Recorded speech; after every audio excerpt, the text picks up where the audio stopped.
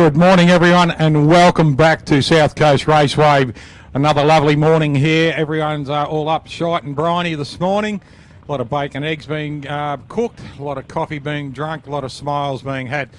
Welcome back to everyone worldwide. We are live streaming through Drag Race Central, so go on to your Facebook page and all you've got to do is find in Drag Racing Central the poster for this meeting, touch on that, and it'll take you straight to the link. So if you want to do that on your telephones right now or on your iPads, whatever you got running, go to Facebook, Drag Race Central, click on the link on the South Coast Raceway poster for this meeting, and it'll take you straight to it. The camera will click up in front of you, and then you can start tagging your friends worldwide, Australia-wide, so they can watch in and watch the racing here.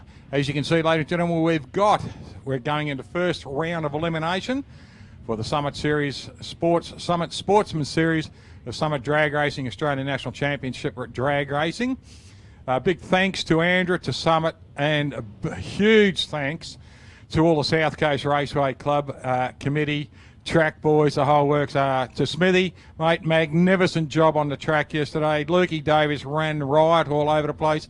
The starter was brilliant with the safety paramount out there at the moment. The good news was the worst we had yesterday was just a couple of drops of oil and coolant here, there and everywhere just after burnouts. No actual oil downs. Timmy Parker got his car fixed. Just a few things.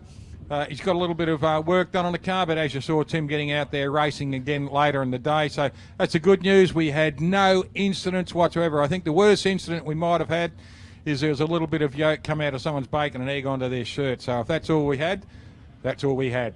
But great days racing. Great to see everyone turning up again. Good to see everyone responding to the meeting director and asking to be safe, be square and be on time. So big thanks to all the competitors for that, for getting into the lanes when asked and doing everything properly. Just remember the safety aspect, as he said this morning, about where you stand during your burnouts. Please not in front of the vehicles.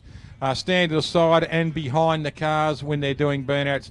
Purely and simply safety aspect. Then you can get forward or stand inside the bunker or stand outside the fence, then just jump out of the bunker over the fence to get in front of your vehicle to bring them into stage. So just safety first, please. Safety aspect all the time. Big thanks to the club too. The bacon and egg sandwiches this morning were magnificent. And another big thanks again to the Rotary Club Caravan over there for making beautiful coffees. Right, we're about to go racing. First round of elimination in Super Street. We've got Ian Hick rolling up. Now, Ian's dialed in at a 640. He's in the yellow hot rod out there running the small supercharged engine. He's up against Ollie Weld. Ollie running a 333 cubic inch Holden V8 in the little LH Trunner. He is dialed in at a 714. So we're looking in the vicinity of about 0.6 of a second. Handicap to be about 1.5 lengths of the orange lights. Getting ourselves underway pretty right on time here at 10 o'clock in the morning, Australian Eastern Standard Time. So to our friends all around the world, please, ladies and gentlemen, get yourselves ready, get yourselves all hooked in, and we'll get yourselves racing and up and racing very, very soon. We're about to run our first event. Ian Hick out there dials in at 640, 714 for Ollie Weldon. And welcome to the microphone, my good friend, co-commentator and buddy, Pete Berry.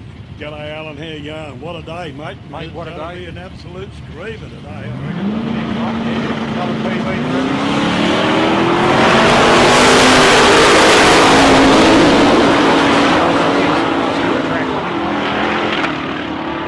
how much that car's crackling. But he runs through on an 860 on a 640, so he's still having problems there. The car's still crackling, but still, luckily for him, he takes a win. Unfortunately for Ollie, his red lights on his first run. Now here we go. Tony Barbara took the meeting last time. He took the tree home only last month here, and he's up against Nick Karanovich. Now, Nick, current runner-up in the Super Street class in the Summit Racing Championship. This is going to be a good one. 748 for Nicholas, so he's got a 0.48 advantage over Tony, who's dialed in at a 700. Now, we'll see both blokes very, very good on their lights. This will be an interesting one to see how we go. Just rolling up now. Big hello to all our friends over in Cleveland, Ohio, and Jorgensen in Finland, Adele McDonald in Ireland, the Kennedy family Caustics.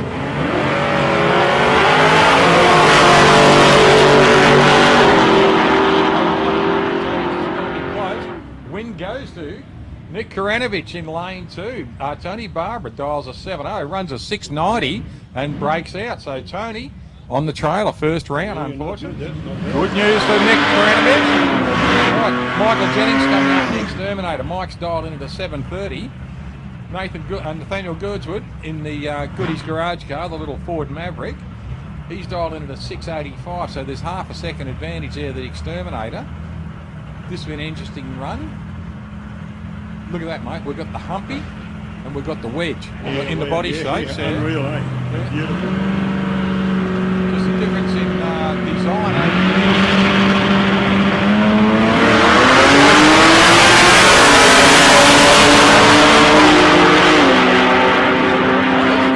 Yes, little double breakout. And the win goes to Michael Jennings, who broke out with Felice. He dialed at 7.30, runs a 7.28. But Nathaniel dials in a 6.85, runs a 6.70, so big breakout. So Michael Jennings moves on. Nathan on the trailer, unfortunately.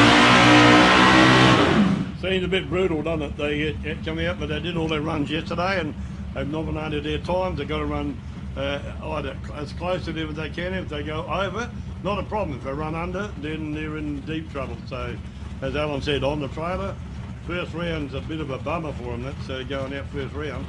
Especially the first run off the rank in the morning. Yeah. Right, Andrew Shirley, 7.28. Malcolm Todd in the Little Tirana has dialed in a 6.70 in lane 2. Toddy out of Casterton, Andrew's out of Adelaide in South Australia.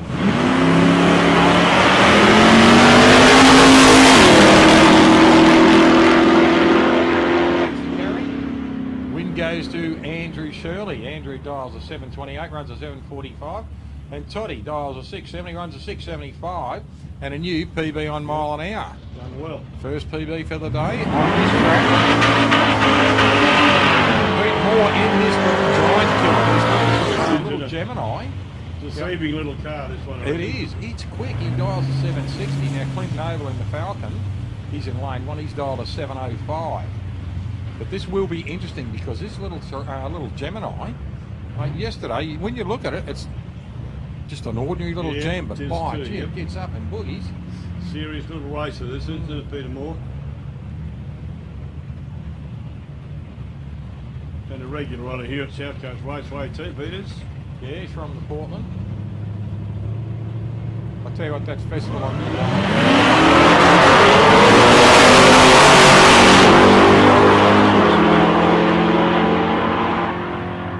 Clint runs through on a 7.05, runs a 7.06. That's right on the money, eh? Yeah, and a 1.19 on his reaction, so be happy with that. All he can do is improve his reaction. Stick on around that time, mate. He's going to be consistent all day. Yep. A big Right. drum out here now, eh? Yeah, Gary Hutchins and Andrew Waite. Andrew out there in the Holden in lane 1. He's dialed at 7.10. And Gary in the Brom is dialed in at 8.20.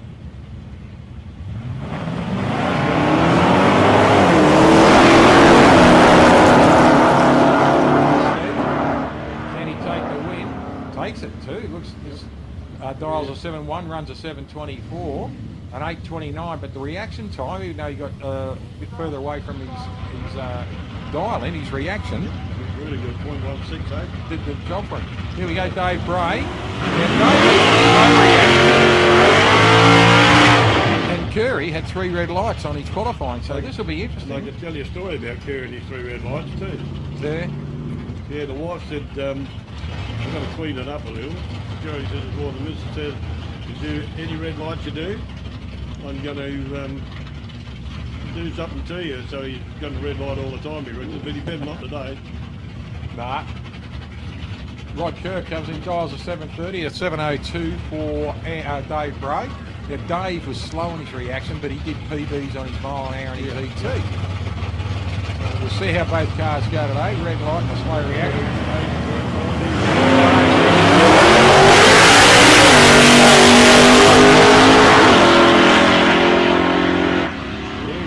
Takes a win, 7.30, runs a 7.46 on an 0.75 reaction. Yeah, clean light, he'd be happy about that, Rodney. Nolly Inman. There he is, the showman himself. A little bit of a squirt and everything.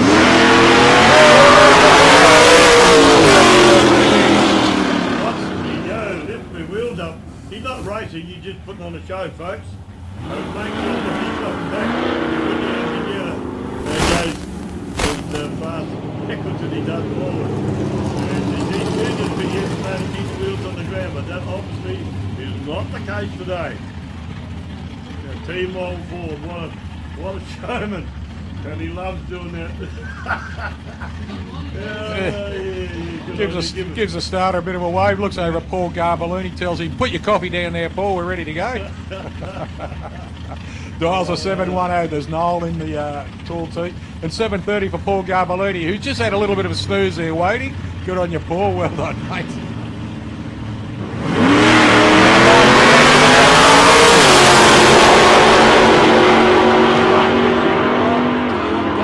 Takes a win, breakout for Nolly, but Garbalini takes the win straight away on a 7:36. 0:25, mate. That'll be hard. Yep, That'll be hard to beat, Paul. Well done, Paul. Yep. Noel, 710 dials in a 710, runs a 708, so breaks here. But still, he got his wheel stand in. Yeah, it might have been a prem, so he did the wheel premonition, so he did the wheel stand just to show you what it really can do. Yeah. Henry Ford would be absolutely staggered if he saw one of my T-models carry the wheels that far. Oh, yeah. Andrew Gay coming in now. Andrew out in Holden Commodore in lane 1 up against Kelvin Brown is beautifully presented. XY Falcon Utility.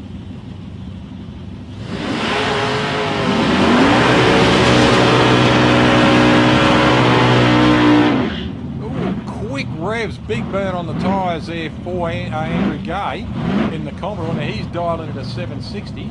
Kel Bray's dialed into the 702 in the utility.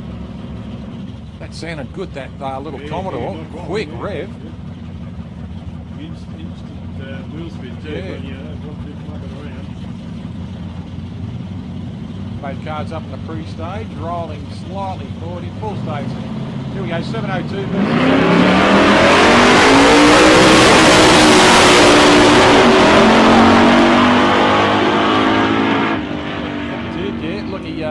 Kel Brain, the utility, takes the win, 7:05.8 on a new PB 95 mile an hour. So well done, Kel. 2 yellow cars next. Pretty even 60-foot time.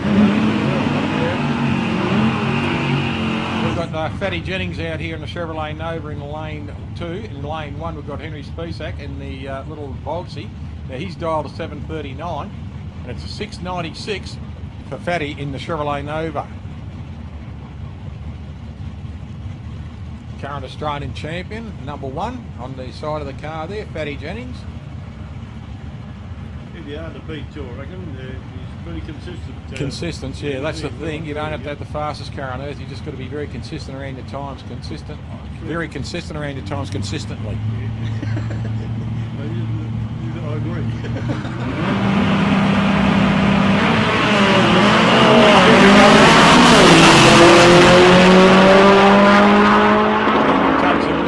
Look at Henry's reaction too, an 0-1-0. Wow.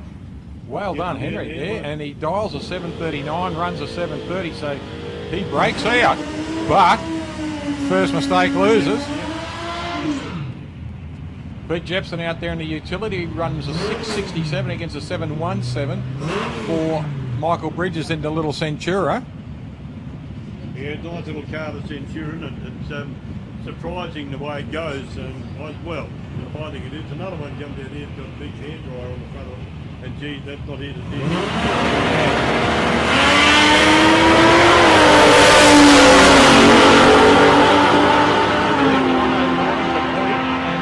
The win goes to Peter Jepson. The reaction was brilliant. Look at that. Runs a 6:67 dial in, 6:68, 109 on his dial in. So he takes a win, moves straight on. Pete Jepson, and unfortunately for Mike Bridges on the trailer. Michael Generis in the white Commodore up against Robbie Forte. Robbie in the little Ford Cortina. Little Mark II coupe. Good looking car. Yeah, beautiful car. Yeah, the little GTs. They were a fabulous little machine. 1600. I think they had twin carbies on those. And a 4-speed box. And I think if you've got a radio in it, you know, you're a top gun Top there. of the world, yeah.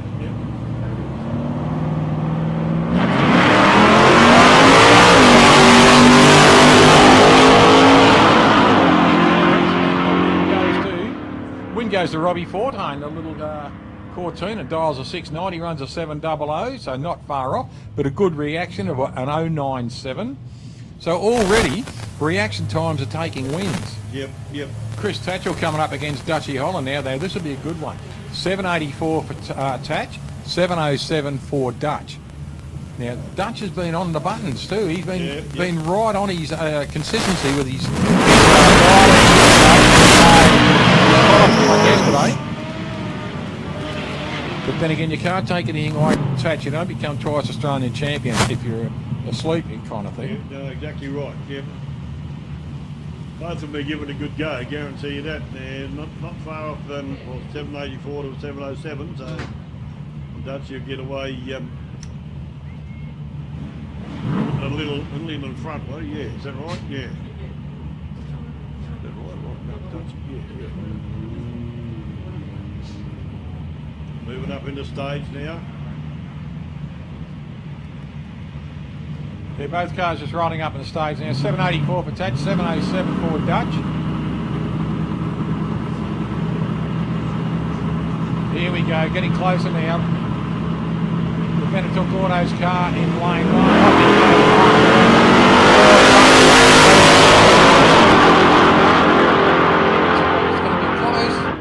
1. Dutchy got him.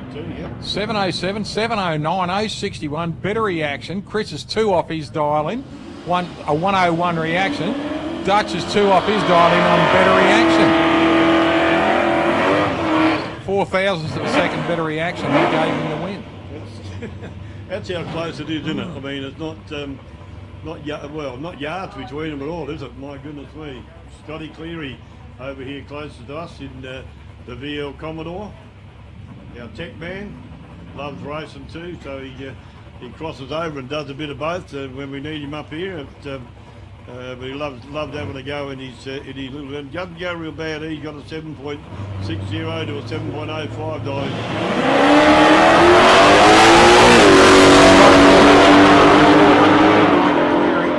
So Scotty takes a win straight away. He runs a 760. Runs across the line on a 775 there, 139. But unfortunately for Chris, in the white utility, good-looking car too, he's on the trailer. Yep. Scott will come back with a big smile on his face, guarantee you that. That's right, yep, he will too. We're into the Jolly Juniors now. Yep, the juniors are a good bunch of kids. The juniors are back on now, and there's somebody beside us getting terribly excited about it too, which is a tad of a worry. Settle down, baby. Do your dancing later. Yeah. With the head out, she's crippled and she can't settle down. Have to build her in. No, we'll be right. Please do. I'm glad that you. Hang on, we'll put this bike closer to you. You'll be right then. Track crew out there. Track crew out there doing their usual thing, making sure the track's okay. And like we said yesterday, these junior drags are the absolute future of drag racing in Australia here, and a lot of these kids have already moved up, and staggering as we said yesterday, these guys can drive the cars from 8 years old. You know, that's right, eight up to 17. Leah Cardham coming out, and Toddy Wagner. Yep, young Todd out of Mildura, Leah out of Melbourne. She's out of Noble Park. Robbie Cardham, her father, just running up there. You'll see Rob bring the car into stage. Jogging, yes. Us old blokes don't jog. And Todd Wagner coming in, Mr. T himself. Mum Jodie out there and Steve out the front. So, love the T-shirts there, the big flames of Mr. T written on the back of it. Some of these little JDs launch so hard, don't they? Yes, they do. Surprisingly hard, you know, for one sort of the car when they jump off the line. And belt driven, yeah. They've got a ribbed belting to them, a tooth belt, so that there's a good grip. There's no slide like a normal fan belt or something. And, centrifugal clutch on their getting cars. A lot to set them up too, wouldn't it? I mean, they'd be pretty aggressive when they take off. So you have to have everything just right. Yes, there'll be in a spot of bother, I reckon, otherwise. So. Well, you see them constantly tuning the carburettor So just have a look at the little instrument panel on the back of the car. Just another quick tune.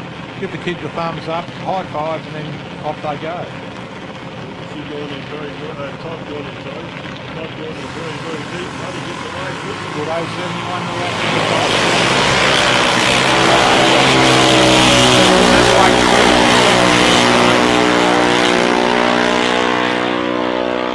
Win goes to Alira Cardham in lane 1, so well done Alira, unfortunately for Toddy. But Alira takes a win on 030 reaction. That's, I'll tell you what, that's pretty good. Yep, After waiting for 3 seconds, she gets an 030. Yeah, 2 different classes of drags are there, but they died. They put their preferred dial in times in what they think they'll run, and that's what they run with here. You go with, and you'll see, even though they're different classes, they're different times put in that way so that technically they both finish right together. Some of these finishes will be, like we said yesterday, cigarette paper thin up there. That's right. Even though the times are so different. Here we go, one of the best looking little, look, when you look at this, here's 2 style of dragsters out here. The real wedged wing on the Sarah Osborne car out there in lane 1. She dials a 796. And then you look at the old school style of wing on the Cookles drags, the young Mason Cookles drags, the big wing on the back, normal roll cage on top of it, and low front screen. Then you have a look at Sarah's over there, high screen, canopy over the cage, and the really pointed wing. And then she's got the Intendards on the front too. So fantastic looking cars, both of them, in 2 eras of kids drag racing. Yeah, it is, isn't it? Where's it going to end up though? I mean, they'll be plastic enclosed missiles. Yeah, exactly. And every little bit they do like this improves the performance of the safety of the point. Well, also too, when the kid gets into the car and they're strapped in, and they can't move because they're strapped in, the confidence level just says, right, I'm strapped, I'm not going to move, I'm going for it. Yeah. That's right. Unwoven Mason in the play there. He'll be right. He's not back at work. He won't be back at work for a while. It just needs to bring a bloody little mobility scooter with him again, actually. Yeah, that'll be right. Give me a bit of a break. Those guys are in now. 399 reaction there for Mason.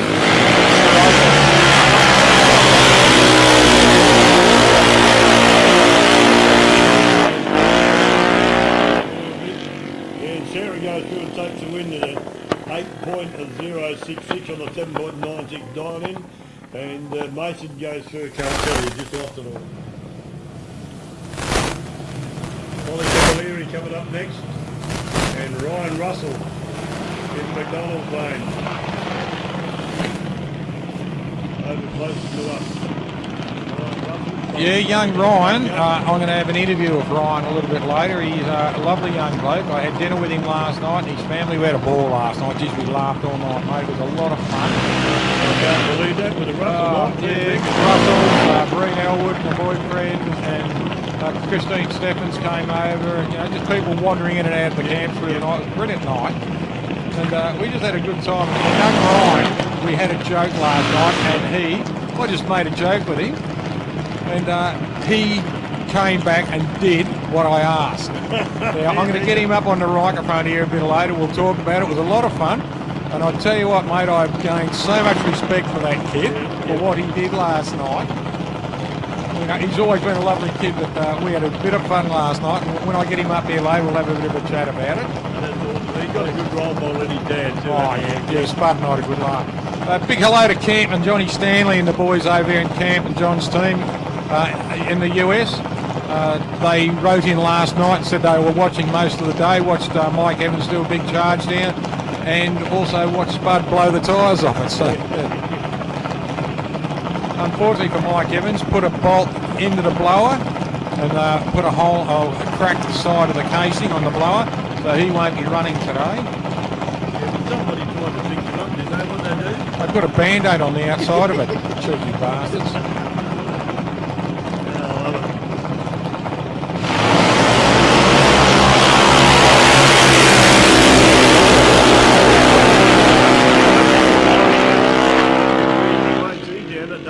Does too, Ryan. Well done, Ryan. There's Dad. Look at this fist in the air. He's happy. But he's happy as a pig in mud. Go straight across there. Commiserates with the Camilleri family. Beautiful Annie and lovely Ron. Not on, are we? Oh, good. We could spruce all day. Weren't we on? No. So we've just been on. You're not on either, are you? Yeah, we're on. We're on, aren't we, Mark? You can hear us through that? Yep, yep. I don't know whether you've heard everything we said. We didn't realise we weren't on air. That's all right. Bugger. Yeah, The live feed was going. The live feed was going, yeah. Yeah, there we go. But we're all right now. Ladies and gentlemen on the hill, can you hear us? Yeah, you can hear us now. Couldn't before, could you? Say no. So you've had about 20 minutes of peace and quiet, haven't you? We were sharp as bowling balls up. Well, I am. Alan's just gone along for the ride. Right, here we go. Nathaniel Cooker, ladies and gentlemen, he is dialed in at a 1211, and Sarah Donnelly dialed in at a 795.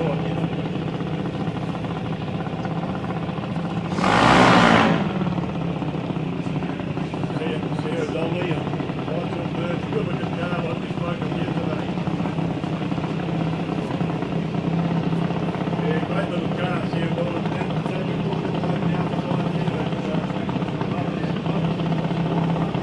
Mum's nightmare. Right there, that's right. What a gem. Both these kids have been around the track for a fair while, and both love what they're doing too. Nathaniel is a CJD, and Sarah is an AJD, so Nathaniel will obviously get off the line well before Sarah does. So, We're looking at nearly 12 seconds here. We're looking at, over 5 seconds here. So, sit on the line, yep. so in 5 seconds, a top fuel car can be down there, back, and the driver can be in his pyjamas.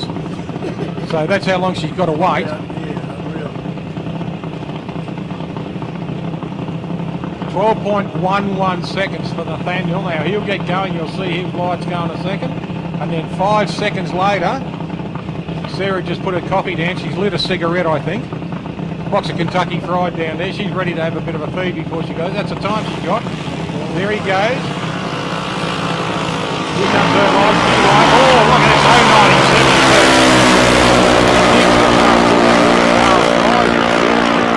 Can she take the lead? She does it too. Well done. Great drive there for young Sarah Donnelly. Commiserations to Nathaniel Cookle, but well done to young Sarah. Fantastic run. New PB for Sarah at Yeah. speed. We were at 77.8. So they're on the money, these kids. So 8090, yep. I love this. The parents, they go over, they commiserate and congratulate each other with the JDs. I really love that camaraderie and how certainly it proves the family point, doesn't it? At this It level, does. particularly in Barry, but they're all the same, you know. Yeah. Like, but it's more evident in the JDs than it is in the bigger cars, even though they're all good buddies. Like I said yesterday, until the helmets go on. Yeah, exactly. But they really are. And each one of these mothers and fathers are different teams to go and help the other in a heartbeat. So. Exactly. Right, we've got Cooper Plummer out there on 1198 and Tommy Turek out on 814. All right, we've got one of the kids down the other end. Looks like Sarah Donnelly's car just didn't actually make it off the track, so they're just getting her off the track. Looks like right to go now, I think. They'll be bringing Cooper and Tommy up into the table of CKD again against AJD and Tommy Turek, the A dragster. Cooper Plummer's got 11.989 in time. And Tommy Turek is 8.4, so it's a bit under 3 seconds that Tommy got to sit on the line while he watches Cooper drive away from him. There we go. Gets away. Oh, look at Tommy on 846. Head start. They're going to go across the line. Tommy backs it out a little bit, takes the win. Look at this, 8:36, 69.9 miles an hour. So, unfortunately for Coop, yep. And look at this, he runs an 046 on a reaction. Cooper 235, bit of a bad luck there. Joyce Group, can you hear us now, love? Good on you, honey. Good on you, Kenny. Yeah, we turned the PA on. It helps, doesn't it? Works a treat. Hopefully it is not working a treat. It's not. Got us to check the other mic out. So we've now got 4 mics. 2 We each, have. mate. Mate, We're doing yeah, well. look, We'll be able 4 to go mics. more than worldwide. It's like eating 2 ice creams at once, isn't it? I don't think it is. Somebody else has done it before me. Right, Lawrence Rochella coming up here. Now, Lawrence had a bit of trouble with the car yesterday, and after talking to Anthony, it was the mechanic's fault. So it's all fixed now. They were up till the late hours last night. Lawrence's car wasn't a problem. They had a trouble. Just looks like we've got a problem here too. He's taking, unfortunately for Lawrence, he's taking one in out. There is a problem with the car. What a shame.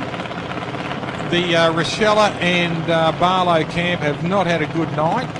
They were working on Simon's car last night. They put a new bolt to hold the air filter in, oil filter in, and what it did is it scrunched the oil filter up into the housing. Took them 3 hours to clean it out.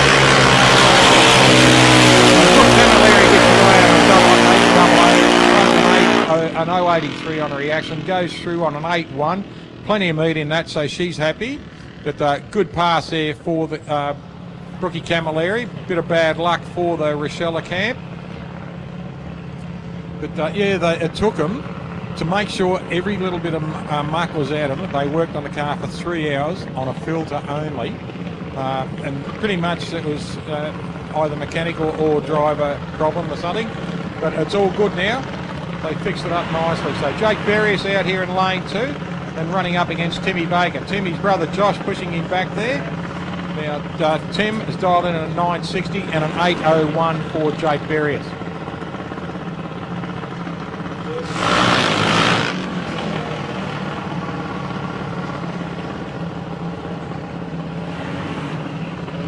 Not as much time waiting between these two. Yep, 960, a B-class drags against the Australian champion in the A-class.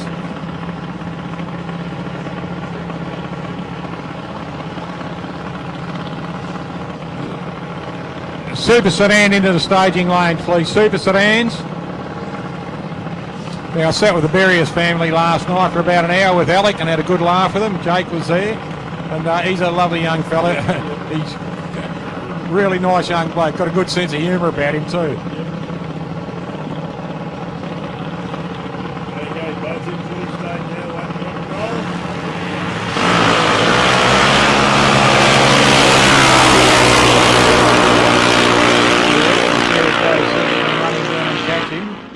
Win goes to Jake Berrius. Well done. Bad luck for Timmy Baker.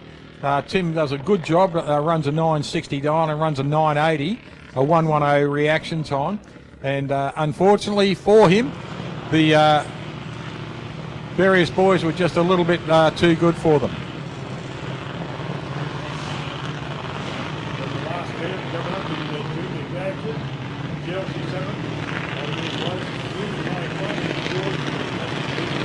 Yep, George and Imperius out of Altona. Nice young bloke. Dad Manny.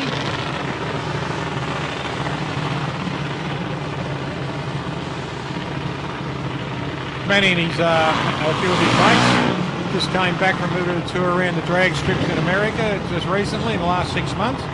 Had a fantastic time over there. Visited the 4 ways at Z-Max. And they visited Las Vegas. And I think they went to the Georgia Motorsport Park too. So they had a good run around to some of the top line drag strips in America.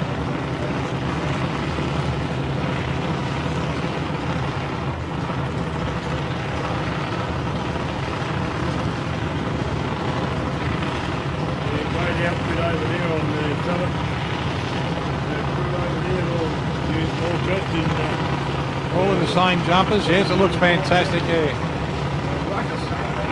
Ruckus Racing, yes.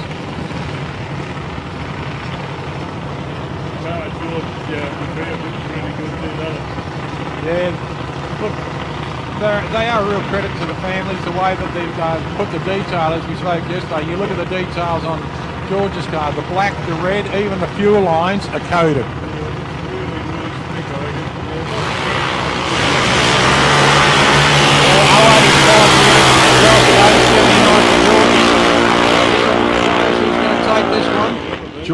Paris takes the win. Good, well done, Georgie.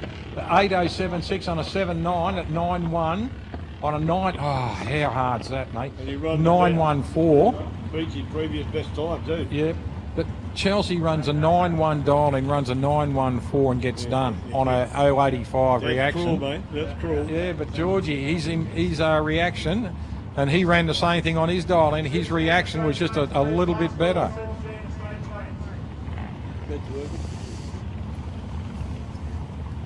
Okay, we're now going into Super Sedan. Yep. First up, we've got Des Jeffrey.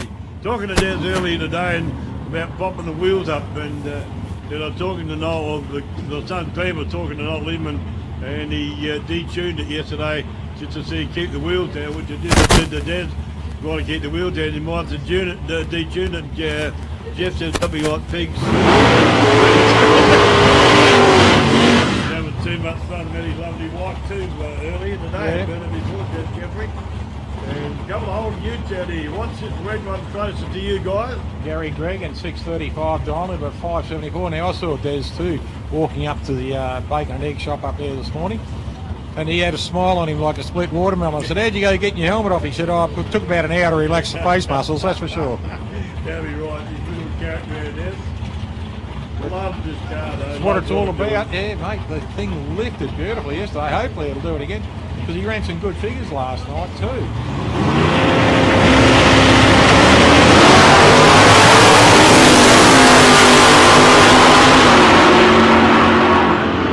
Des takes a win. Good run there. Bad luck for Gary Gregg.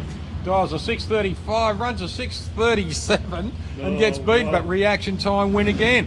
A 1.37 reaction against a 2.57. Needs a win. Des was actually further away from his dial-in than Gary was, but reaction got him to the other end. Ennio Morocco out here in this fabulous looking little Gemini. This is a tough little rod, this one. 400 cubic inch Chevrolet, set of Gliddens all round on it. And look at the size of the tubs in the back of that car.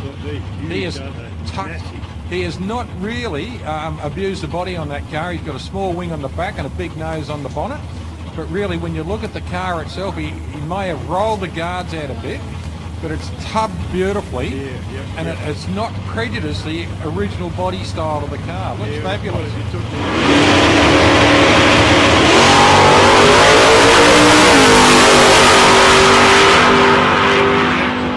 Go through at a 5.799 on a 5.77 dial-in. Beautiful run. Anyway, mate, you are on fire, pal.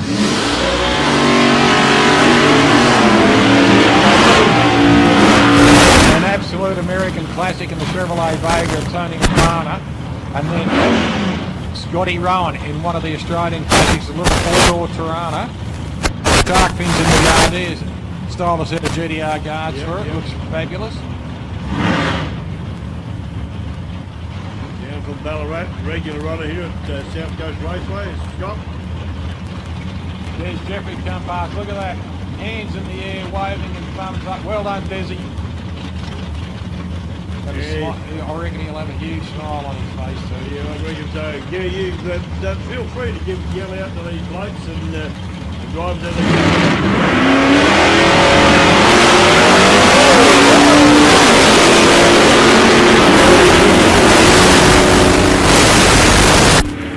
Unfortunately for Tony. Oh, look, he takes a win. Scotty Rowan red lighted. Had a jail card there. You're not wrong. That was a get out of jail there for Tony Lamana. I'll tell you what, all over the shop on his launch, but picks it up. He dials a 600, runs a 690, so he was way out. But Scotty Rowan gave him a get out of jail card there. He's a tough car, Tony Tedesco's. The little Chimera, ladies and the fastest Chimera in the world. It would have to be, wouldn't it? It is the fastest Chimera in the world, because all the others have gone to the little Chimera heaven. Heaps of shit they were. I mean, not a very good car they were. But Tony Tedesco's really made a good little machine out of it. He's got a very tough engine. There's big Frankie Bunapane. Hey, Frankie. And Dave Sultana. Yeah, 6.35 for Dave Sultana in that gorgeous little Gemini, a little Tirana. what's happening here. Looks like one of the Leaky boys. Luby's in there just adjusting something for it. Might be a belt or something. No, just everything's cool.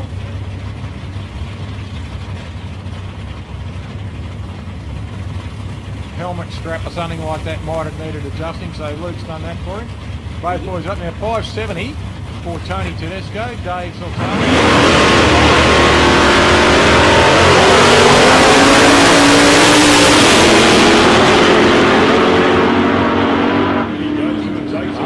Look at this, a 121 mile an hour pass. Well done, Tony Tedesco. Takes a win there. 289 reaction. 570, runs a 571. Can't get any better than that. Yeah, that's so close to the money. Here we go. Look at this. George Tepakides out here in the Monaro up against. Dribble time. Oh, mate. Yeah, look at these two cars, ladies and gentlemen. They are just absolutely glamorous. Chris Ferrugia's car.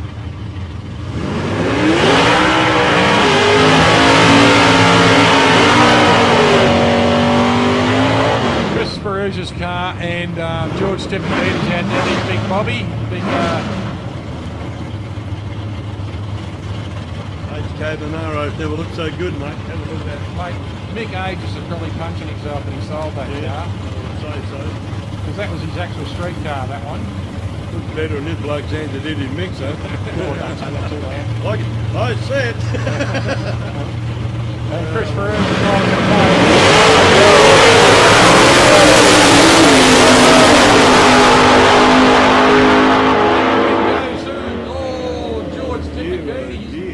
Mate, look at this. Chris Ferrugia dials a 565, runs a 560 and breaks out. Goodness. That's twice in the last two meetings he's gone out first. Yeah, we entertained the Norts on both cars. Well done, Georgie Tepakides. Bad luck, Chris Ferrugia. Here we go, Mr. 000 himself from yesterday, Martin Nurko.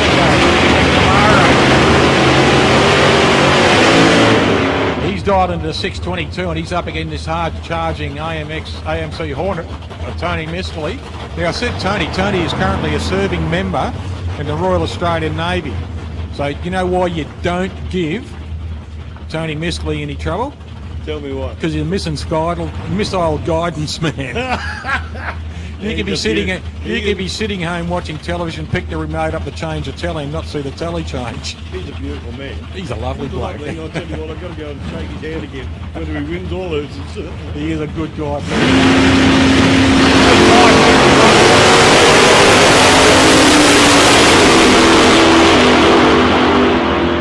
Oh, Mistley breaks out. What a shame.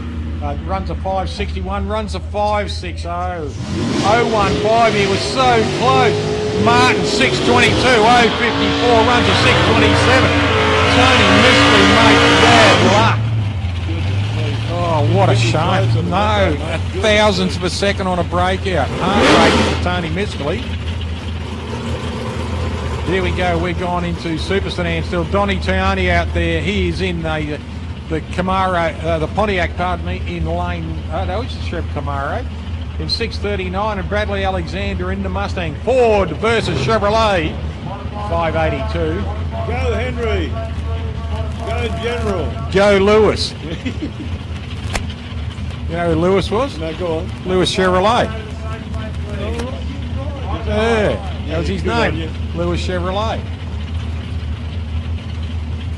Could be a good run this time. I think actually Lewis Chevrolet worked for Chrysler first and may have worked for Ford at one time. Well, he got his grounding there and then went backwards when he went out. No, he got his grounding there and just improved. Yeah, all right. Yeah, I walked right into that, didn't I? You know, the only thing that passes Chevrolet.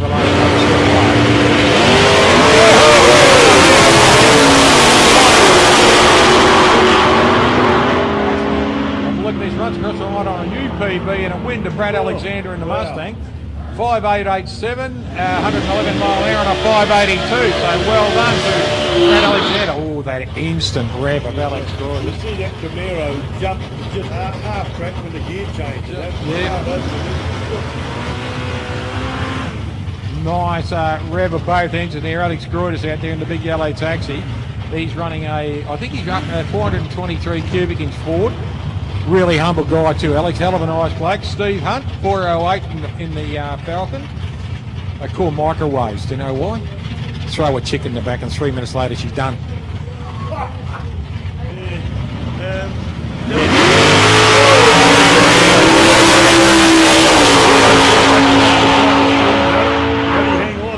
And he does. Stevie Hunt takes the win. Well done. 0.48 reaction. Yeah, can't beat that, can you? 6.37. 0.48 reaction. Runs a 6.37.9. Alex Lloyd is unfortunately not. Here we go. Michael Hendrick. Now Michael took the trophy at the last reading. He's up against the hard-charging Mick Pescaneri. Now Mick's dialed into the 6.10 and Michael's dialed into the 6.52. So this will be an interesting run.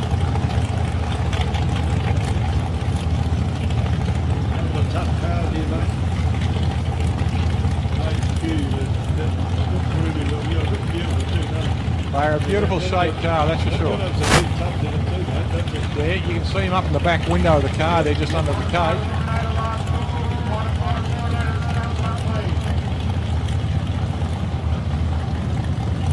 Pescaneri dials into the 610, 652. Hand gets away nicely, 065, 1164 Pescaneri. This will be a good run right down to the line, and the win goes to Michael Hanrahan. Unfortunately for Mick Pescaneri, breaks out, dials a 6.1, runs a 6.07, but look at this, a 6.52, runs a 6.54, 0.65 reaction. Well done, Michael Hanrahan. Brendan Carr, ladies and gentlemen, coming out now. Brendan dials in on a solo pass here of 5.50. Get your cameras ready. This car will try and show you the front yoke on his differential. If he can get it up that high. Did some fabulous wheel stands yesterday. Broke the bumper on the track on there yesterday and get the wheelie bar to work. There we go, yeah. Look at that, an 0.95 on the reaction. How was that? Did you have your cameras ready? 6.07, well done. A little bit slower, he dials a 5.50. But put on a show on a solo pass. Yeah, to tell you what, mate, I bet you would take it off. But what kahoonas to keep the boot in and put it down and drift towards the centre and then get it back under control again. You still have to do a decent pass on a solo pass, right? Yep. You can't just slacken off and do it, off a 3 second run kind of thing. You can't do that. But, like he was way away from his reaction time, from his dialing. But I tell you what, he was giving it everything. Robbie Carter, the Green Machine. This will be an interesting pass. We've got a couple of tree winners here in Chris Lilius in the purple Tirana. He's running a 6.37. And you got the hard-charging Robbie Carter out there at 5.76 on this big Falcon. This is an impressive car.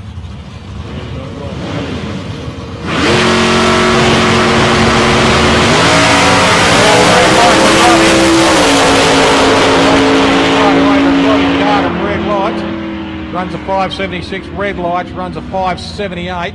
Chris Litter is 6.37, runs a 6.38 on an 0.44. I tell you what, they're right on the buttons. Well done, Chris. Well done, Chris. Not only one or two of them either, they're all there, mate. Fair dinkum, eh? Comes up now, Alex Bliss and Cozzy Bassini in a ute. Down me out there somewhere, and we ran to it, so I can't see him. Well, here there he is.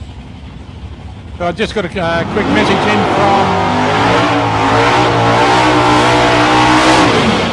quick message in from Maria, Eddie, and Daniel Carranza are on holiday up in Queensland. They've been doing a bit of drag racing up there. They just sent all their best to all the juniors, and we hope you're having a great time up there in Queensland on a well-deserved holiday, and look forward to catching you back up when you come back down south there. Maria, Eddie and Dan, hope you're having a ball up there. Drive safe. We do love you all up there. Yeah, right, Alex Block. Behave yourself when you're up there too. No, don't behave yourself when you're on holidays. Yeah, no one knows you. No one knows you can run amok. Good move, good move. Alex Blyce, 5.49. Cozzy Pacini, 6.92. Alex squirts the light, look out through the bowl and run the windscreen down, that white squirt. Purges the system, exactly. Cozzy Pacini. Now Cozzy's died into 6.12. Alex has got to hang around for a 5.49. Quite a second, they're going to be seen like a long while.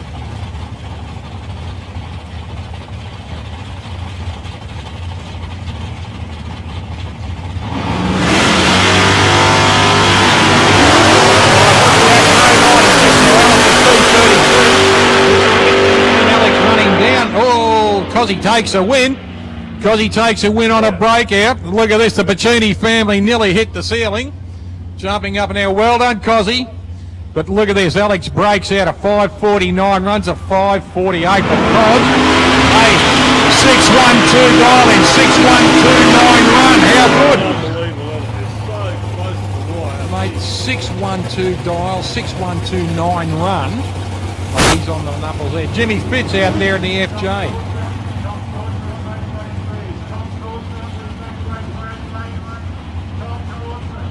And Gary Vogelsang. Now, Gary ran 3 best numbers yesterday, and he's dialed in at a 600 now out here in the Taboo Camaro.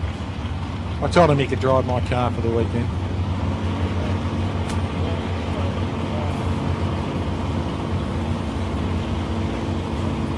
Both cars out. Jimmy Fitz given Jimmy in the FJ running a 355 Ford V8. He's up against the 4 542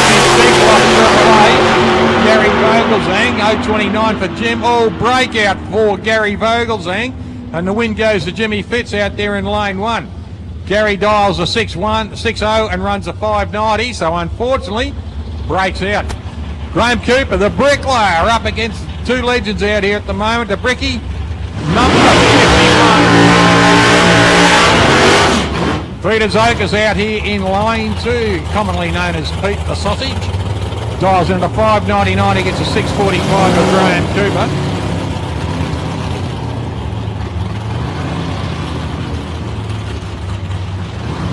Coop's dialed in the bricklayer now. He's got 39 trees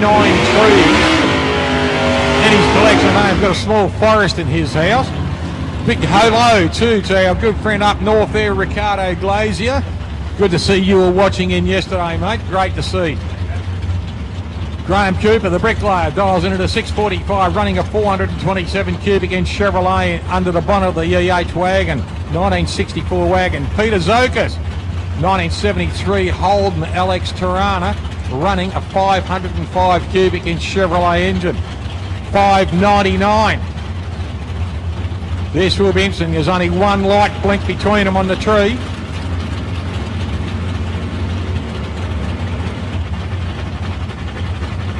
Zokas just really waiting to push the car in, and he goes.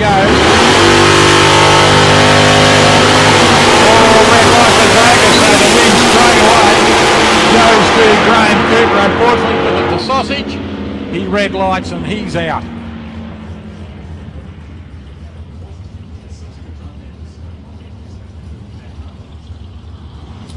So Coop goes through in a 6.52 and takes a nice win there at 103 mile an hour. Pete the Sausage, unfortunately, on the trailer. Steve Griffin coming up now in little Alex LJ Tirana in lane 1. Miles a 6.21, Dave Todd, miles a 5.68 in the little Gemini. Just a quick hello to my gorgeous lady Claire back there in Swindle. Hope you're enjoying yourself, honey. And hope you're having a bit of a snooze in today. Look after yourself, sweetheart. And I'll talk to you a little bit later. Nice to know that you were watching yesterday and enjoying yourself with us too. Thanks, Claire. Good on you, sweetheart. Stevie Griffin out here in the little Tirana, 6.21, 5.68 for Toddy, running a small block 4.27. Ladies and gentlemen, give Brendan Carr a bit of a wave as he goes past there in the little Tirana. Massive big wheel stand there. Good on you, Brendan. Put on a great show.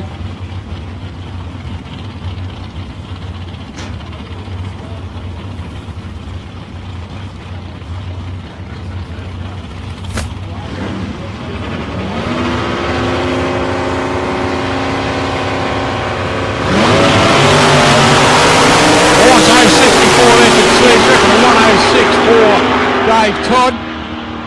The win goes to Stevie Griffin out there, takes the win, dials a 6.21, runs a 6.22, 0.64 reaction. Unfortunately for Toddy, knocks himself out there, but still does a PB on his mile an hour on this track at a 1:21.39. Oh, look at this. Spud Russell's family has just dropped. Spud Russell's, look at this, ladies and gentlemen, I'm holding it up. Spud Slice.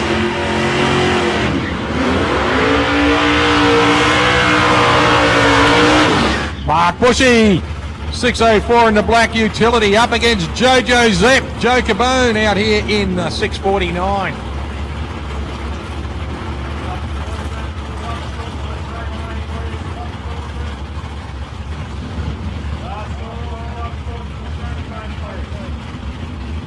6:04.4. We've got Mark Busher out there in the V8 utility running a 416 cubic inch Chevrolet up against the 355 stroke, a Holden with the PGR engines, Commodore of Jojo Zepp, Joe Cabone.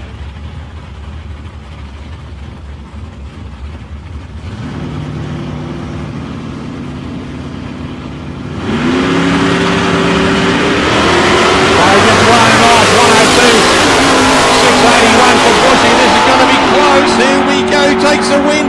Win goes to Jojo in 6:55. So good pass there for Joe, a 102 reaction. Unfortunately for Bushy, very close to his dial in, but a slow reaction time gives the win to Jojo Zepp, who does a better ticket all the way through. Right, we're going into modifieds now.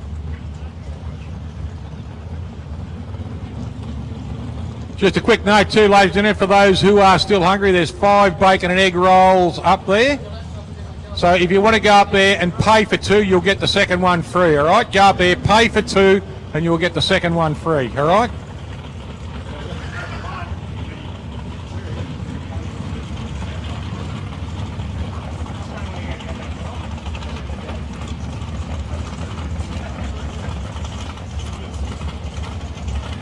Craig Davies has dialed into 515.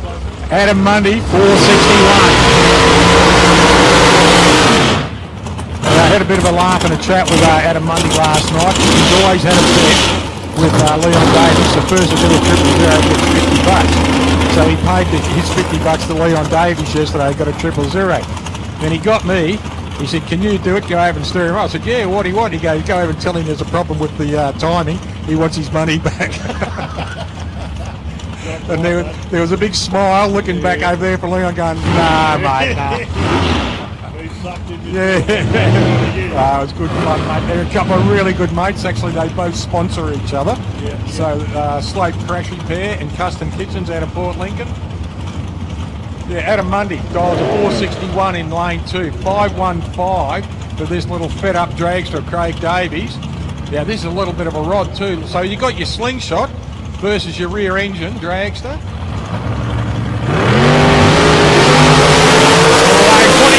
26, it's going to be close. This is going to be cool. Oh, the win goes to Adam Mundy. Well done, Adam. Unfortunate. Look at this, 515, runs a 5145, breaks out for Craig Davies, heartbreaking, but look at this, an 026 reaction. Can't get any better on that, except you've got an 024, 463 for run. Here we go, Craig Baker's young boy Josh out here at the moment. Mum Audrey be home bouncing all over the kitchen at the moment, eating the bacon and eggs. 5:38 Josh has gone in against the hard charging Chris Farrell from Farrell Plumbing here on the South Coast. 4:75. Now, young Joshy, he's on a high at the moment. Ran a PB, full ticket PB yesterday. 000, best 60, best half track, best full ET, best mile an hour. So a full ticket. Can't get any better than that. Oh yeah, good young kid too. Had him up on the microphone for a couple of minutes. Very humble kid. I've known him since he was about 10 years old, mate. Has not changed. One of nature's gentlemen in the making, that's for sure. Chris Farrell just coming up slowly.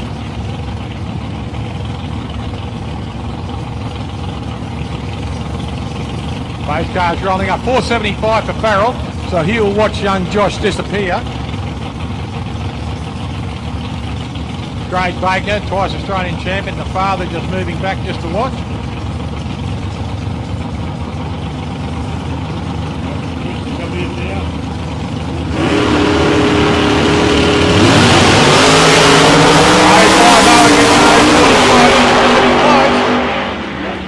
The win goes to Chris Farrell, unfortunately for young Josh Baker. Dials a 5:38, runs a 5:47, unfortunate for Josh. Great run, 4:75 dial in, 4:78 par, 1:48 mile an hour. Better reaction time for Chris on an 024, a 1:47 PB mile an hour on this track. Yep. That's right. And you've got to take a while to learn this car. Like, you know, when you get up, step up in this kind of field, you or this kind of class. You've got the experience, you just got to learn it.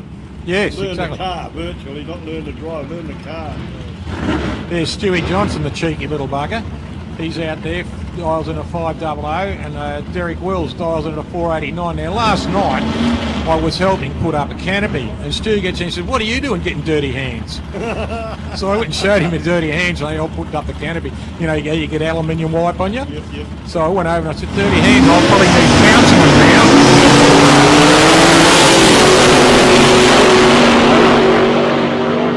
He takes a win. Derek Wills takes a win. 489, runs a 5.9 on the reaction. 493, 5.00.94, 5.1. The best reaction, best time, closest to his pin. Derek Wills takes a very, very good win. Yeah, so Stewie Johnson, the cheeky little shit.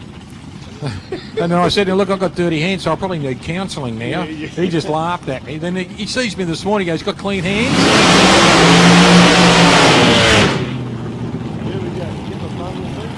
I got him.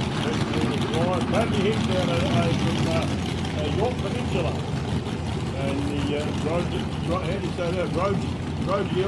Brogy Ellsworthy. And he's telling us about that car early today with Bradley, and he's had it for quite a few years now. Yeah, 2007, I think he said he bought it from Warren Brogy out of the States. And it's a Brogy Ellsworthy because Doug Ellsworthy's done a lot of work on the chassis for him as well. But coming back over here, we've got Stewie Mitchell. Stewie's out of Warren South, just out of Swan Hill, one of our club members out of Swan Hill. Now, Stew's dialed in a 580, and he's having a ball too. Yeah, doing him again this morning. Yeah. That's great.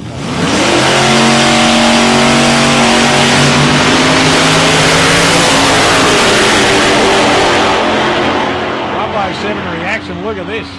Oh, I tell you what, that must have been close too, because Brad's taken the win. But look at this, a 580, a 007 reaction there for Stu Mitchell. He was having a bit of trouble with his getting himself with the throttle and the trans brake properly. Yep. And I just said to him this morning, you know, wise words from me. I said, wise words from me, you know, the guru. I said, mate, just relax. And he said, yeah, just got to get myself into a ritual. He said, I'll be right. I said, of course, with a smile on your face. He said, that's what it's all about. Yeah, good bloke. He is. Yeah. He nominated Grandpa a bit yesterday. We rode out again this morning. The bloke standing around and said, what the hell are these two on about? So, all around nice guy. Only bet against him, but nice guy. He is a good bloke, Stewie. He started that funding for the fire relief yesterday. Yep. So there is the bucket over on the canteen over there. If you'd like to drop some money into that bucket, it's going to go to the fire relief for all our friends over in Gippsland and New South Wales and South Australia. The club will decide where it goes, but the money will go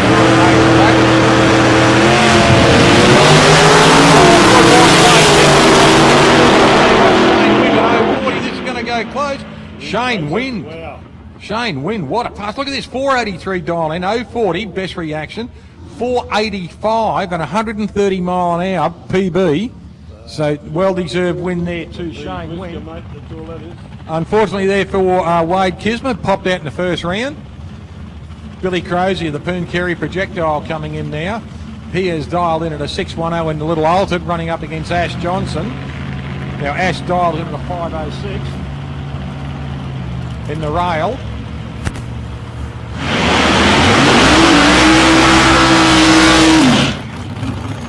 Bucket with a in the back.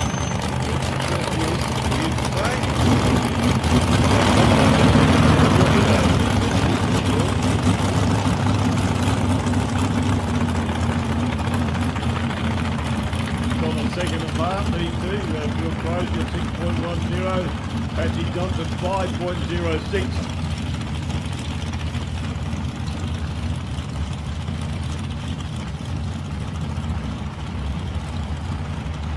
So Adam Mundy just rolling back, ladies and gentlemen, takes a nice win a couple of seconds ago. So well done, Adam, and a new PB on your mile an hour too, mate, 149. So well done, Adam.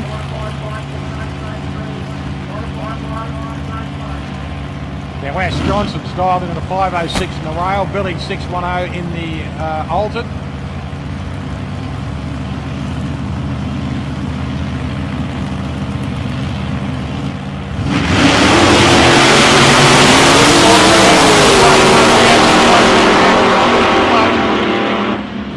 goes to Ash Johnson, dials a 5.0, runs a 5.1 on a new PB at 130 mile an hour. Unfortunately for Billy Crow, he is out. 6.25 on a 6.10, 2.40 reaction, best reaction. Shane Wynn just rolling back. Well done, Shane. New PB on your mile an hour, mate. Man goes up, ignited when he heard you. Yep.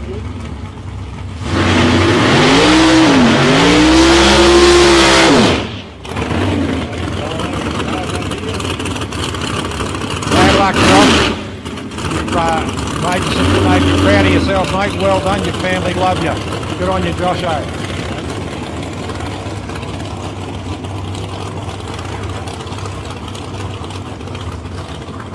Yep, Simon Barlow actually broke an Australian record yesterday. We're needing to run a 4.33 or better to back it up. Now let's see how it goes, because they had a lot of trouble with his car last night on a simple oil filter. 3 hours of work on it to get it out and get all the bugs out of it, because it started breaking up and they were getting it out. So they had to make sure that there was no metal in the engine from the oil filter, so they just very concise about that. And now he's got to run a 4.33 or better to back up his championship he broke yesterday, back up the record he broke yesterday.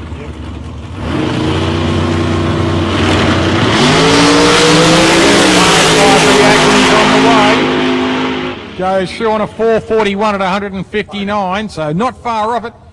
We're talking a cigarette paper again there, 4.41 against a 4.32. Chris Farrell coming back there, towed by that beautiful fair lane. Yeah. Love the galaxy run. Love that game, Chris. Well done, mate. Well done, Chris. Good pass, mate. Good win too. Good win. David Escord coming in now. David out there in the lane 1. Dials in at a 5.22 up against the superstar himself. Kenny Stewart out here in the foot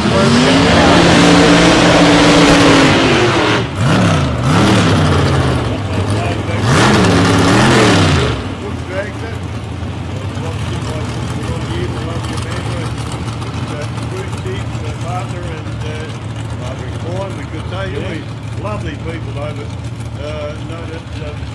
That's Leanne Braggs out. Had a chat with Leanne this morning, gorgeous lady. I said, you're looking really well. She goes, I'm getting wider. And I thought, no, you're not, love. No, you're not. She's lovely lady. Mate. Oh, absolute she is. She had a bit of banter with her at the bar out yesterday.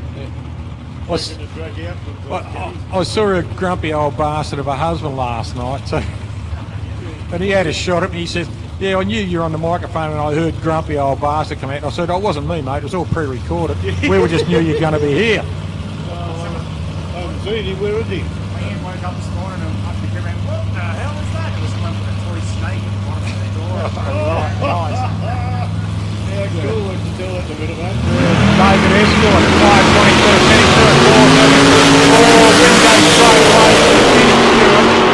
David Escort, unfortunately, red lights, and the win goes to Kenny on a new PB on his mile an hour, 1.34. So well done to Kenny. Unfortunate to David for a red light. Super laid back bloke, Kenny, though. You know, he had a good Yankee with his lawn. He's just so ordinary about everything, Kenny. He just. Speaking of grumpy buggers, there he is walking onto lane 1. He heard that. G'day, Stevie. How are you, buddy? Yeah, that was a recording, but we're going to claim it was if you question it, boy. Eh? It was the other bloke on the microphone calling you a grumpy bastard. How you going, Steve?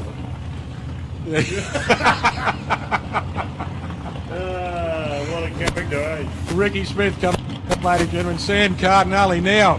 Sammy's mum sent in a get well a best of yesterday. We'll just bring this up. Where are we?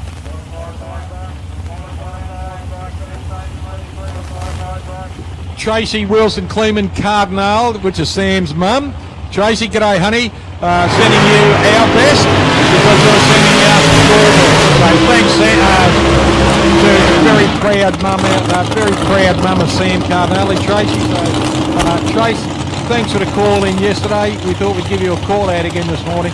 And you're not the only one who's proud of Sam. This car is immaculate, and it's a real credit to the boy and the team. Fantastic looking car. Now, Sammy took the tree out of Mildura, so he's up and running too. Yeah, beautiful looking car, you're right, mate. And it goes pretty quick, eh? Very nice here. See how he runs off against Ricky Smith, the local boy, which is down the road at Kirindara. Big old HQ Monaro. Kubo, 613 cubic inches of V8. Jerry under the ball of that. Giant scoop on the front of the car. Ricky's got a 522 dial in. And Sam Cardinal is 4.97. Can Sam run him down and take the win without going too quick?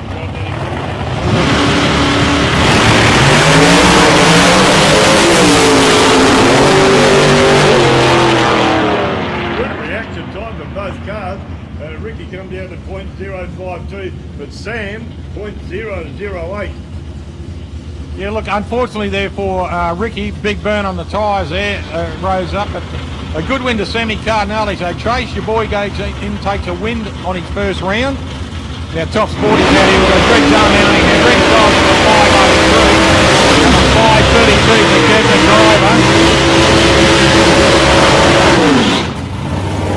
Nice one, and he got some leading to those tyres.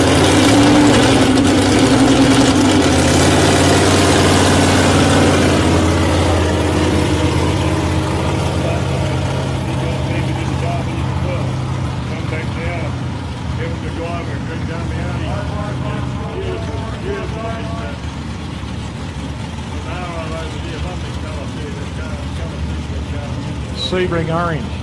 Sebring Orange, yeah, I agree with you. Or Laguna Seca Orange, I'm not sure. I agree with you, could be. Yeah. And this side's called Flat Black. How easy one to pick. I could have done that. Didn't need your proper, good on you. 503 for Greg Darmiani, 532 for Kevin McIver. One of the tough cars, these two, mate. Yeah, beautiful Monaro and a classic Chevrolet Camaro.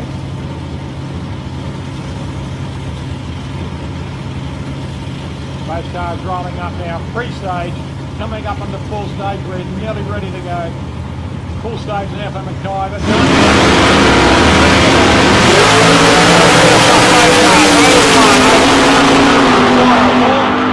I tell you what, great win there for Greg Darmiano. Dials a 503, runs a 507, 018 reaction. 532, runs a 535, 231 reaction. There's your win. Unbelievable. The track's really good again today. It is, it's perfect. An absolute boomer.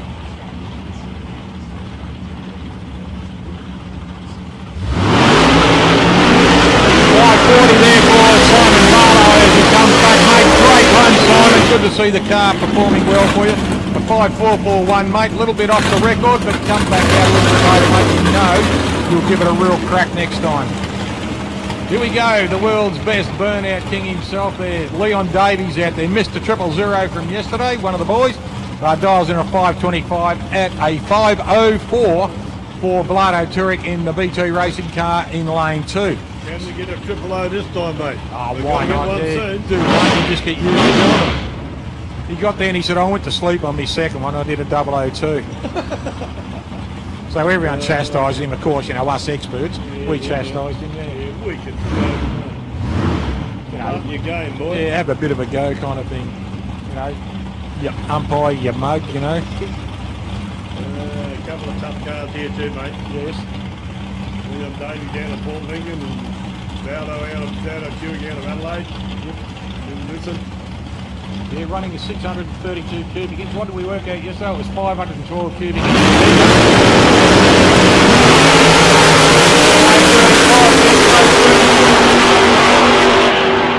Oh, win goes to Leon Davies in lane 1. Breakout of 504 dial, 5039. 100,000th of a second breakout. Heartbreaking. He gets a PB on his mile an hour. But 100,000th of a second breakout. That's not real, mate. No, mate. Yeah, That's heartbreaking, isn't it? But really, when you look at it, Vlado's dialed in and he's run a great reaction and he's run a great time and he only beat himself. No one beat him then. You know, that's something, you know, it's a loss, but you've got to take it home because you put it in the data bank and think, well, right, this is what we try this time. Fantastic. Hey, there's Santa Claus in the Desperado. Hey, G'day, Santa. Look, big wide beard, blue suit. That's my son. Hello. Hello, son. I love it. Dan talking here. Stuart McBain out there in the iron horse coloured Chevrolet Limited, dials a 540, 597. And Jason Arbery in the Komatsu Capri, 521. This will be interesting. Two beautiful cars, the Chevrolet Lumina, probably middle 90s, I reckon that car, middle 80s to 90s. Good looking car, the Lumina.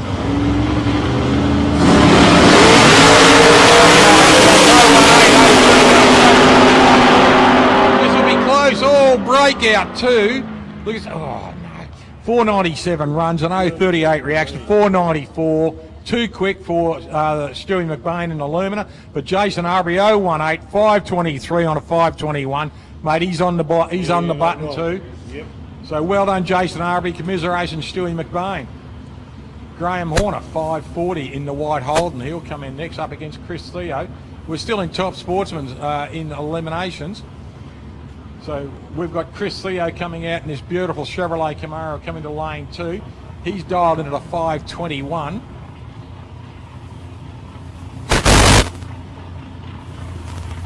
V8 Commodore of Graham Horner in a white car. As Alan mentioned.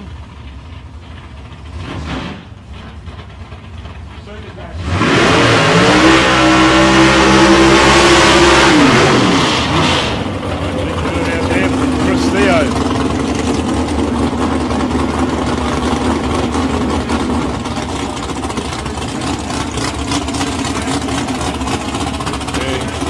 Graham Horner not far behind with the burnout. Both cars reversing back into their black marks that they left on the track. You're rubber to rubber contact. Right wrongs what to take off in. It's really interesting run too. Not a difference in time between for Graham Horner. We've got a 5.4 dial in, and for Chris Theo 5.21. Pretty hard to pick on the tree. The one can't move and the other one will go immediately after it, I reckon.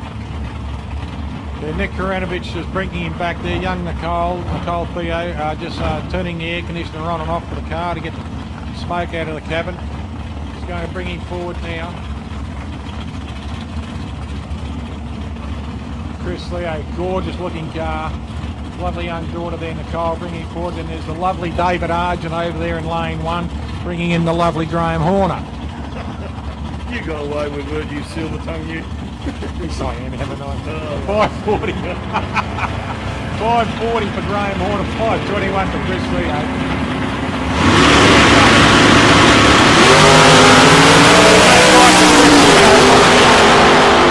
Good win now, straight away goes to Graham Horner on a new PB for him.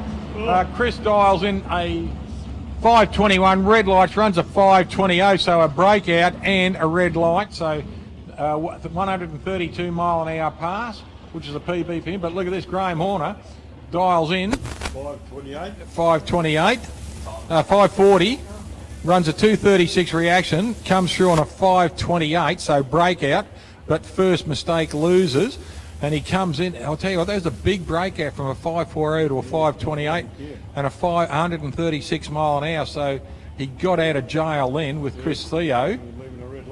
Yeah, so both cars, big mistakes, but the littlest mistake goes to Graham Horner because the red light was first.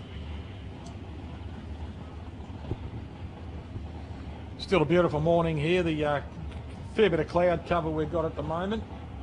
I could break into song about it. Oh, what a beautiful morning. No, we got to do that. Get guitar out and keep going. Just a quick yell out to Michelle Porobic from Bright Designs, ladies and gentlemen. You might have seen Michelle out here with the big long lens camera yesterday with the pink top. She has got calendars. She's wandering around in the pits. Calendars of pictures she has taken. She's done some fantastic pages. A lot of decoupage on the page, a lot of portraits on the page too. A fantastic calendar, and she is wandering around 2020 calendars for $30 each. And she'll be walking around the pits thinking she'll probably come up onto the mound if she's got a few left. So dig deep, grab yourself a calendar. Also, Michelle Donnelly has got 2020 calendars that she is selling too. Her sister is running a junior drags here today, young Sarah. So I think the Donnelly family is still wandering around, so if you can catch up with them, they're selling calendars too. And there's merchandising being sold out of the canteen today for the South Coast. It'll be at the bar a little bit later on when it opens. They took it all out the canteen yesterday. I didn't see any in there this morning unless they take it down. But if you're after any South Coast Raceway merchandise, then just ask them down at the canteen. But the dining bar should be opened at around about something. Hang on. Dining bar should be open around very shortly, I say, between now and 12 o'clock anyway, and that's where the merch is sold out of there. So go check them out up there. That's all to go up at the dining bar. What was I going to say? Oh, we got that message back from Andrew Thompson. G'day, Andrew. How you going, mate? Yeah, Andrew. Yeah, good message from us last night. Yeah, you know he was cooking pizzas the other night too? Yeah, I saw that. Wood-fired pizzas. Unbelievable. He didn't invite us. That's a bit disappointing.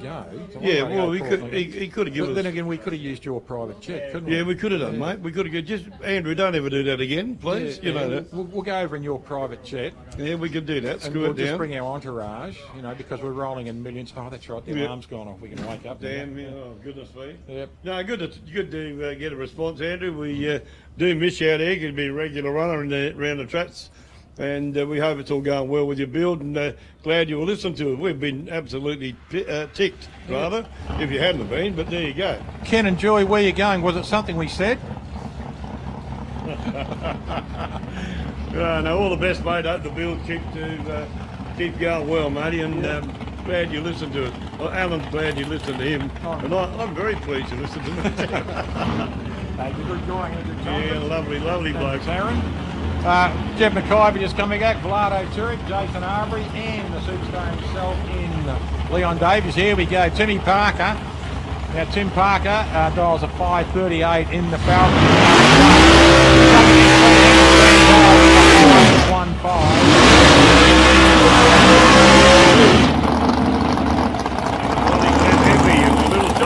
That's a 1200 ute, and what a gem this thing is. How they fit the motor in that is absolutely staggering. Brett Henley standing behind him from Henley Chassis in Mount Gambier, and he's very much involved with quite a few of the cars out here. Very clever man. We've got the air conditioning going too, haven't we? Beautiful cars. You've got to have a look at this car, ladies and gentlemen, to appreciate the work on it. Anything that Glenn's put his hand onto and Brett put his hand onto, especially Brett's little black Toronto, what a gorgeous machine. Yeah, having a big upgrade with the engine too, they tell me. Big upgrade. I mean, it goes like a cut snake down. And Tim didn't like the colour of the wall down there, so he put a bit of yellow on it as a hit.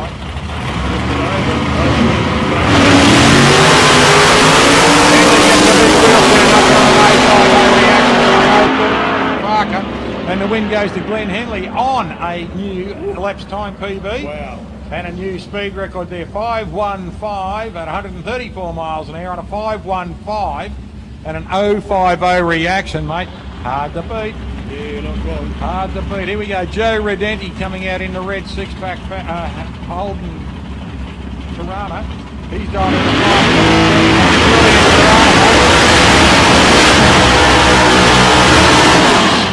wow. Huge turnout of I'll be able to do the program. You can see why the moonshiners love those. Look at the size of the boot unit. They can fit so much product in that, up behind the front seat, right to the tail end of the car. And they ran big flathead sixes, and I think they may have run even a Ford flathead V8 in those, so they were great moonshine machines. But I think they had straight eights. I'm not sure now, I can be corrected, but I think they ran straight eights in them. The Pontiac, not the Pontiac, the Buick engine. Yeah, Julian Carafa, 497. Now the engine in that car is a 632 Chevrolet, and that is up for sale. So is the gearbox. So he's going up into Supercharged Outlaw, so that'll be interesting to see very, very soon. And Joe Redenti, Joe running a big block Chevrolet engine in this little Tirana. Interesting to see 497 for Carafa, and 5.23 for Redemption. Should be a tough run too, I reckon, for these guys. Nice looking for tough down to 40.02, eh? Yeah, look, he hasn't really prejudiced the body on that thing too, and it looks slick. Yeah, it really does. The chute and the bonnet.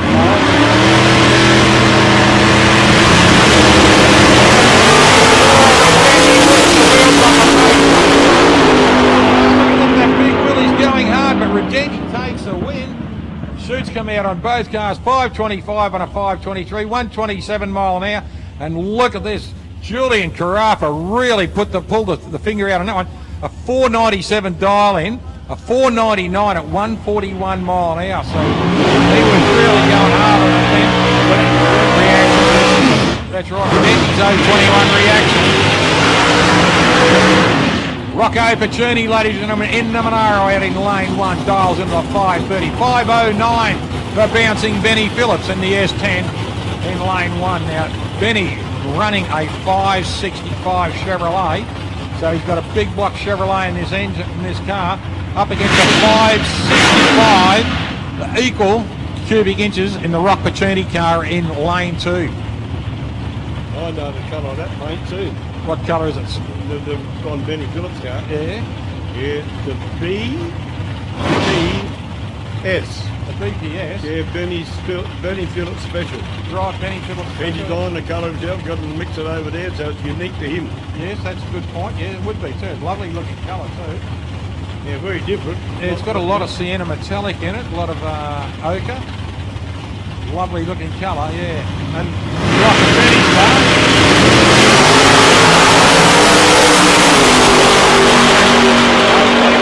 000 for Rock Pacini, he's done it. Rock Pacini, 000, Cozzy. Cozzy, 000, light for Rock Pacini. How good's that? And he's run a 534 on a 530. So Rock yesterday said he'd love to run one. We thought he was one of the boys. Now Rock is the first of our 000 today. Well done, Rocco. Bad luck for Benny Phillips. Breaks out there. But good run too for Rock Pacini. We'll just go through his seconds. Dials a 530.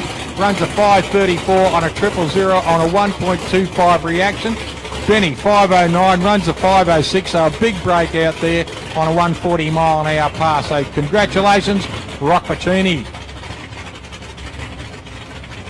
Dean Cleary, ladies and gentlemen, coming up here in this monster engine, 762 cubic inches. Now, Dino did a 000 yesterday as well. We had 4 000s yesterday. We've had one today with Rock Pacini on that last pass in the Monaro. Now, the colour of that Monaro too is Grecian white. Or... No, that's Falcon's colour. Oh, sorry. Hey. I've got to call you a bitch then, I don't think I should. Call me what you like, as long as it's not late for dinner. Oh, I love you. No, good run there for Rock Pacini. Here we go, Dino, goes all the way through. Watching times out, new PB on his mile an hour. Well done, Dino. 160 mile an hour on a 464 pass. 462 dial in, 040, 464, 160 mile an hour. You'd still be happy with that, wouldn't I'll you? tell you what, mate, a little bit of a hiccup on his start there. Yep. I noticed the car just a little bit of a slew sideways on the start there, but wow, mate, what a go. Right. Super Comp, can you come into the staging lanes, please? Super Comp, can you move into the staging lanes, please? Super Comp to the staging lanes, please. That's Super Comp into the staging lanes, please. Thank you. Yeah, so we got one AAA. Who are we going to get for another one? What's your nomination? Nominations are now, I reckon, Brian Finn did a 002 on a bike yesterday. Yeah, well, he could be. Now, it could be anyone here in the super gas cars, like Jason Wilson's been performing beautifully. Spence was 630s all day yesterday. Cole Griffin, dark horse all the time. Cole Griffin, dark horse, 620s last night, always under. Anyway, well, there we go. Darren McGregor in lane 2. Jason Addington, 670. I'll tell you what, who might do a 000 is Craig Geddes. Yeah, good point too, yep. Yeah, Craig Geddes or Christine Stephens. They were Yeah, very that's close yeah, yesterday. that's another Yeah. one too, yeah. It can be anyone really, like Jason Kiley yesterday at PB with trouble in the car. Yeah, yep. So they dropped the gearbox out of it last night, the converter, put it all back together. They've got a problem, but they're still going to run it. Right, Jason Addison, the red light, unfortunately. Darren out of Mildura runs through 102 mile an hour PB on this track for him. Now, Darren's no slouch with motor racing. He's been racing that bike for 10 or 12 years now. Crews on the Darren Morgan Top Fuel team. Oh, does it really? Yeah, so there's a little bit of knowledge there under that helmet. Next pairing, we've got Paul Cooper out there in lane 1, 740. And here he is, the flying Finn himself, Brian Finn. Now, don't forget, when you go through Geelong, go and see Finny's Rello. Got Finn's brisket and ribs there. Now, he bought some up, and there was people hanging around like flies around a barbecue. Oh, mate, apparently the brisket was amazing. So if you go to Geelong, Finn's Brisket is the man to go and see one of Finny's Rellos and one of his sponsors. Right, Finny, 657, 740 for Paul Cooper. Leaning right into it. 216 for Paul Cooper, 064 for Finny. Finny takes a win and a new mile an hour PB for Finny on this track. 676 on a 657 dial, so he's happy with that. 99 mile an hour. Yeah, reaction till I've got him there too. Yep. Levi Addison got the dreadlocks hanging out of the helmet here. Now, speaking of dreadlocks, Dyson Heppel, the captain of the Essendon Football Club, had his cut off the other day for the charity. Raised nearly $300,000 for a haircut. Yep. Oh, no, they'd have to pay us to get the hair put on. Gregor Birdie, 720. Levi Addison, 700. What would be the point of us getting our hair cut for a charity? You may as well get there and say, just give me $50 and laugh at me. We might pick up more money for search fees. Yes, exactly, yeah. Search parties, expeditionary forces. Gregor Birdie, 720. Levi Addison with the dreadlocks, 700 in lane 2. 750 versus 1200.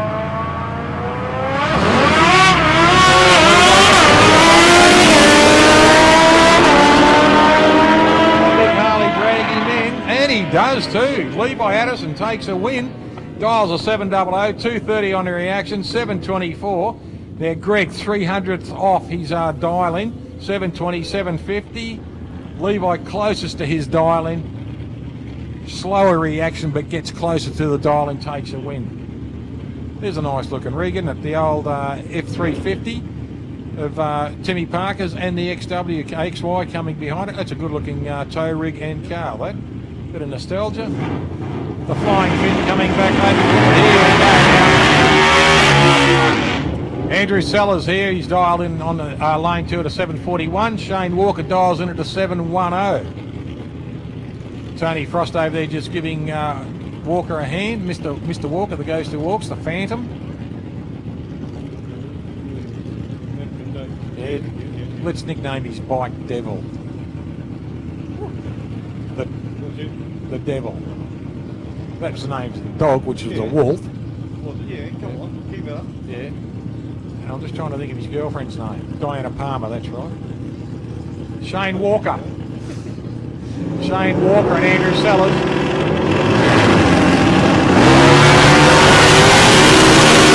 I love the way Walker, because he carries the front wheel and you see the spokes just slowly turning until the bike hits the deck. You can actually see the spokes very slowly turning. It looks fantastic. Yeah. This track's pretty good, mate. These bikes are hooking up really well today. Walker takes the win there. Dials a 6.1, runs a 6.33. 119 on his reaction time. So well done to Shane Walker. Gavin Don't, ladies and gentlemen, takes both trophies home at the last meetings. Let's see how he goes this one. Joe Redenti coming back, ladies and gentlemen. Great run for Joe Redenti. Wheels up for about the 100 foot. Fantastic run coming back, Joe Redenti. Congratulations on your last pass, mate. Yeah, top drive that one, and not quite to keep the boot in. Yep. Well done, Joe. You're probably going here to the top run. Very entertaining, mate. Fair dinkum. So Gavin Don't doing a solo pass here, 5.24 for Gav. Leans really forward in, so he'll stick the knees into the tank in this.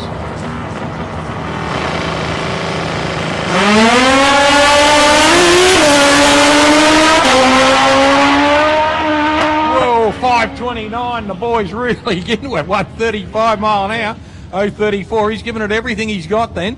I tell you what, I love the way he rides. He strangles that bike with strength to hang on to it, and so that his position won't change, because once you stretch the elbows out, mate, that can change your riding position and your throttle. Yeah, exactly, yep. So you just got to muscle it. Rock Pacini, congratulations, 000. Good on you, Rocco. Well done, mate. Class act, mate. Class act. We loved it. I bet you loved it too. Feet haven't touched the deck, mate. Good on you. Yeah, don't smile too big, eh? Good on you, Rock. Well done, mate. Well done, pal. Right, thanks. Right, top run. Renee Cockerell. We're into super gas now, ladies and gentlemen. The index on the super gas cars will be 6.3. So we've got Colin Griffin out here in lane 2 now. Cole, twice Australian champion, running up against Renee Cockerell. Now remember, 6.3 is their index. Go under, out. Go above, closest to the 6.3 is what you've got to get at. So you'll see the cars leave, throttle stops will happen, then the car will accelerate again. It's a guess to get down the other end as close as you can to 6.3 on their index.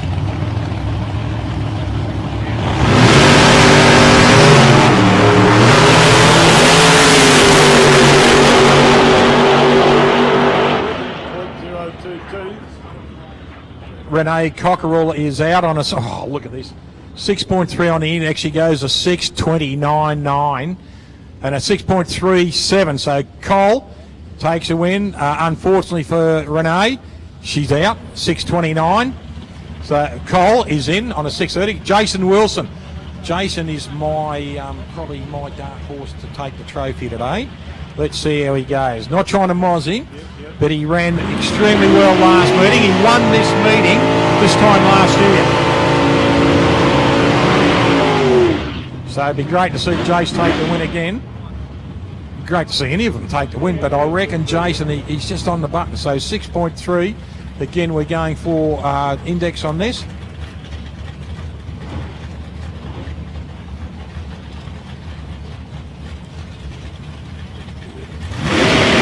Good reaction for him. 01 reaction. Down there runs a 6:30.07. Oh, well done, Jace. A 6:30.07. That's a big deal. Good reaction. A 145 on his 60, so he's hit the throttle stop as soon as he's accelerated, because that's a slow 60. But then it's come back on and he's hit a 6:30. Now here we go. The old stager himself too. Man, this bloke's been around for a lot of years playing this game. A couple of times Australian champion too. He's Graham Spencer out here in the Chevrolet. And Anton Krugina in lane 2. Now we've got a few spots on lane 1. A quick clean-up going on. Yep. Something driven out, whether it be radiator fluid or... I'd say the way they're just twisting the shoes on it might be just a little bit of coolant. But good sighting by the boys to make sure this is done. They started holding up. Billy Karras out there. Andrew Stewart just supervising.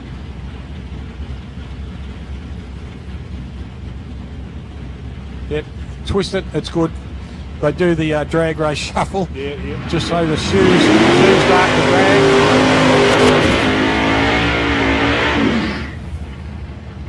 You're looking Corvette out here, or? 63 model, yeah. Same shape as they used in Con Air, where they dropped it off that hook off the aeroplane. Yep. Yeah, that, what's his name, Cole Meany was driving. Yeah. Class act. And 63, this is the same model as chain fins, split window.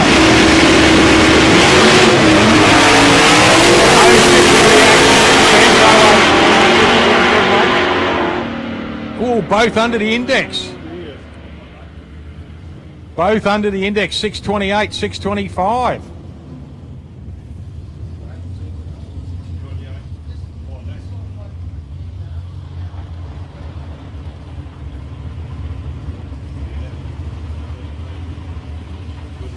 This will be interesting. We'll see what the umpires do. Now here we go, Michael DeRose.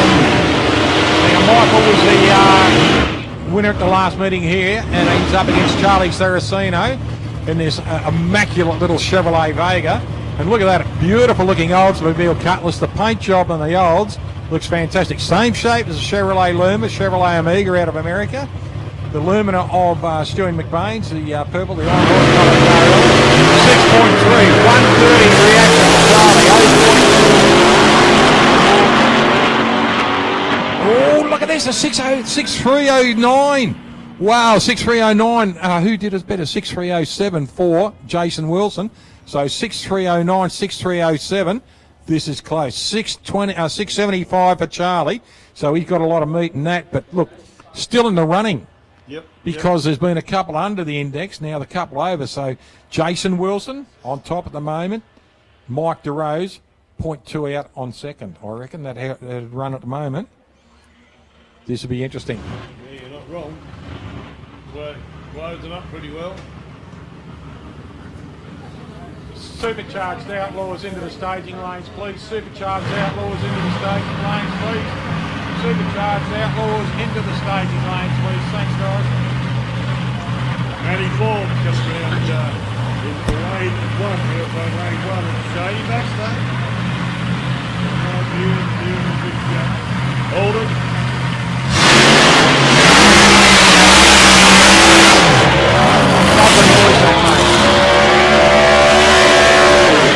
And loves the revs that's got.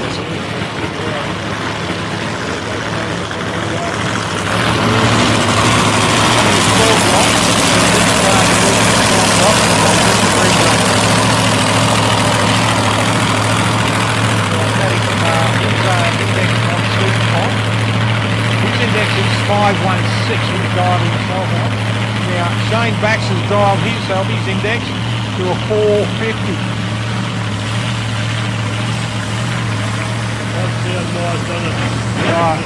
Those long skinny pipes just make a different noise. I think he's trying to hit the trophy for the world's noisiest blown car. Yeah, like cattle, isn't it? He and Lyle Gilmore. Right now, Lyle's got a 460. He comes from Middle New South Wales and he'll be racing at Mildura. He has got the world's loudest supercharged out. It vibrates houses in Redcliffe. Sounds does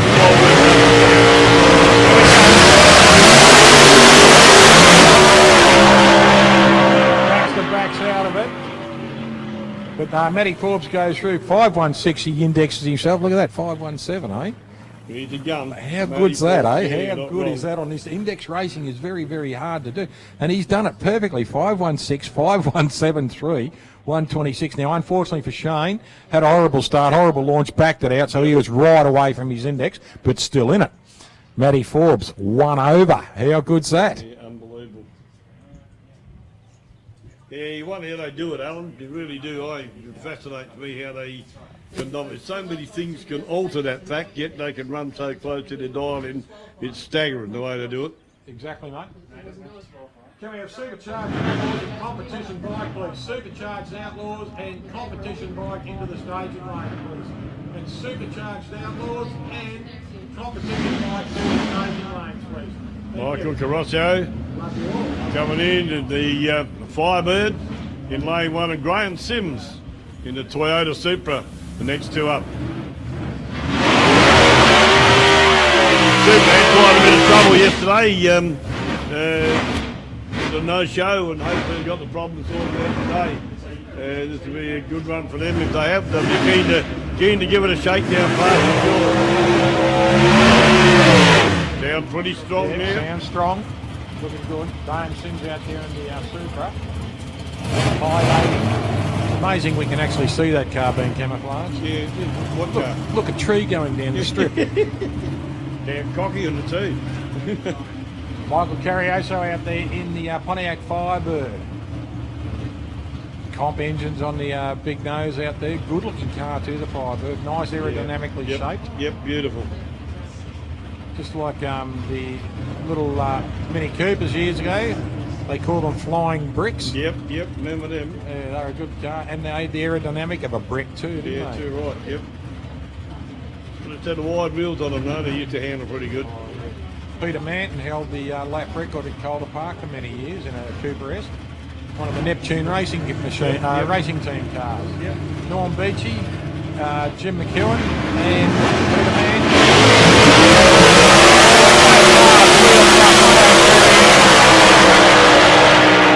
Those cars cross the line there at 580. Oh, here we go. Look at this 27 above. So he's done pretty good. 59 above. So they're good. One there to Sims. He's 27 above his index and a 59 above his index there for Carrioso. So Michael Sims, who had Graham Sims had the horrible time yesterday, takes that win then. Unreal. We better say good day to Mark too this morning. Good day, Mark Humphries up there on the tower. He's the man that's sending that live stream all around the world from here in beautiful Portland in Western Victoria, and does a sterling job. They give us another wave, mate. That first wave was good. Now one more time, 2 practices, 1 wave. No, that's better. Thank you very much. Well, you've got to get him to do the Mexican wave or something, eh? Now he's pointing to someone else. No, we're talking about you. Haley turns. Yeah, all right. Hello, Haley. Oh, what? We can't read your sign language. If you don't want to read the sign language, you don't get to hear it. Right, here we go. Craig get it.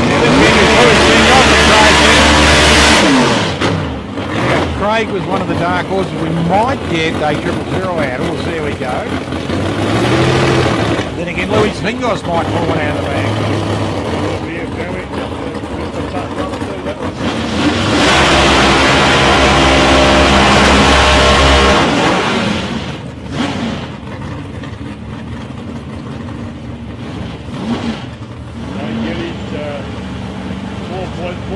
Index 5.85 to Louis Fingos. Yep, now this will be an interesting one too, because Craig, a couple of times Australian champion, I think about 27 times. He is right on the button as on everyone. Now he's indexed himself at 447. Let's see how close he can go. And I believe this little car, 154 mile an hour pass yesterday with a 307 in it. That's flying. Let's see how he goes for a 000 light, or how close he can get to it. Well, no pressure, Craig. No pressure at all.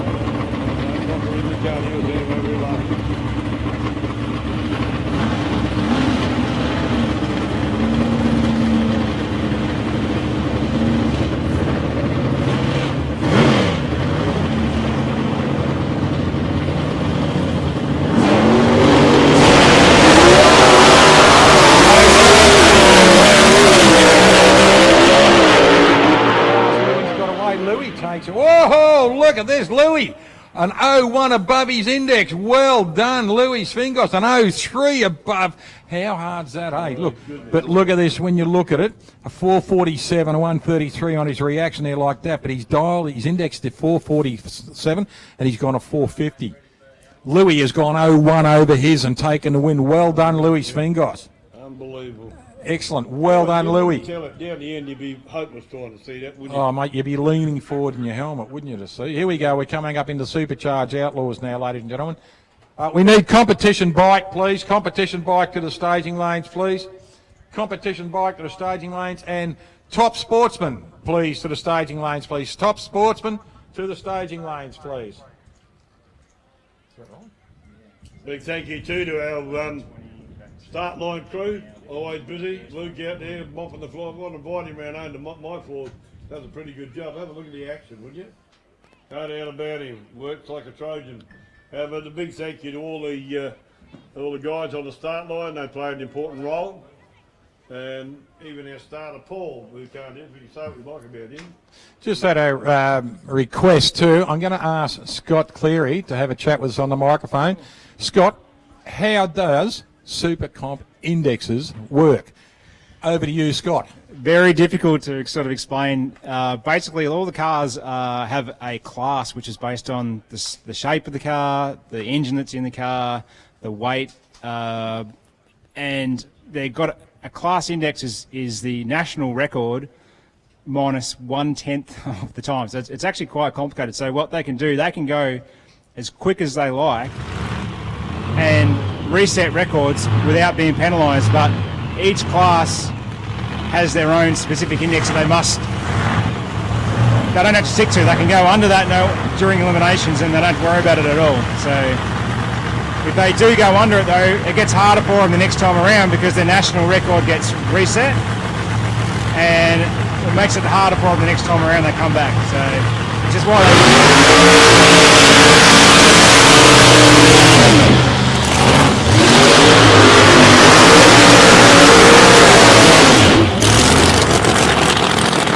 Thanks, Scotty. We'll talk again later.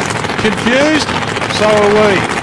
We are confused, right? It's one of those classes. It's a fantastic class, set on national record, and as he said, you can go faster. But every time you go faster, you reset a national record. So then you've got to index yourself onto that. It's confusing, but here we go. Look at this Chevrolet Steve Minor.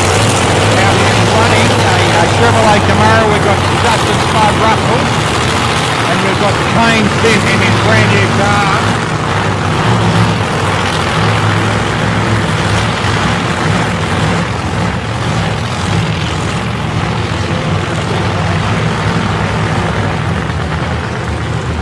Now Kane Finn's dialed in at a 500, and Spud's dialed in at a 440. Kane had a license yesterday, and he got all clear to go. Four more today, so the instant. Now Kane goes this beautiful 6th Street format against Spud Russell. Hot and on fire, Spud Russell. That'll be a tough man to beat. They're both running big blocks. They're 526s. KB Olds in the Spud Russell car. Very, very similar car engine to Kane Finn out here. He's dialed a 500 against a 440. So this will be interesting.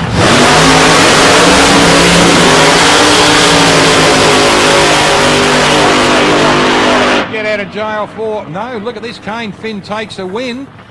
And his chutes come out halfway down the strip. Takes a 589 win. Now Spud 255, a horrible launch for him, and runs in on a 539, so well above his index. But wow, that's a confusing win. But Spud's, when you look at that, a 255 reaction, a dial in of a 440, runs nearly a 540. Yeah, look, he's run a second over his dial in on a 539 against a 440. So there's a we may as well say point off a second. Kane's dialed in a 500, run a 589 with the chutes out. He's probably thinking, I left the handbrake on. Is the cigarette lighter still plugged in or something? Him down. Look at his speed. Yeah. Spud's 154 mile an hour to 74 mile an hour, but that's pulling against two chutes as well. So get out of jail, Kane Finn. Not wrong. My goodness me. Commiserations to Spud, but well done to Kane Finn.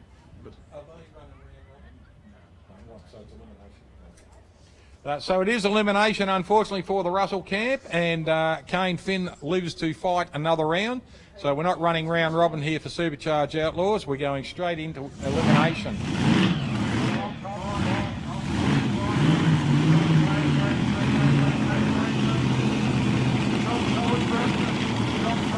15-7 now in for solo pass.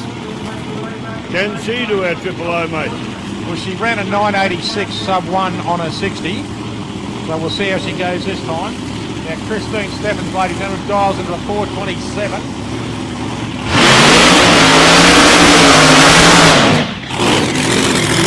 Short burn too. It doesn't do a long burn. Probably only the length of the car. So I'm just looking at what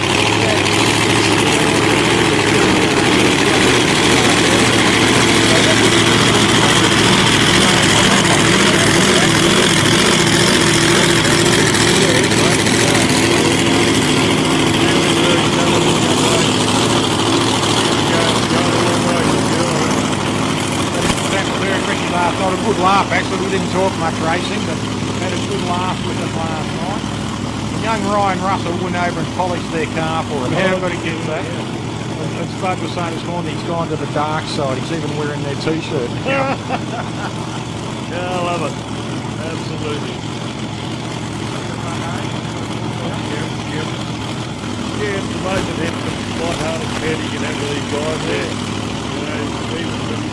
honey hunt. They're real, always in for a bit of a giggle, you know. Let's see if you can put something again, ladies and gentlemen. Get some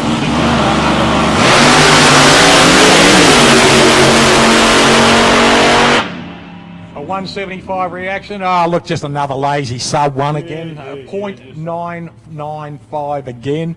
She's slipping. She did 986 yesterday. I'll have to talk to her about that. Yeah, despicable, mate. Despicable.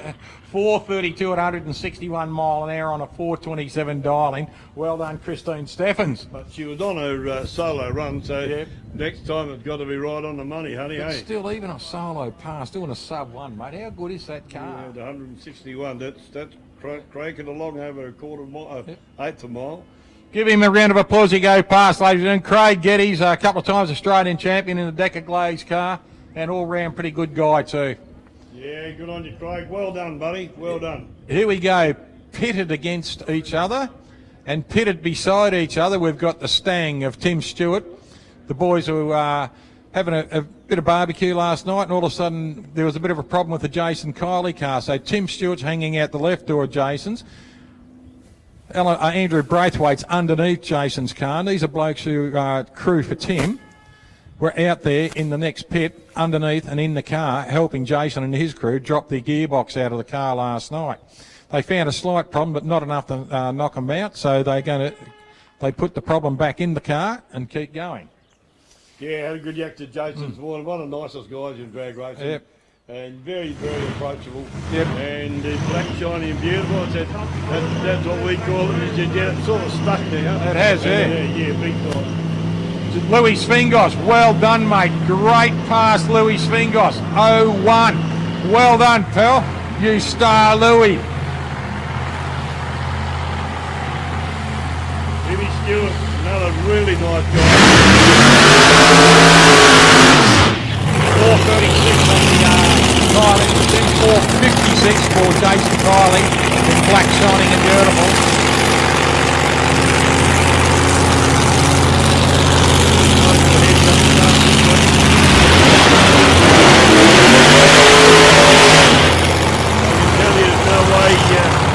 Jason's going to be there for it. Oh, He was just discouraged. Knows that the problem with them, there's no metal bits you can find inside the transition, so the problems can be rectified when you get done. the thing is, it's going to break as bad at 50 miles an hour as it will at 150 mile an hour. Yeah, exactly.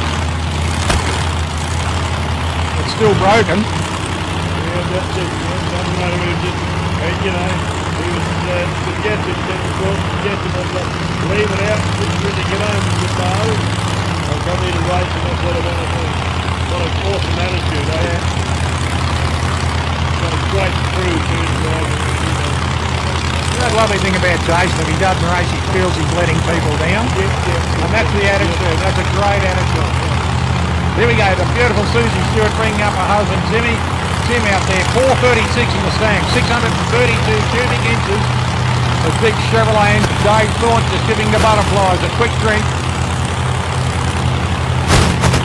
Jason Kiley just coming through, 540. It's a KB Olds engine. It is pretty much based on a big block Chevrolet. It's a big KB Keith Black Hemi.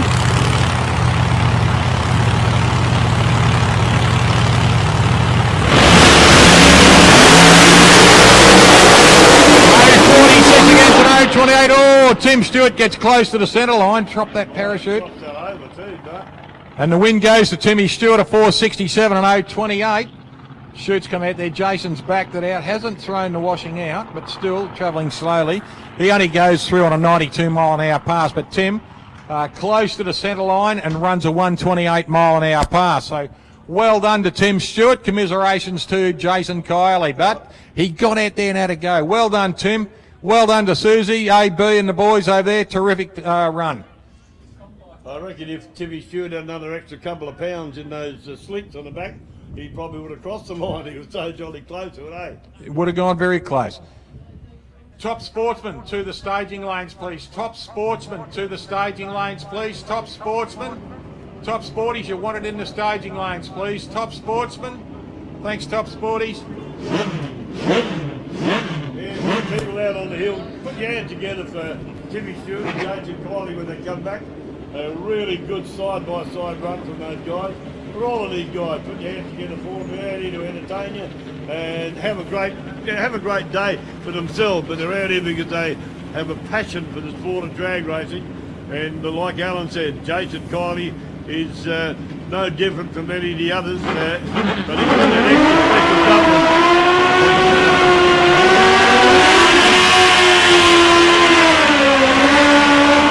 that makes his commitment to you people up there on the hill something very, very special. That's right, he does. Hey, ladies and gentlemen, here comes Kane Finn coming back in the big Chevrolet. Now, a question we've got to ask Kane. How do you win a race with your parachutes out at half track, mate? Well done. Yeah. You know, this is a new thing in drag racing. Good on you, Kane. How do you win with your chutes out, mate? Good on you, pal. Nathan Stone on the start line against Robbie Casa. Robbie Cassar and Roberto Cassar. Yeah, he's running a 1500 Kawasaki, 495 against a 514 index. Here we go. Listen to this thing crackle. Red light straight away goes to Nathan Stone, and the win will go to Rob Cassar. He crosses the line on a lousy 2.5 over his index, but red light kills Nathan Stone's chances. Yeah, and he was a little bit out of whack too, was Robbie. He had his foot out on the right foot out. I don't know about the left one, but he had the right foot hanging out a fair way, and the bike seemed to drift a little bit towards the centre line, but he obviously saw the red light, I think. Or maybe he did, but he was got out of jail if he didn't anyway. Right, Levi Addison, he's indexed himself as 600, 533 on the index here for Paul Andrews.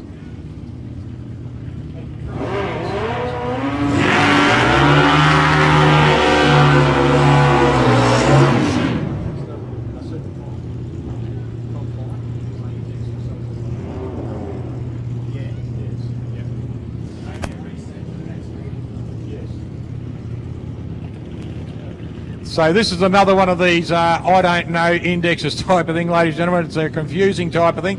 Now, index against the national record per bike, right? So what happens is these boys have dialed themselves in against the index of a 533 for Paul Andrews for that particular class and 6.0 for the particular class that Levi Addison's on. So we'll see how we go. They can run faster than it, but it will be reset, and then we'll see what happens next time they come out. Red light already there. So a nice easy win straight away to Paul Andrews there. He jumped off the line too. It wasn't an easy start for him, but reaction time was very ordinary for Paul at .576 to the wrong side of the green, red light, over .046 there to Levi. Super Street, please. Super Street, you can start moving into the staging lanes, please. Super Street, into the staging lanes, please. Super Street, to the staging lanes, please. Thank you, Super Street. If you'd like to buy a bike, there's a couple here for sale today. Tony Frost down here on the start line now, and his Suzuki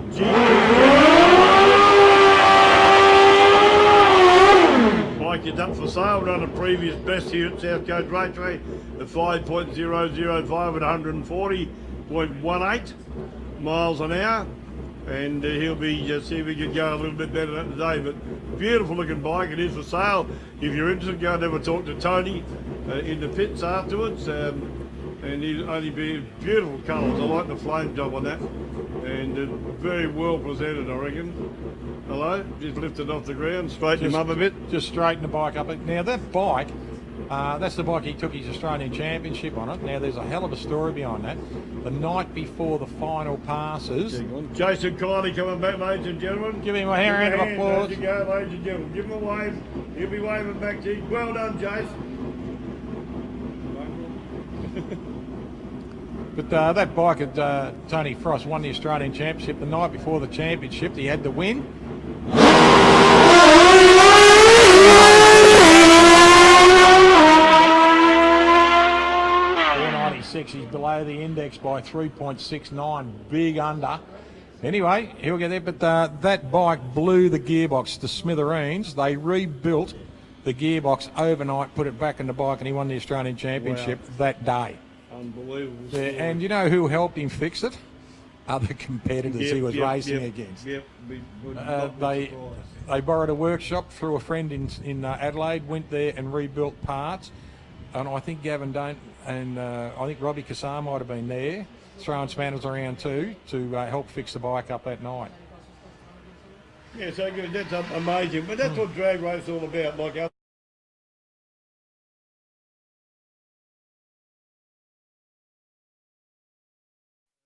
their bike out. I know Buzz was over there helping them too, Philip Budbridge. So they all pulled together and to make it work, and that's what it's really like. We've got a bit of a break here now, ladies and gentlemen. The putting some sticky stuff down on the track, some VHT or whatever they call it now, to improve the traction on the thing. Smithy reads the track here beautifully, and yesterday we had so many PBs. People complain me talking about PBs and ETs, but that's the way it is, and it's a beautifully prepared track here. Put a lot of work into it. That's why you see so many of these guys pulling their front wheels off the ground a bit because they're getting such a lot of bite off the start line. So it's very entertaining for everyone up there to watch, and for us here too. We absolutely enjoyed it. Again, a big thank you to Mark Humphrey up there on the stand. He's going to hide now, you wuss. No, all-round lovely guy, Mark, and got an absolute passion for drag racing, and puts it all around the world. Like I said yesterday, what you people see here in front of you, that goes instantly around the world. My mate here sitting beside me, I call him the voice of Sporting Scribe. Mark and he work together all over the place, and it's awesome to for Alan to come down here, and we shared a role together, although I follow his lead because I know he built me if I don't, but no. No, it's a gem to work together. We got a good rapport, and we bounce off one another and have a bit of fun. Who said I had a violent streak? Who said it? I'll get him. Excuse me. We're trying to be polite here. And go, come a little bit closer to bite your earlobe. Yeah, good on you, mate. Yeah. Mike Tyson. Here's Timmy Stewart coming back after that run. Put your hands together for Timmy, ladies and gentlemen. A really close run with him and Jace to start, but Timmy comes out the winner. Well done, mate. Good drive. Wave, don't wave to me, wave to the crowd. Hand in the air, please, come on. Wave to Timmy, yeah, oh, sort of. Looks like he's brushing flies away. No, well done, mate, good run. Just having a look here, looks like the sticky stuff, a bit of track prep's been done, so well done. Track is going really well. For Drag Race Central, we are going worldwide too. Have a look on Drag Race Central on your Facebook page. Find the poster that comes up for South Coast Raceway, and you will see. All you've got to do is just touch on that poster, and it will take you straight through to the link on YouTube, and you'll be able to see what's going on here at South Coast Raceway. Also, please, when you do it, tag your friends worldwide, let them know that we are here, and so they can have a look at some of the best regional racing in Australia down here at the beautiful South Coast Raceway at Portland. And look at these beautiful surrounds and grounds here, always doing something better. Every time you turn up, they have improved this place out of sight. So congratulations to all the people at South Coast. It's a lovely little venue to come to, always made feel welcome, and every time you leave the place you think, geez, I want to come back quickly. But it's fantastic coming down here. People are good fun. It's great to see your mates again every couple of months coming down here, and the track is always excellent. The boys do a fantastic job on the track. So hook in, Drag Race Central, hit the poster on the your screen, hit the banner on the screen, and it'll take you straight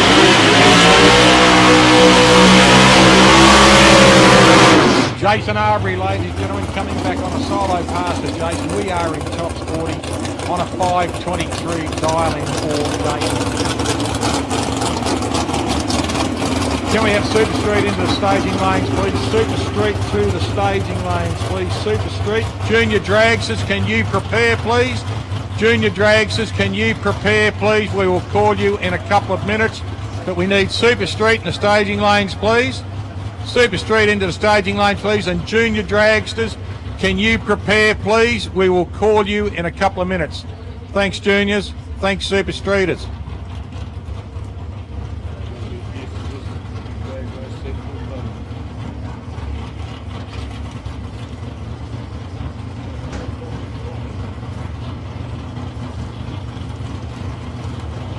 Right, Jason Arbery, ladies and gentlemen, you can see on the side of his car there, he's got a number 1 on it for a very good reason. Twice Australian champion in Top Sportsman. Beautiful little Ford Capri running a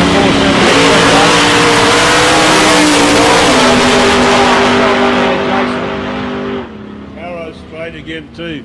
Beautifully set up car. 524 there, an 075 reaction. 524 and a 523. Going to be hard boy to beat later today. Solo pass. Here we go. Joe Redenti running up against Glenn Henley. Now this, get your cameras out, ladies and gentlemen. This is going to be a good one. Joe Redenti, 523 dial. 515 dial for Glenn Henley. Glenn out of Mount Gambier. Joe Redenti. Long burn. Good long burn out there for Joe Redenti. Let's see what Glenn Henley does.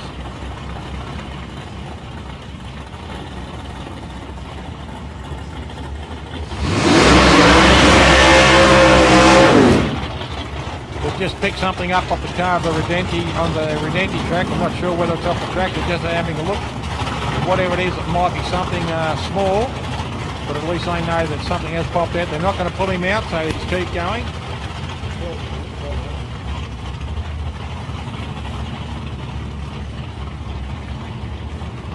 No, Redenti, 523, 515.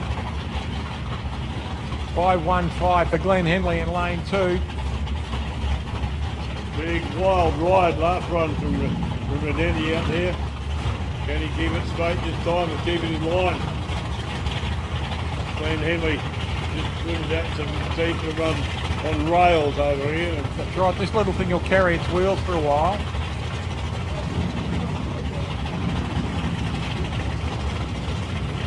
There they go, coming both up into stage. 515 against 523. This will be a good run. It's almost a heads-up start, meaning both cars start at the same time. We're talking 0.8 thousandths of a second start handicap here. Yeah, Fox are going on too, Alan, but look at it. Redenti. Yeah, where's him first? He's going to make Brady's full 10. There he is.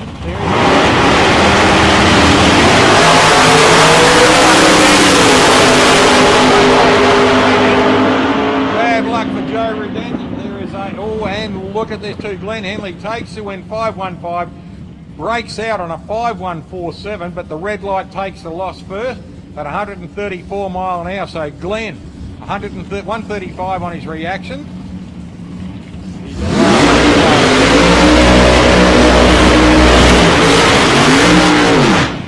Just a little burnout again from the digging job. Leon Davies out of Port Lincoln, the Slate Thrashing their car. Now Leon dials a 524. Graham Horner a 515. So he's dropped his index. He's dropped his dialing down from what it was earlier. He did a 528 earlier at a 136 mile an hour. Now he's dropped it down to 515. So he's obviously tuned the hair dryers up a bit. Done something, yeah, well and truly. He probably looked at the air because we were running anything between 200 to 450 above yesterday. Yep. So the air was near perfect. So it'd be interesting to see what the air is at the moment because he's running a twin hairdryer under the bonnet of that white Holden over there, whereas this one's just running a big block Chevrolet with some carbies on top. Beautiful looking car too then. No, it's injected, sorry.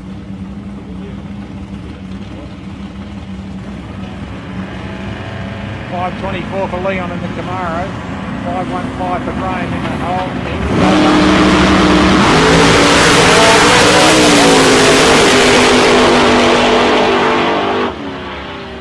The Bullet from Port Lincoln. Leon Davies takes a win there, a nice win, 207, a little bit of asleep on the reaction time there. Probably had to butt the cigarette out. Yeah, Sam Cardinale coming up next with Rock Pacini. Now Rock a 000 in his last pass. Let's see what he can do this time. No pressure, Rock. And Sam Cardinale. Trace, your boy's out here again. Tracy Cardinale, your boy is out here again in this immaculate Camaro. So Rock Pacini dials a 5:33. Sam Cardinale out of Atherton in South Australia has dialed in a 4:97. Love how they clear the slow as well. Just that, the violence of the roar in that car doesn't sound Well done.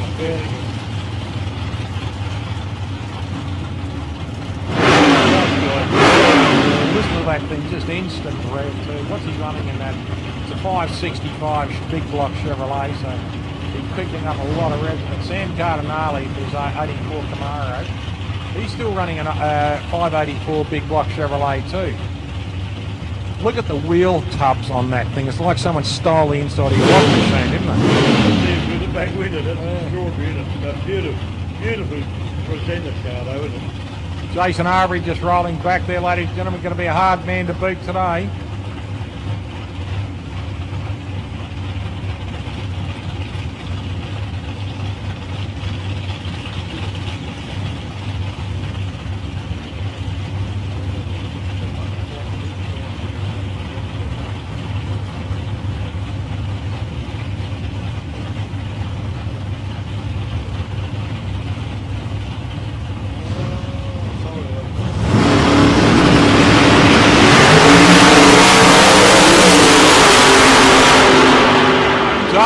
Two for Sam Cardinale, very close to a 000, but the win goes to Sam Cardinale. Well done, Sammy. 497, runs a 503 at 125 mile an hour. The difference in 533, 536, both about the same away from their dial-in, but the best reaction was Sam Cardinale. Well done, Sam. Junior Drag, so she can start moving into the staging lanes, please. Junior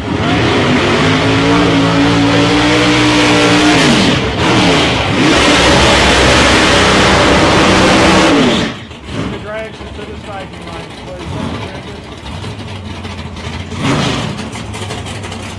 Dean Cleary out here in the beautiful GTO Pontiac, John Ness GTO, and Dean pulled a 000 yesterday, and run PBs as well yesterday. Beautiful car, and he's really Elon Marvin Dean, very fussy man. That car's an absolute gem, and you look inside of it, it's absolutely beautiful as well. You know, he's done a lot of the work on this himself, and had a Mr. Engineer took it over and had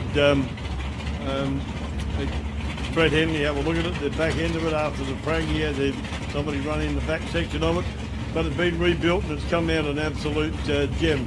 That's his son Chad crewing for him. We've got Greg Damiani over here in the lane 2 in the Pontiac 5, but no, it's not. What's that? That's a Holden Monaro, mate. You've got Firebird on the screen. 4.62 for D3, 5.03.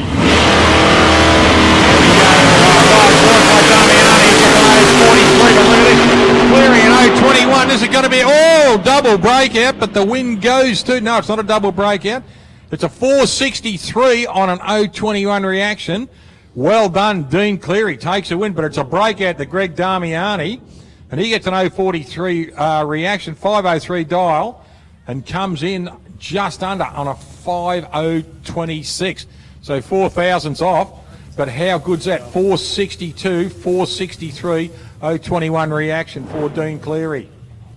Yeah, good. And that car, Dean, runs so arrow straight. It's beautiful the way that's been set up and been built like it is. I mean, there's some of these cars run a little twitchy, some of them run straight, but my goodness me, when they run regular, straight down the line, they're certainly built right, aren't they? They certainly are. Just a quick note too, ladies and gentlemen, if you want to buy a 632 Chevrolet and a gearbox, I'm not sure whether he's hanging around for much longer, but Julian Carafa, you sold your engine yet?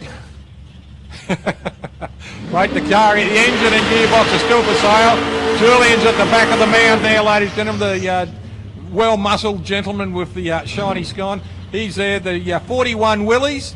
The engine in that and the box is for sale, so if you'd like to catch up with Julian, he's just behind the mound now. Go and have a chat with him. You'll grab yourself a very consistent engine. Right, moving on, we've gone back into Super Street now. Andrew Shirley and Kelvin Bryan. Kelvin into utilities, dialed into the 702 and a 728 for Andrew Shirley. 728 for Andrew. 002 reaction for Kelvin Bryan. This is going to be interesting. And the win goes to Kelvin Bryan in lane 2. Dials a 702, runs a 709, 97 mile an hour. Bad luck for Andrew. Dials a 728 on 053. How tough's that? Runs a 731, so he's a paper off. But look at this, the 70 and 709 there for Kel Bryan was the winner. Right, your heart, When you see that happen. The Humpy's back out again, mate. The Yep. Exterminator. Running up against Clint Noble and Mike Jennings out there in the Exterminator. Just a couple of people who have been ousted today are heading out. They've been eliminated today. They'll be heading out. Safe travels home. We look forward to seeing you at the next summit round. But please, safe travels home and have a good time. Thanks for coming. Hope you've enjoyed yourself. Commiserations about your early goings, but please have a safe trip home and look forward to catching up with you at the next summit round. To all those people who have been eliminated and are heading out now. Yeah, right on. And please take it easy. There's a lot of gooses out there and you don't want to change the run of it.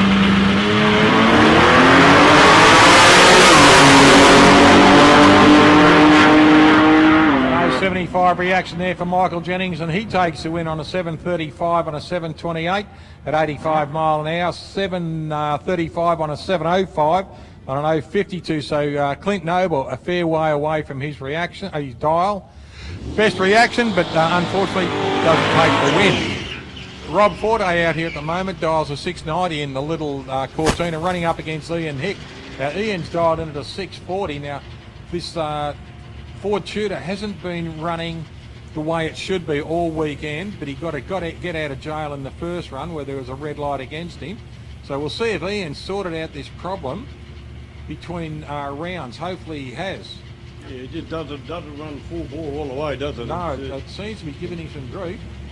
Now, Noel Inman's been hanging around beside the car at the moment, so looking and listening.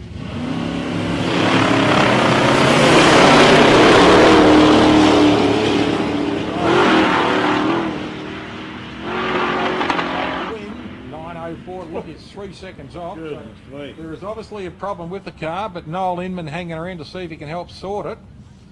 But Robbie Forte, unfortunately for Rob, dials at 690, red lights, runs a 696.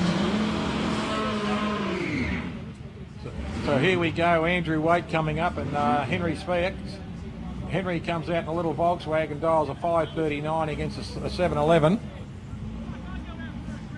Andrew in the Volkswagen, Henry in the Volkswagen, Will Don.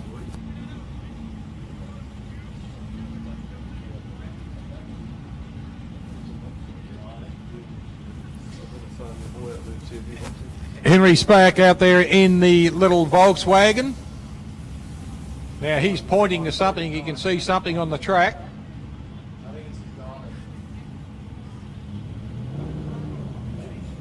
539.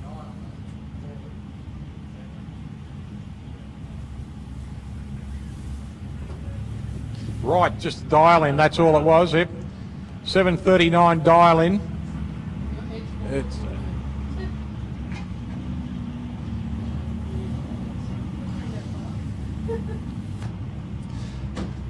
711 there for Andrew Waite in lane 1, 739 for the Volkswagen, Henry in lane 2. Wheels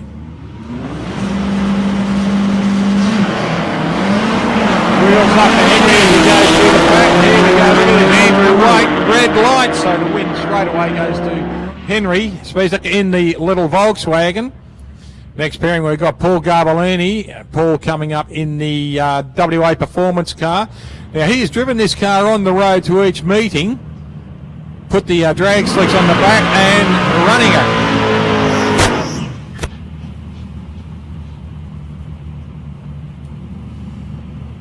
Super sedan to the staging lanes, please. Super sedans to the staging lanes, please. Super sedans to the staging lanes, please.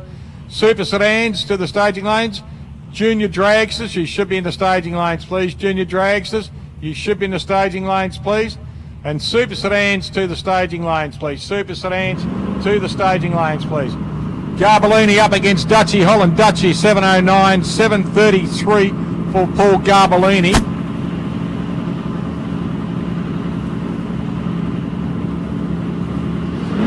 Garbellini gets 1 and 094 and 079 for Dutch Holland.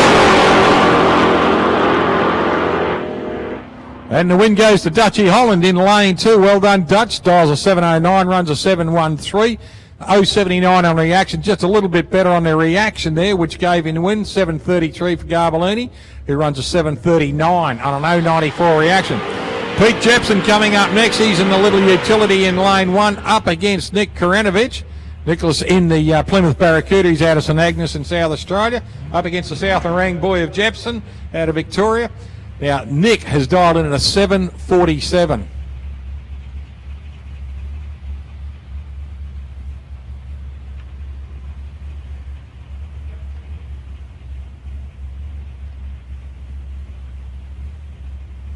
Just about to roll in, beautifully rolls in both cars. Here we go. Nick gets away on an 090. The 203 for Jefferson, so the favourite is on Nick's side at the moment. Nick takes a win. All breakout for Pete Jepson, but a good win there for Nicholas Karanovich. Runs a 747 dial, runs a 749 across the line on 090, so everything looking good there. Pete Jepson dials a 672, runs a 670. So breakout for Pete Jepson. Win. Congratulations to Nick Karanovich.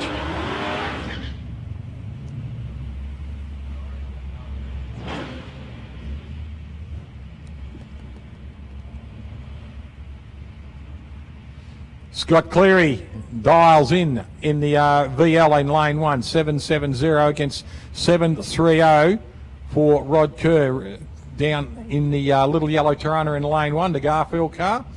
There's been interesting. Both cars very, very close. A couple of good mates from the South Coast Raceway Club. Oh, red light straight away for Rod Kerr. So the win immediately goes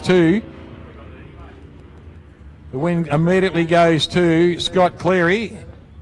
Now look at this, 770, 7701. So Scott right on his numbers there, 154 reaction. Some bad luck there for Rod Kerr on a red light.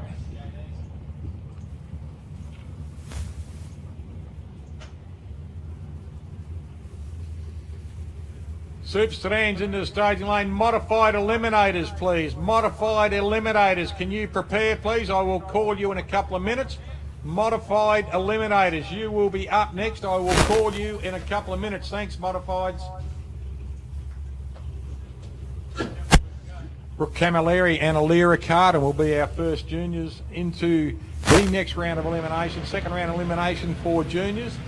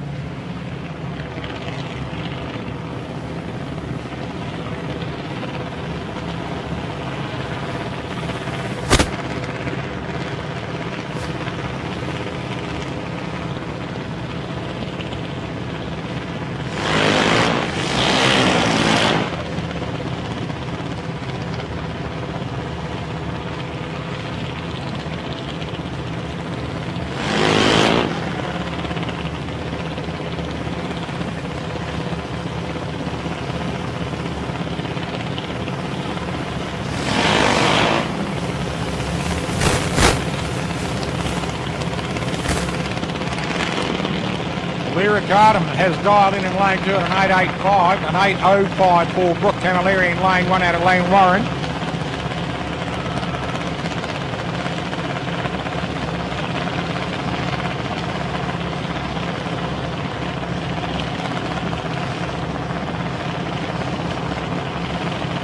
Both cars away, Alira, 001 reaction, how good this young lady, 241 reaction for Brooke Camilleri. Interesting race, and win goes to Alira Cardham in lane 2. Alira, 001 reaction. Nearly a perfect reaction. She dials an 885, runs an 894. Congratulations, Alira. Commiserations to Brooke Camilleri, but fantastic race there from Alira Cardam, a 001 reaction.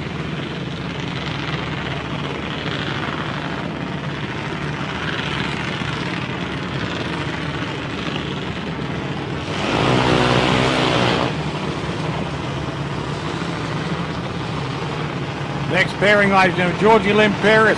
George out here in lane 2, dials in an 805.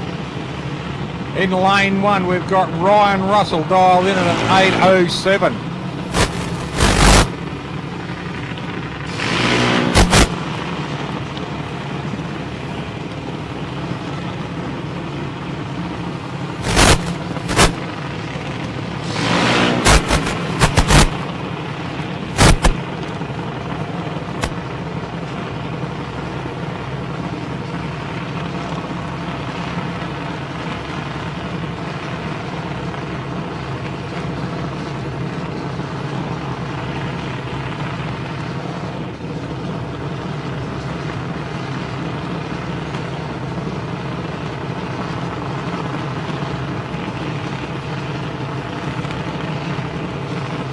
$807 for Ryan, $805 for George. This is going to be a heads up.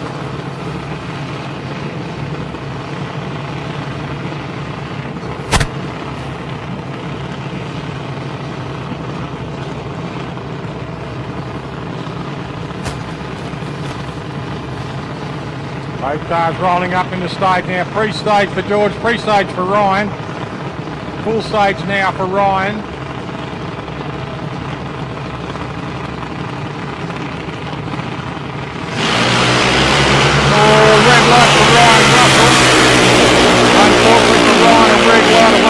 For George, he'll take the win as they cross the line. Dials an 805, runs an 803 at 80 miles an hour. So George would have broken out.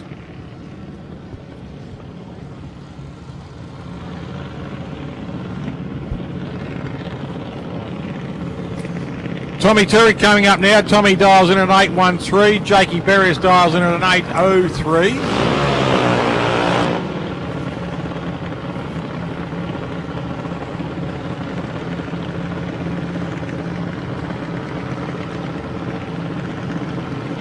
Jake Berrios dials in 803, 813 for Tom Turek. So there's not much in this. We're looking at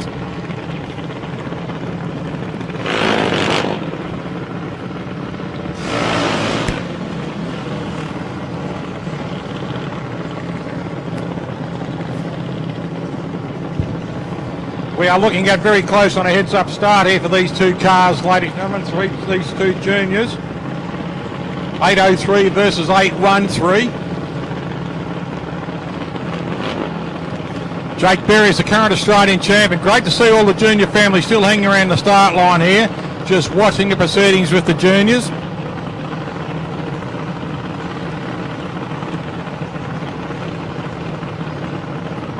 There's the back mark.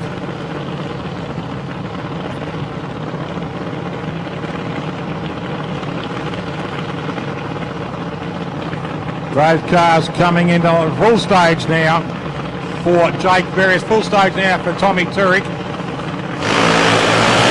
both guys get away, both boys get away. An 013 for Jake Berrios, an 045 for Tommy. This is going to be close, and the win goes to Jake Berrios in lane 1. Jake Berrios dials an 803, runs an 8145, an 013 reaction. That was the telling point, an 045, an 820. So both boys about the equal over their dialing, but your reaction time again comes back to congratulations to Jake Berrios, commiserations Tom Turek.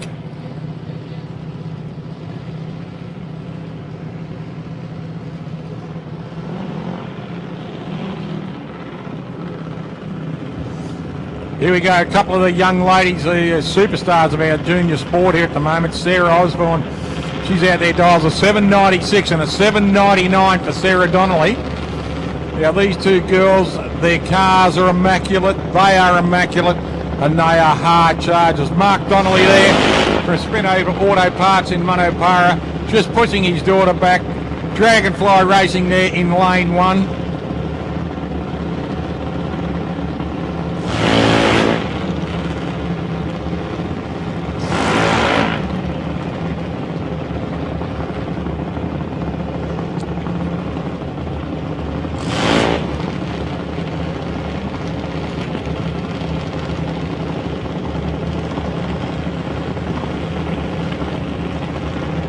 Both girls coming up now. Sarah Donnelly just rolling into the line there.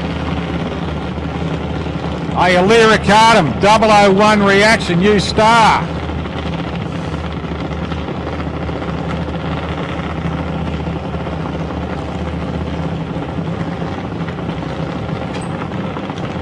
Here we go. Sarah Donnelly, 7.99, 7.96.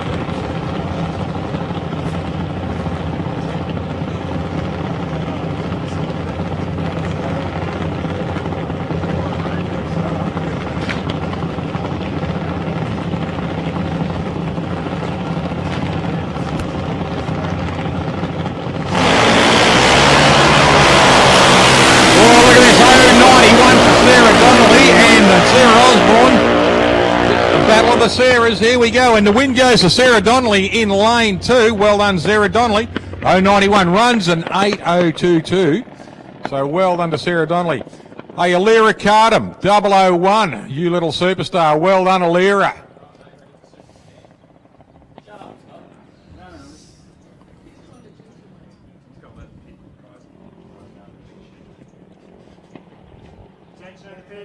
Attention FS, just letting everyone know we are about 25 minutes ahead of schedule, so just keep an eye on that on your sheets just to make sure that you come out when we call. We're about 25 minutes ahead of schedule at the moment, so just keep an eye on that when you're called up. Make sure you listen to the calls.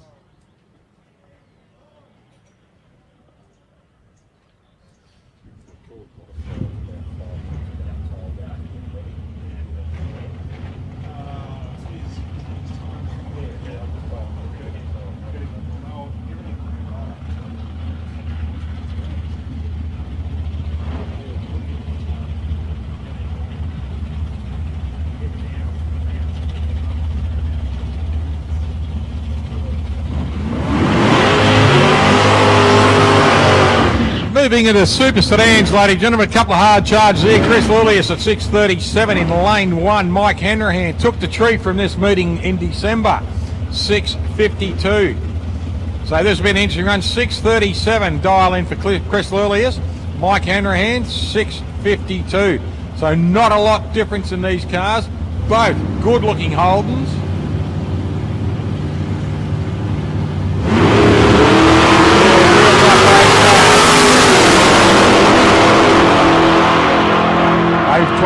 Reaction, the win goes to Chris Lilius in lane 1, takes the win.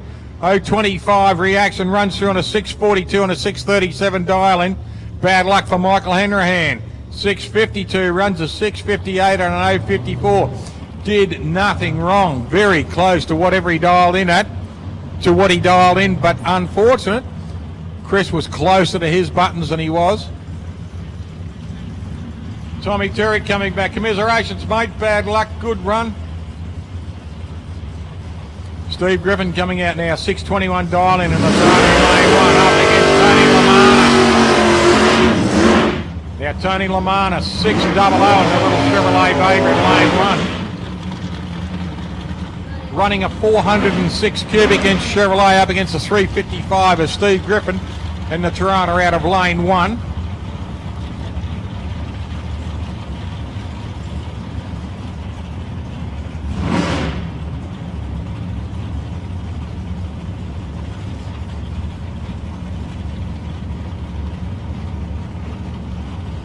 Steve Griffin rolling up, 6.21, Tony, 6.00, so this is half an orange blink. Lamana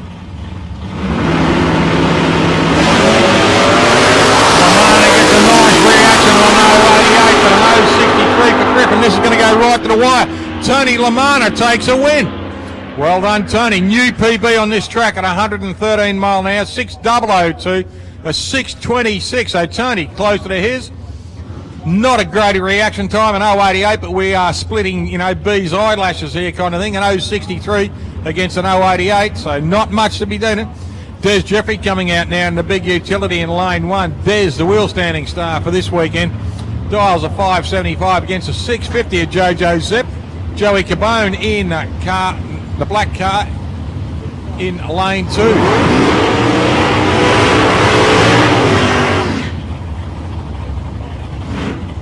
This Vincent Joe Cabone, ladies and gentlemen, in the Comet engine, a Comet Farm car.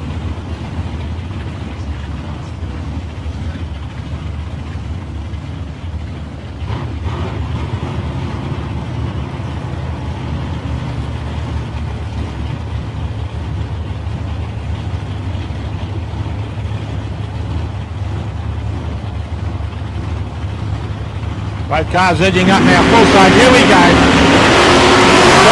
Red light for Jojo Zip, and look at this 034. There's Jeffrey driving this thing like a rocket. Dials a 575, runs a 578, 003 reaction. Unfortunately for Jojo Zip, he does a 003, picks a cherry, 648. Bad luck for Joe. Does a breakout as well. So red light and breakout for Joe. Here we go.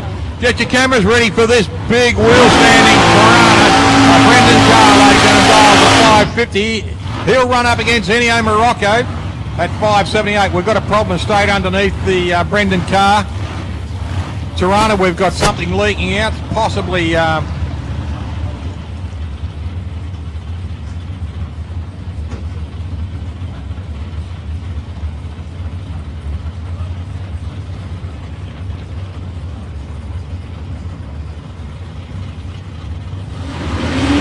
Okay, both cars, just a little bit of coolant.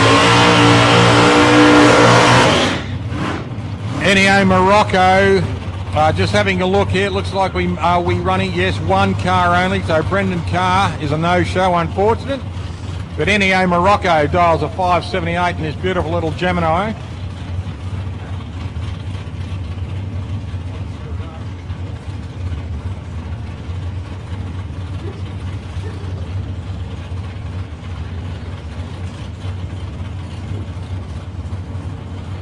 Modifieds, you can move to the staging lanes, please. Modifieds to the staging lanes, please.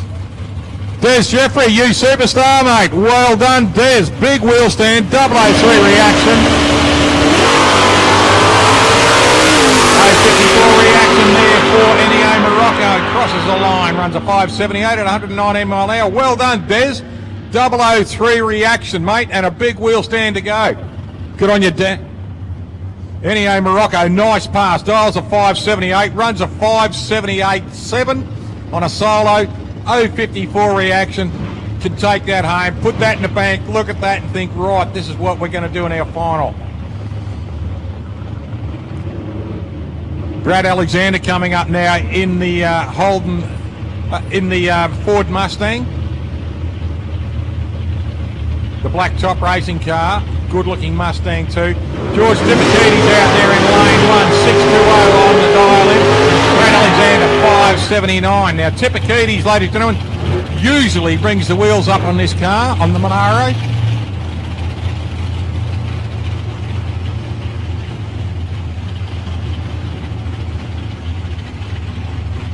So Tipakidis out there in lane 1.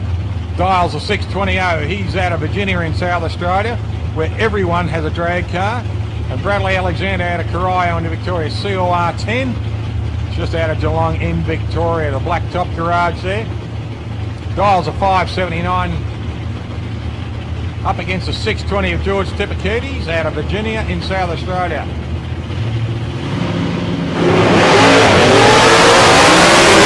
Again to George Tipakidis, good launch, 012 for George. And George Tipakidis, a brilliant launch, 012 reaction, dials a 620, runs a 625, takes a win. Brad Alexander dials a 579, no slouch, no 68 reaction, still a great reaction, but runs a 589, still a great time. But unfortunately for Brad, George Tipakidis, just that touch better. Martin Mirko,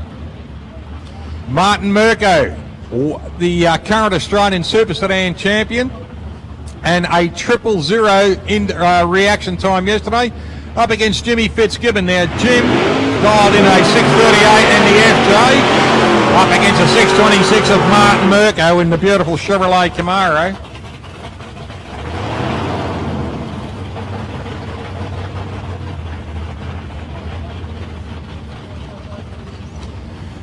Can we have modified bike to the staging lanes, please? Modified bikes to the staging lanes, please. Modified bikes to the staging lanes, please. Modified bikes into the staging lanes, please. Modified bikes to the staging lanes, please. Modified bikes. Jimmy Fitz, 638, 626. Martin Mirko, 035. Jimmy Fitz on 090. And Martin Mirko takes a win there. Dials a 626, runs a 626.7 on a 035 reaction. Can't get too much better than that. Jimmy Fitz dials a 638, runs a 642 on an 090 reaction too. So Martin Mirko right on his numbers there. Does it perfectly.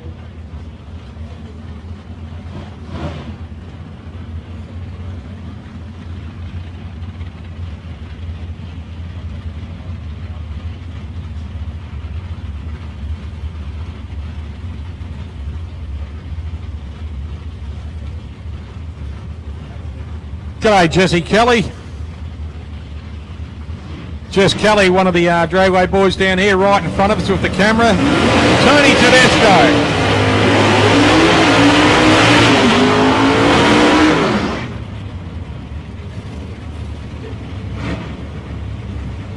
And he's got Graham Cooper right against him. Graham Cooper in the bricklayer, 648, 572 for Tony. So this will be about an orange light, the difference on the tree for Graham Cooper to get away now. Mate, ladies and gentlemen, when you look at it, have a look at the number on the side of his car, 51. He's been around a lot of years. Also, when you have a look at Tony Tedesco, 247. These gentlemen have been drag racing for a lot of years now.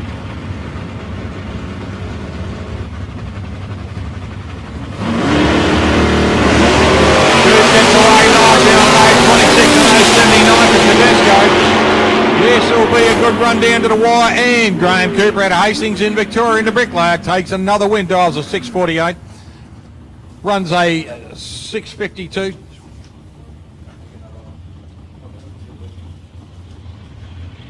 So the win goes to Graham Cooper on a 6.552. Next pairing, Steve Hunt running up against Cozzy Pacini. Now Cozzy dials a 612 in the utility. In the panel van is 637 for Steve Hunt.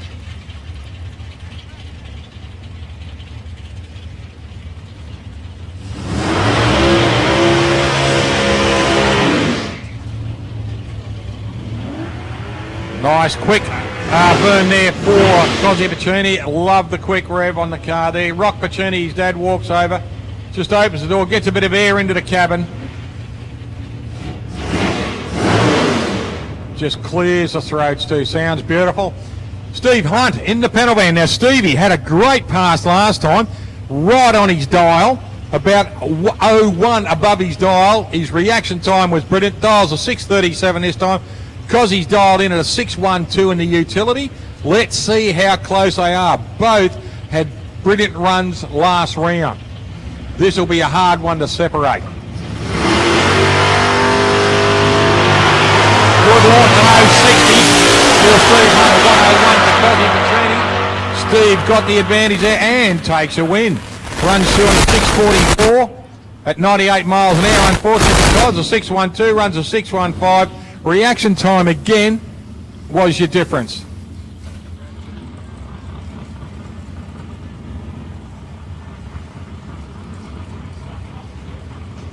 Modified bike to the staging lanes, please. Modified bikes to the staging lanes, please.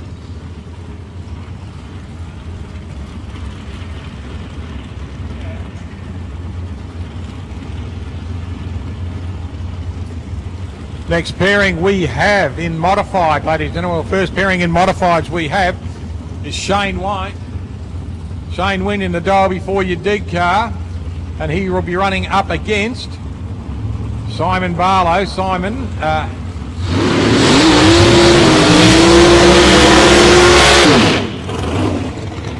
Simon Barlow's dialed in at a 436 and a 482 for Shane Wynn.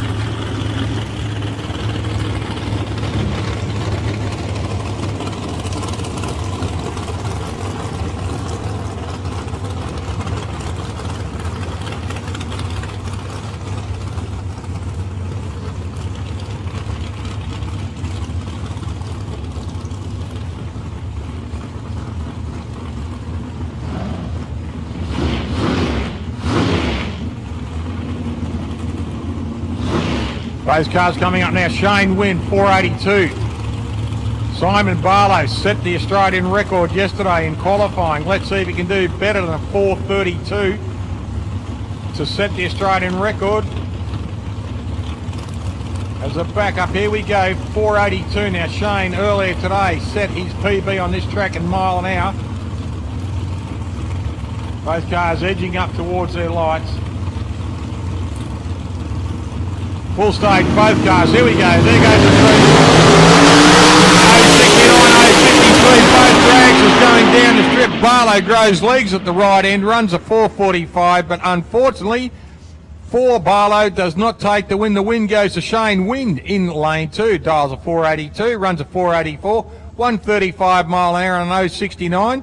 Simon Barlow 436, 445, 053. Best reaction time. But unfortunately, Shane Wynn grew legs for Simon, and well done to Shane for taking a good win.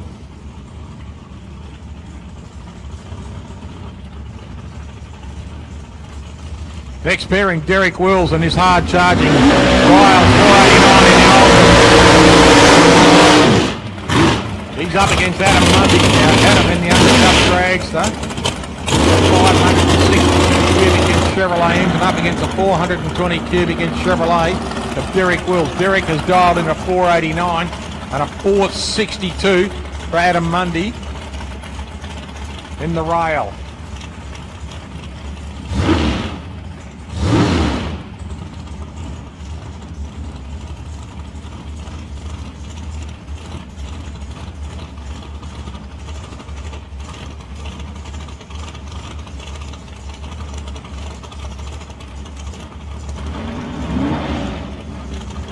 Both cars coming up in the stage now. Looking at this, Adam's in pre-stage. Derek's got to move up slightly forward. He's in pre-stage. Watching for our bottom lights to come on. Derek's in. Adam's in. Here we go. Oh, red light for Derek Wills. An 032 reaction for Mundy. Mundy goes short a 464 at 148 mile an hour for another win. Unfortunately for Derek Wills, takes a red light, picks a cherry on the tree. Next pairing, ladies and gentlemen, will be Kenny Stewart coming in the Fuchs dragster. And Bradley Hicks in lane 1. Kenny coming in, 26 years now. 26 years he has been sponsored by Fuchs dragsters, Fuchs Oils. And it is pronounced Fuchs. Fuchs as in chooks is how you remember it. Fuchs as in chooks. Bradley Hicks.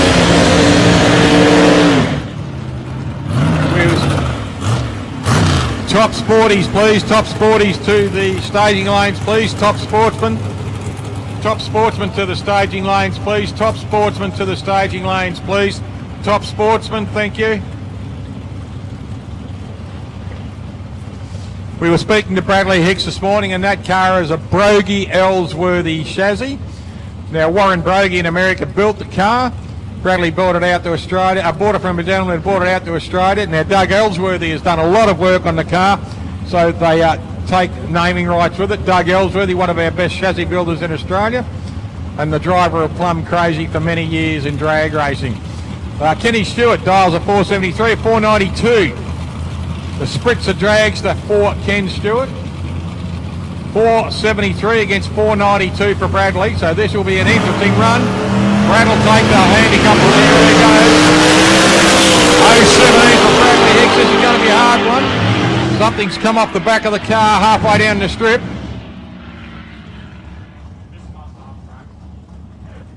Now Bradley no shoots. Now the shoots have come out on Ken's, but Bradley's come to a halt up there. Ken's gone around in front of him. Now Bradley's slowly moving off the track, so something has come off the back of the car for Bradley's. And the win goes to Kenny Stewart. Kenny dials a 473, runs a 477, and a reaction time of 049 at 143 miles an hour.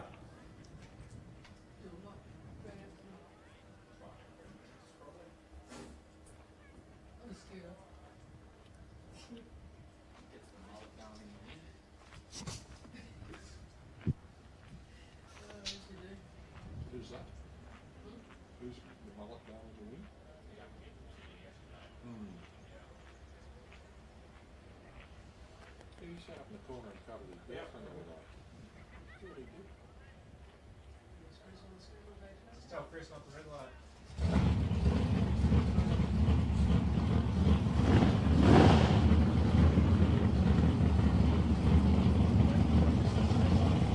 Top sportsman to the staging lanes, please. Top sportsman to the staging lanes, please.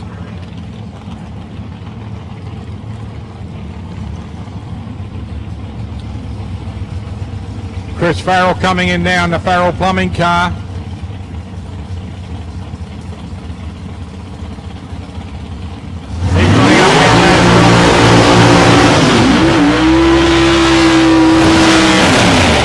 Both cars getting a good turn on their tyres there, getting a nice long slick line for themselves, something sticky to accelerate in. Chris Farrell, dials a 466 in lane 2, 506 for Ash Johnson.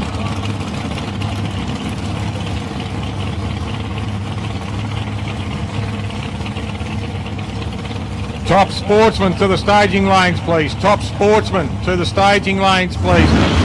Top sportsman to the staging lanes, please. Top sporties.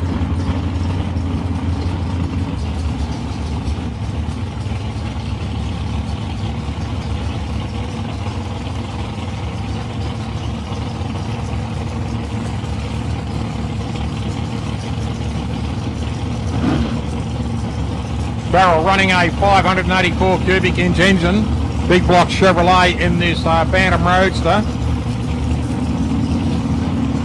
We're running up against a 415 cubic inch engine in the Ash Johnson rail in lane 1. Here we go. 5.101 for Barrel. This will go to the wire, and Chris Farrell takes a nice win. Dials a 476, runs a 482 on an 036 reaction. Well done to Chris. Unfortunately for Ash Johnson, dials a 506, rise a 519 and a 101 reaction. Good run. Congratulations to both drivers. Commiseration to Ash Johnson.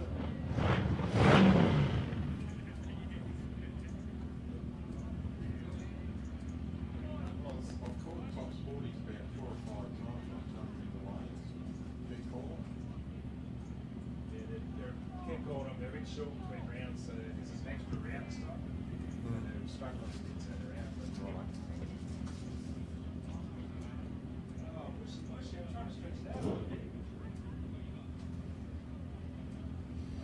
Sorry to put the pressure on you, top sporties, but if you can start coming into the lanes, please. Sorry to put the pressure on it. I know it's a quick turnaround, but top sporties into the lanes, please. Thanks, top sporties. Appreciate it.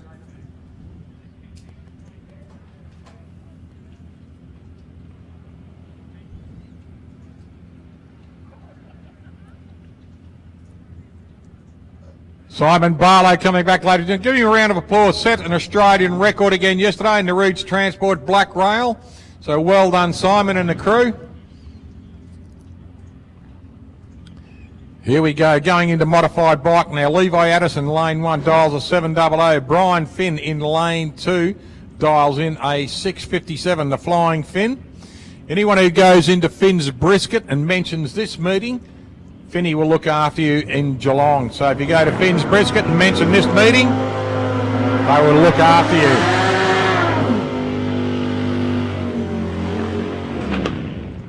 Levi Addison on that big Harley Davidson. They have their own roar.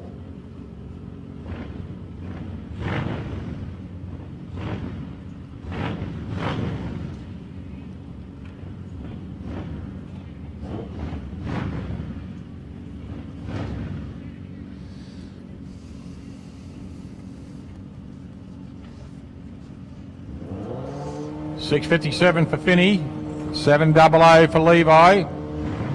Levi sits reasonably upright, big launch.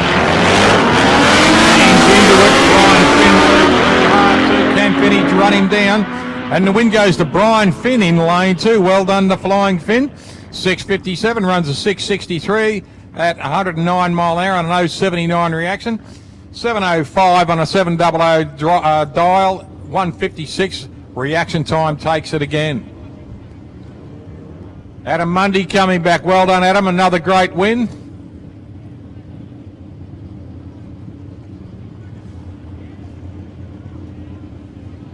Darren McGregor lining up in lane 2, 678 he is dialed in at. Gavin Don't has dialed in at a 526.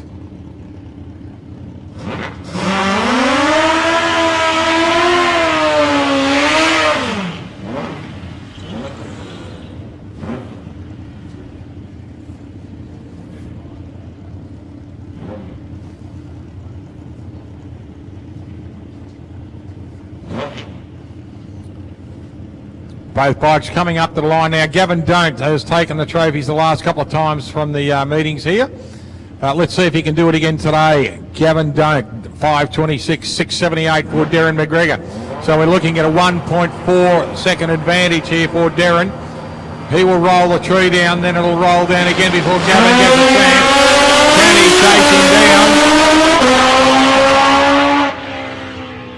down? And the win goes again to Gavin Don't. Well done. 526 runs a 530 at 128 miles an hour. Commiserations to Darren McGregor, did nothing wrong, runs a 678 dial, runs a 683 at 101 mile an hour.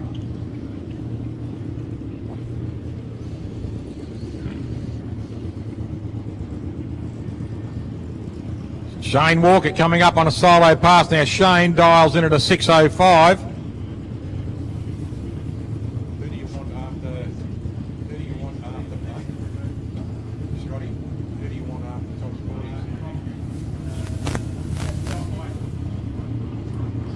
Competition bike, can you move into the staging lanes, please? Competition bike to the staging lanes, please. Competition bike, can you move into the staging lanes, please? Behind Top Sportsman, please. Competition bike behind Top Sportsman to the staging lanes, please. Shane Walker, the goes to walks the Phantom. We won't call the bike Devil, we'll call it after the horse, Hero. So on his Hero here, 605, Shane Walker.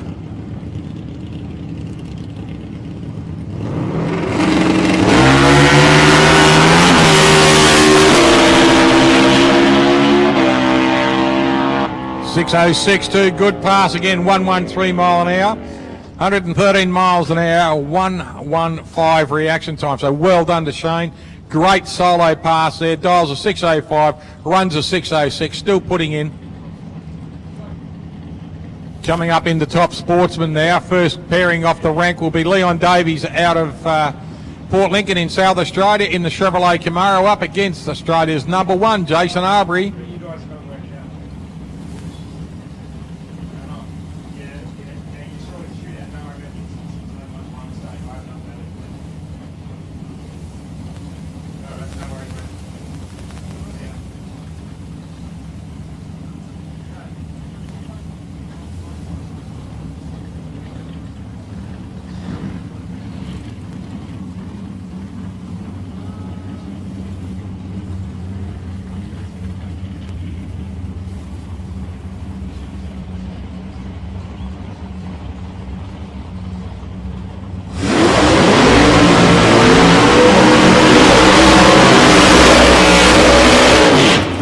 Both cars getting long burnouts there, getting themselves a nice long sticky patch so that they can sit off the track and utilise it as they launch their cars. Now, you'll always see the Slate crash repair car go out about 100 feet off the start line.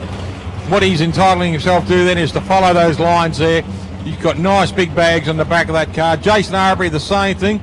They will look for their rubber and they'll utilise the hot sticky rubber that they've just laid down. Also what it does, ladies and gentlemen, it heats the tyres, cleans the tyres and gives them a nice full bed of slick. So the whole tyre is warmed, the walls are reasonably warmed in the tyre, but the flat part of the tyre at the bottom where it requires to hit every beater of the track is the best it can be for it. Here we go, 523, 525, heads up, 049, 055, this will be a good one. The win goes to Jason Arbery in lane 2. Well done, Jason. An 049 reaction time, runs a 524 against a 528. We are talking a cigarette, a bee's eyelash between these two cars. And the difference was an 055 reaction against an 049 of Arbery. That's how you win. Sam Cardinale coming up at the moment. Tracy, here he comes again, your boy, very proud mum.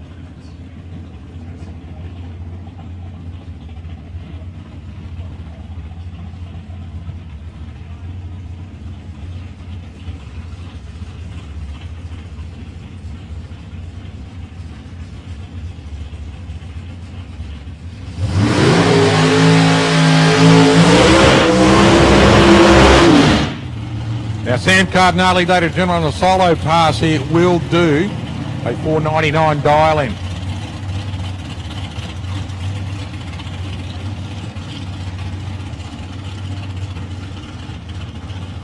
Running a 584 big block Chevrolet, just backing this beautifully presented car in, the Sam Cardinale car.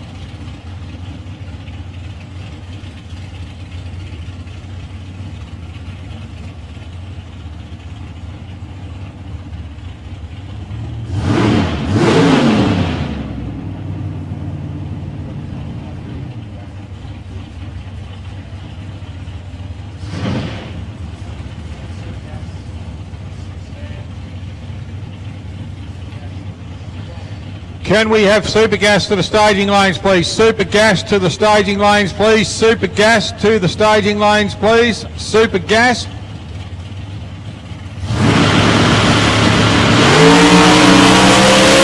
Good launch for Sammy in 019 on the reaction, and he'll go through on a 5003 at 139 mile an hour. Well done, Sam. Good pass there too. Dials a 499, runs a 500, so he's not far off it. We are talking 4 thousandths of a second away from his dial-in, and a great reaction too at 019.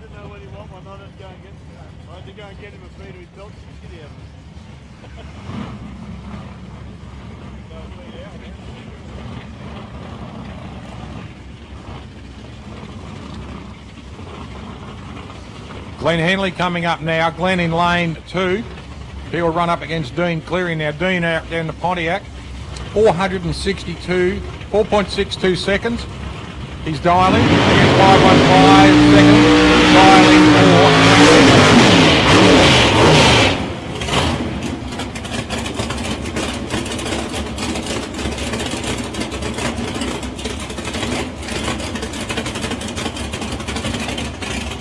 Glenn Henley just holding back.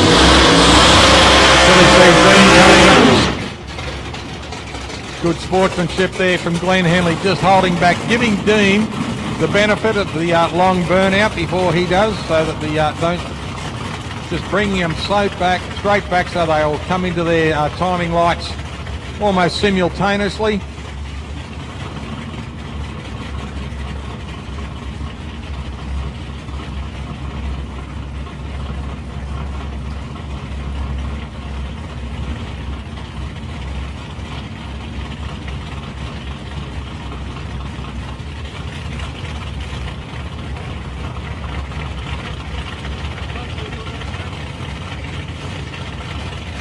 Dean Cleary, 462. Glenn Henley, 515.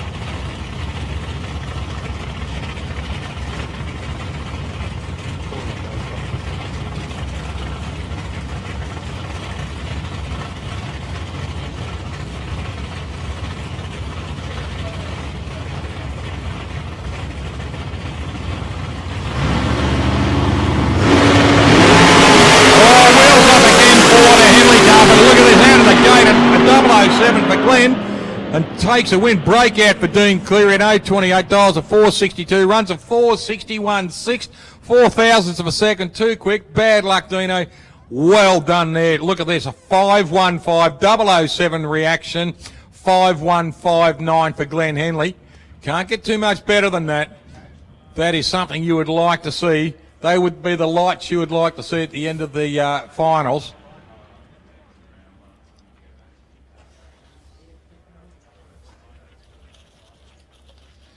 Supergas, can you come into the staging lanes, please? Supergas to the staging lanes, please. Supergas, please.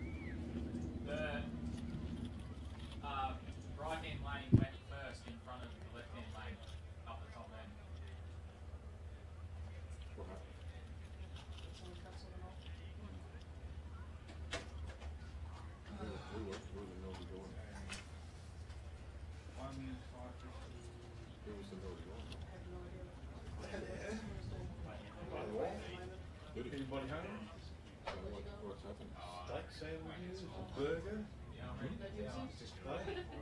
No.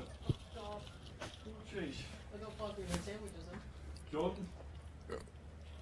Ladies and gentlemen, grab yourself something to eat, something to drink. The dial-in bar is open, the grill hut is open, the canteen is open, and the Rotary Caravan is open too for your drinking, dining and dancing pleasure. So go and grab yourself something to eat, something to drink. We are still going very strong. We are in front of our schedule at the moment, but we're certainly not complaining about that. Right, moving right along, we are coming up into competition bike now. 600 is for Levi Addison in lane 1 and Nathan Stone.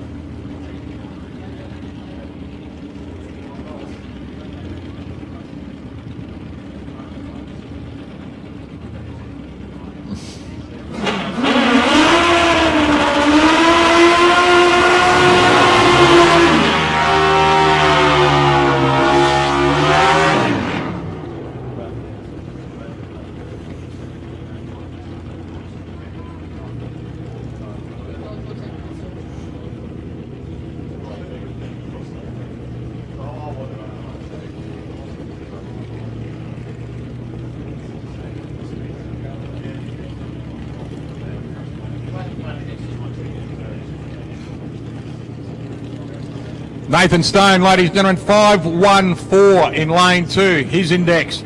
600 the index 4. Levi Addison gets away. Oh, red light straight away to Nathan Stone, so Levi will take the win on that one.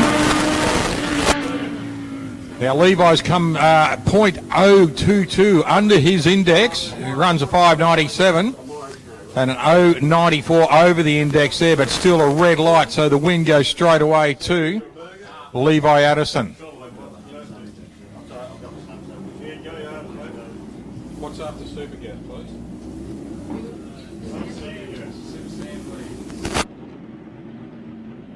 Super Sedans to the staging lanes, please. Super Sedans to the staging lanes, please. Super Gas should be in the lanes. Super Gas should be in the lanes. Super Sedan to the staging lanes, please. Super Sedans to the staging lanes, please. We apologise for the quick turnaround, but the meeting is flowing beautifully. So Super Sedans to the staging lanes, please.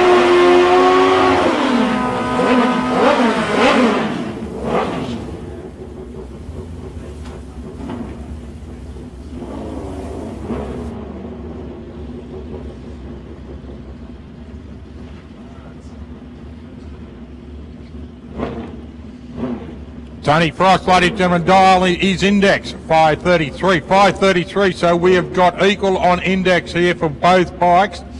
Paul Andrews and Tony Frost in lane 1.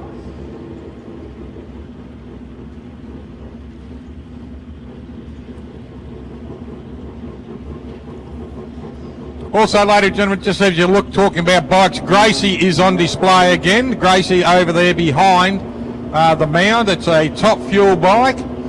The Phil Parker bike. Phil Parker bike a couple of years ago. 386 on the reaction end. Look at this. Frosty all the way down to the other end very, very quickly. Runs a 499. So he's come under the index by an 034 and 075, way over the index, and the win goes to Tony Frost in lane 1. Now you will see the Gracie bike, ladies and gentlemen. It's a top fuel bike. The late great Phil Parker rode this bike, did a 209 mile an hour pass on the bike in Sydney in 2013, which is a spectacle to see. Phil, great guy, great drag racer and good friend to a lot of people. That's his bike. Unfortunately, cancer claimed him 2 years ago from us, and Gracie is still around. So Gracie has been bought out of the dust and the hiding and been put here on display for everyone to go and have a look at what Gracie is. It's a top fuel motorbike capable of over 200 mile an hour.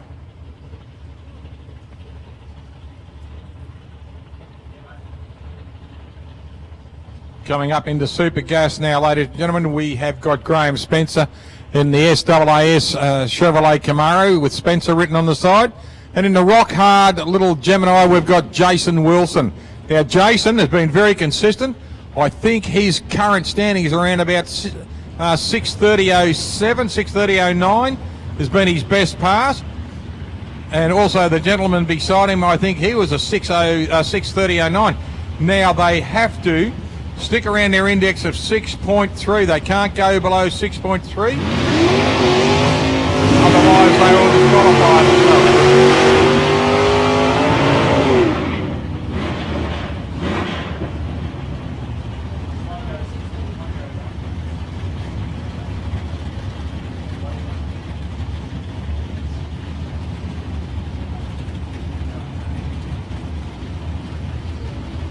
6.3 on the index. That's what they got to find. Here we go. Collins got some on. This will be interesting. 6:30.05, 6:30. Oh, look at this. Graham Spencer takes the win on a 6:30, 6:3.67. He gets to the line first. Unfortunately for Jason Wilson, he is out. But a 6:30.05 goes to Graham Spencer and takes the win. 6:30.67, Sardary. Yes. Michael DeRose Sr. out in the Oldsmobile Cutlass. Up against Colin Griffin. Now Colin out here in the Toyota Celica. 6.3 index again. 6.3 index again. Super sedans to the staging lanes, please. Super sedans to the staging lanes, please. Super sedans to the staging lanes, please. Super sedans. 0.24 reaction to Griffin. This will be a good run. The win goes to Colin Griffin. Look at this, equal over. 378, 6.378 against 6.378. The win goes to Colin Griffin and putting the nose across the line better on an 0.24 reaction. How good is that? 6.378. We've got a 000. We had three same reaction times yesterday, plus 4 000 reaction times yesterday. So we're seeing a lot of differences here, but 6.378 both cars. Difference was reaction time. Cole Griffin takes the win.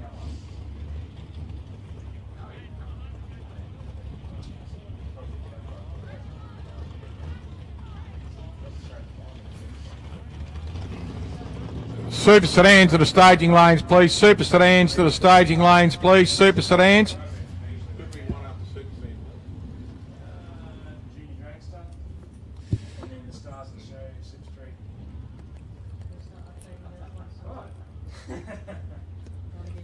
You've lost me. I have. Oh, you didn't know. You got me then. You know, when you said stars of show, I think, oh, Supercar there. Well, it's not, no, Super Street.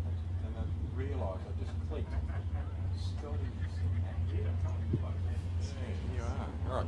Now it was Junior Drags to the staging lanes, please. Junior Drags is to the staging lanes, please.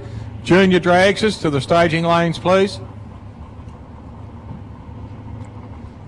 Don't forget, ladies and gentlemen, we are live streaming worldwide through Drag Race Central. Mark Humphrey down there on the scaffolding is taking the videos for all over the world. So if you give Mark a bit of a wave now, we'll see if he can pan the camera around. Can you pan the camera around, Mark, just before the cars come in? So if you watch Mark, give him a wave. He's about to pan the camera in. You can say g'day to all your friends overseas and throughout Australia. Start waving right up to the end of the hill up there. Jump up and down like idiots. That's it. And squeal. Scream. Go on. Yell out, hi, Mum. So you can see yourself on Drag Race Central. Go to the poster, the South Coast poster, tap on that and it will bring up Drag Race Central. And you can actually watch yourself waving and jumping around tomorrow as Mark pans the camera around.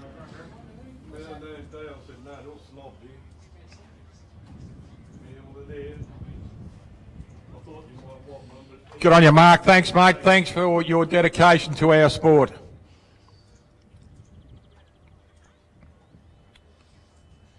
Good time to grab yourself something to eat, something to drink too, ladies and gentlemen, as the super sedans are rolling into their positions on the staging lanes.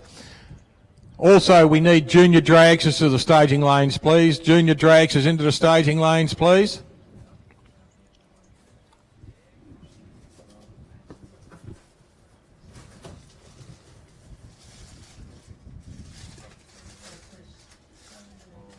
Get into it.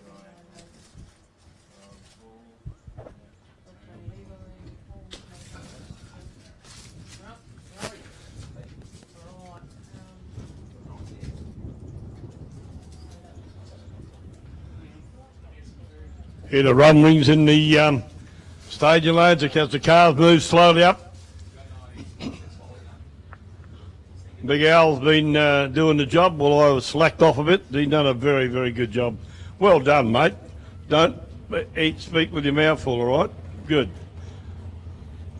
Now, been some exciting racing. I went over the other side a little while, and by golly, some of these cars, they look good from here where we are in the timing tower, but you people on the mounds there have got the best view, my goodness me, and they go past so quick. I mean, we see them, we think they're going quick, but when you're halfway down there, they go past you like a rocket sled on rails. I had a wave to a couple of the guys too. Des Jeffrey coming out very shortly in the big red Holden Ute. Man, he pulls the wheels off the ground, as you've already seen. But he got a smile like a cracked watermelon, if I might quote my good friend Alan. Very, very happy with the way his car's performing, and he's still in the round, so he's over the moon pretty well. He's going to have to drive well and consistently to get there, but everybody else in the same boat. They've all got to drive consistently to get there on their dial-in times and get there as close to their times as they can. So a bit of a break here. They're doing a lot of seeding up here in the tower at the moment, trying to work out how we go through the eliminations. You see a lot of vehicles that you might have seen before have all been knocked out. Because if you lose, as Alan said earlier, if you lose, you're on the trailer. That's the format that we're running on. And unfortunately, one of the guys down the pitch, he asked, "He's still in?" He go, "No, went out first round." So, but he's still here enjoying himself, watching the show from up there on the mound, having a bit to eat, having a chin wag with some of the people, which is good to see. So it's been an awesome day, I reckon. So far, we've been on song actually. Yesterday was a boomer day, and today's no different. And just a matter of interest, we have to chastise young. Think of his name in a minute. The dragster from York Peninsula, what's his name? I know him. Brad Hicks. Yeah, Brad, you and Brad Hicks. I just checking Alan out. Have to chastise Bradley Hicks. Left a bit of rag in the back of his car, and that's what it was, blew out on the track. So maybe he thought there was a spot of oil there, and he threw it out as he was going past so it could dry it up on the way. It would come out at about 100 mile an hour, so it would have travelled a bit there. It's a bit of nostalgia. Hang on, I got young Timmy Park here. Tim wants to say a few words. Yes, he does. Timmy, how's the day been, mate? I think the day's been pretty good, mate. Yeah, and give us a bit of a comment on the scrape on the wall, mate. I believe that part of your steering gear malfunctioned is probably a better word. I thought Curry done a pretty good job painting those white walls and needed to touch the colour, so I thought I'd just give it a rub up and put some yellow on there for him. You kid, I said exactly the same thing this morning. I said, Tim not happy with the colour down here, want to sort it out a bit. Yeah, so there you go. So, you happy with your car? Yeah, mate, yeah. Yeah, it seems to be running really well, mate. You haven't been able to get it out here as often as you'd like, but seems to be putting the numbers down all right. You happy? Yeah, pretty happy with it. We'll chase some more later on when we get the few things sorted out in the gearbox and convert area, but yeah, happy with it so far. Oh, that's awesome. Tim drives that absolutely beautiful yellow XY Falcon and dream car. I happened to see that before it ever came out here. Tim let me in the shed. I thought you were going to belt the crap out of me if I said anything, but no, I saw it in the shed and I drooled over it then. Favourite car is XY Falcon, and this man's got a race car. And I just got to take a bit of a break. Tim's waiting to say something to me. He won't say what he wants to say over the microphone, so I better put it away. Just to let you know, I've put over there a couple of times, we're going to open back up when the race is finished for spectators to come down and walk and look around. Okay.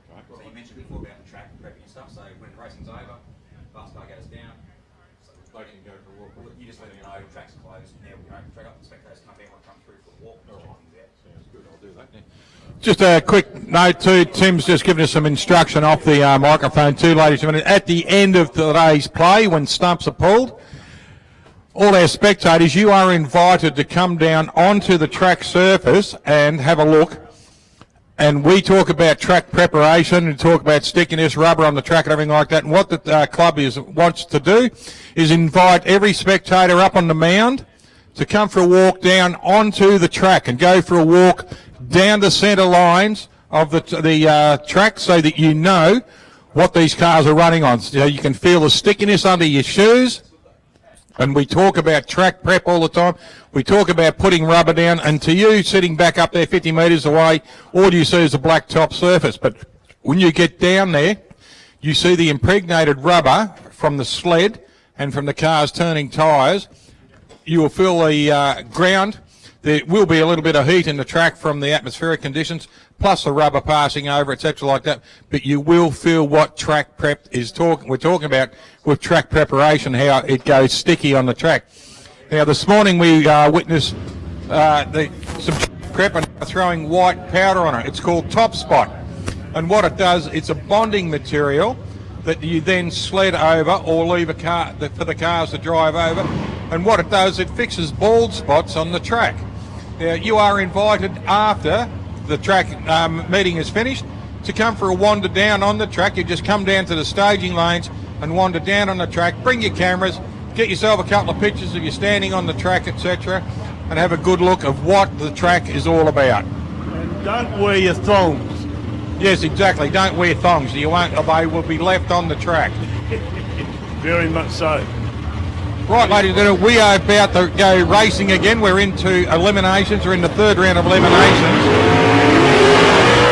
There's Jeffrey here on a 577 and George Stipakidis on a 621.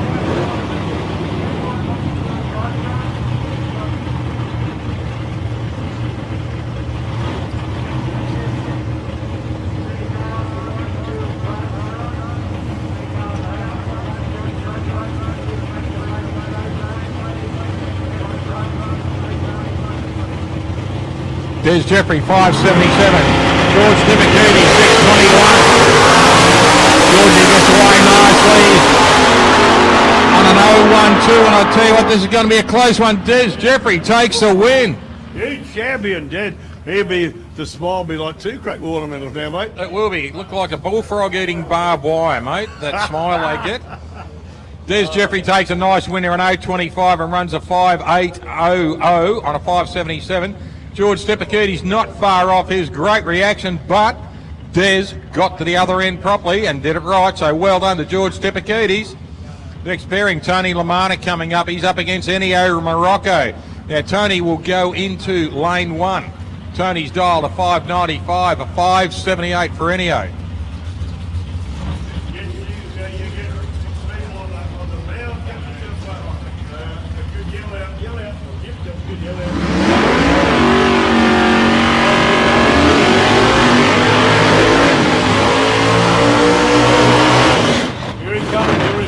Des Jeffrey coming down the return road. That's right. Put your hands together for him. He's done a marvellous job, and he loves driving this car. And can't you half tell? Put your hands together for him. Des Jeffrey, the wheel stand, and beautiful red Holden Ute there. Look at it. Good on you, Des. Nice win, mate. Good reaction time again. Well done. Tony Lamana, ladies and gentlemen, in the Chevrolet Vega, 5.95. 5.78 for Ennio Morocco in the Gemini.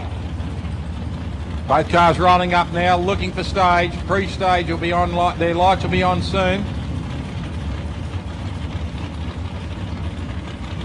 Full stage straight away for Tony Lamana. Ennio's just got to move in pre. He's in the full stage. Now, both cars are ready to go to 3. Wheels up, 5.57 for Ennio. 5.32 for Tony Lamana. I'll tell you what, bad luck, Tony Lamana, breakout. Dials a 5.95, runs a 5.85, but well done, Ennio Morocco. Look at this, a 5.78, runs a 5.84 on an 0.57 reaction. Tony did everything right and ran too quick. What a shame. But congratulations, Ennio Morocco. He moves on. Unbelievable. Good run, that one, Alan. It was, mate. It was. Here we go. Look at this. Holden versus Falcon. We've got Steve Hunt in the panel van. Steve's dialed to 637 against the legend himself, Graham Cooper. A big g'day to Ricardo Glazier. 652. I said to Coops earlier, how big a room did you have to put on the picture trophy? You didn't know how to build a new house, mate. He's won a few, as Alan told you before, the old Coop. He's a dedicated stage in this bloke. So here we go. This is going to be a good run between these two guys, Stevie Hunt and Graham Cooper. Graham Cooper, of course, in the EH wagon, and Stevie Hunt in the XW panel van. 6.52 dialed in for Cooper and 6.37 dialed in for Stevie Hunt.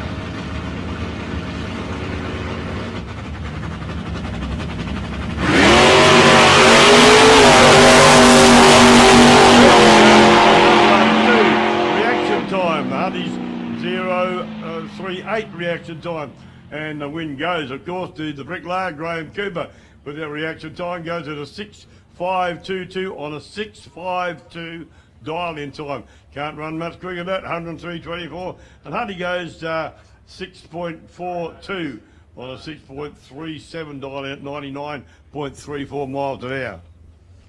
A good pass in. Graham Cooper just shows what a legend he is. A 002, 652, 652.2. Mate, you can't beat that. That's the kind of figures you would like to see in a final, wouldn't it? When you're standing there holding another trophy up. So there's a very good chance if he keeps going the way he's going today, Graham Cooper could be on par to win his 40th tree. Yep, I would not doubt that one little bit. He's a gunner, right, as we say. And I've been campaigning for so many years. He put what he's done with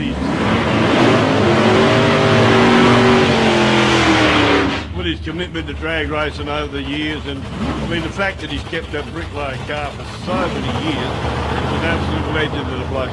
Credit to the bloke. He's in the legendary status, I reckon, Keith. But don't tell him that. Go to his head. Ladies and gentlemen, coming back down the return lane is Graham Cooper. He's on charge to get his 40th tree today. Let's hope he can do it. Hell of a nice guy and one of our legends of the sport, and a really nice bloke. And if you like, go and see him in the pit. He's quite happy to let you sit in his car and get photos. Next, Barry Martin. Oh, red light there for Chris Warriors.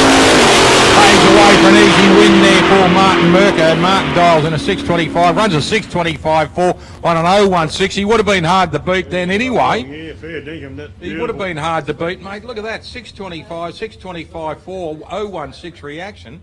Yeah. Well, one all round, every area, didn't he? When you look at his 60, he was a 140. His half track, 4.02. Yep. Chris's was a 142 and a 4.1 at half track, so... Pretty even all the way, you know, really when you look at that, yeah.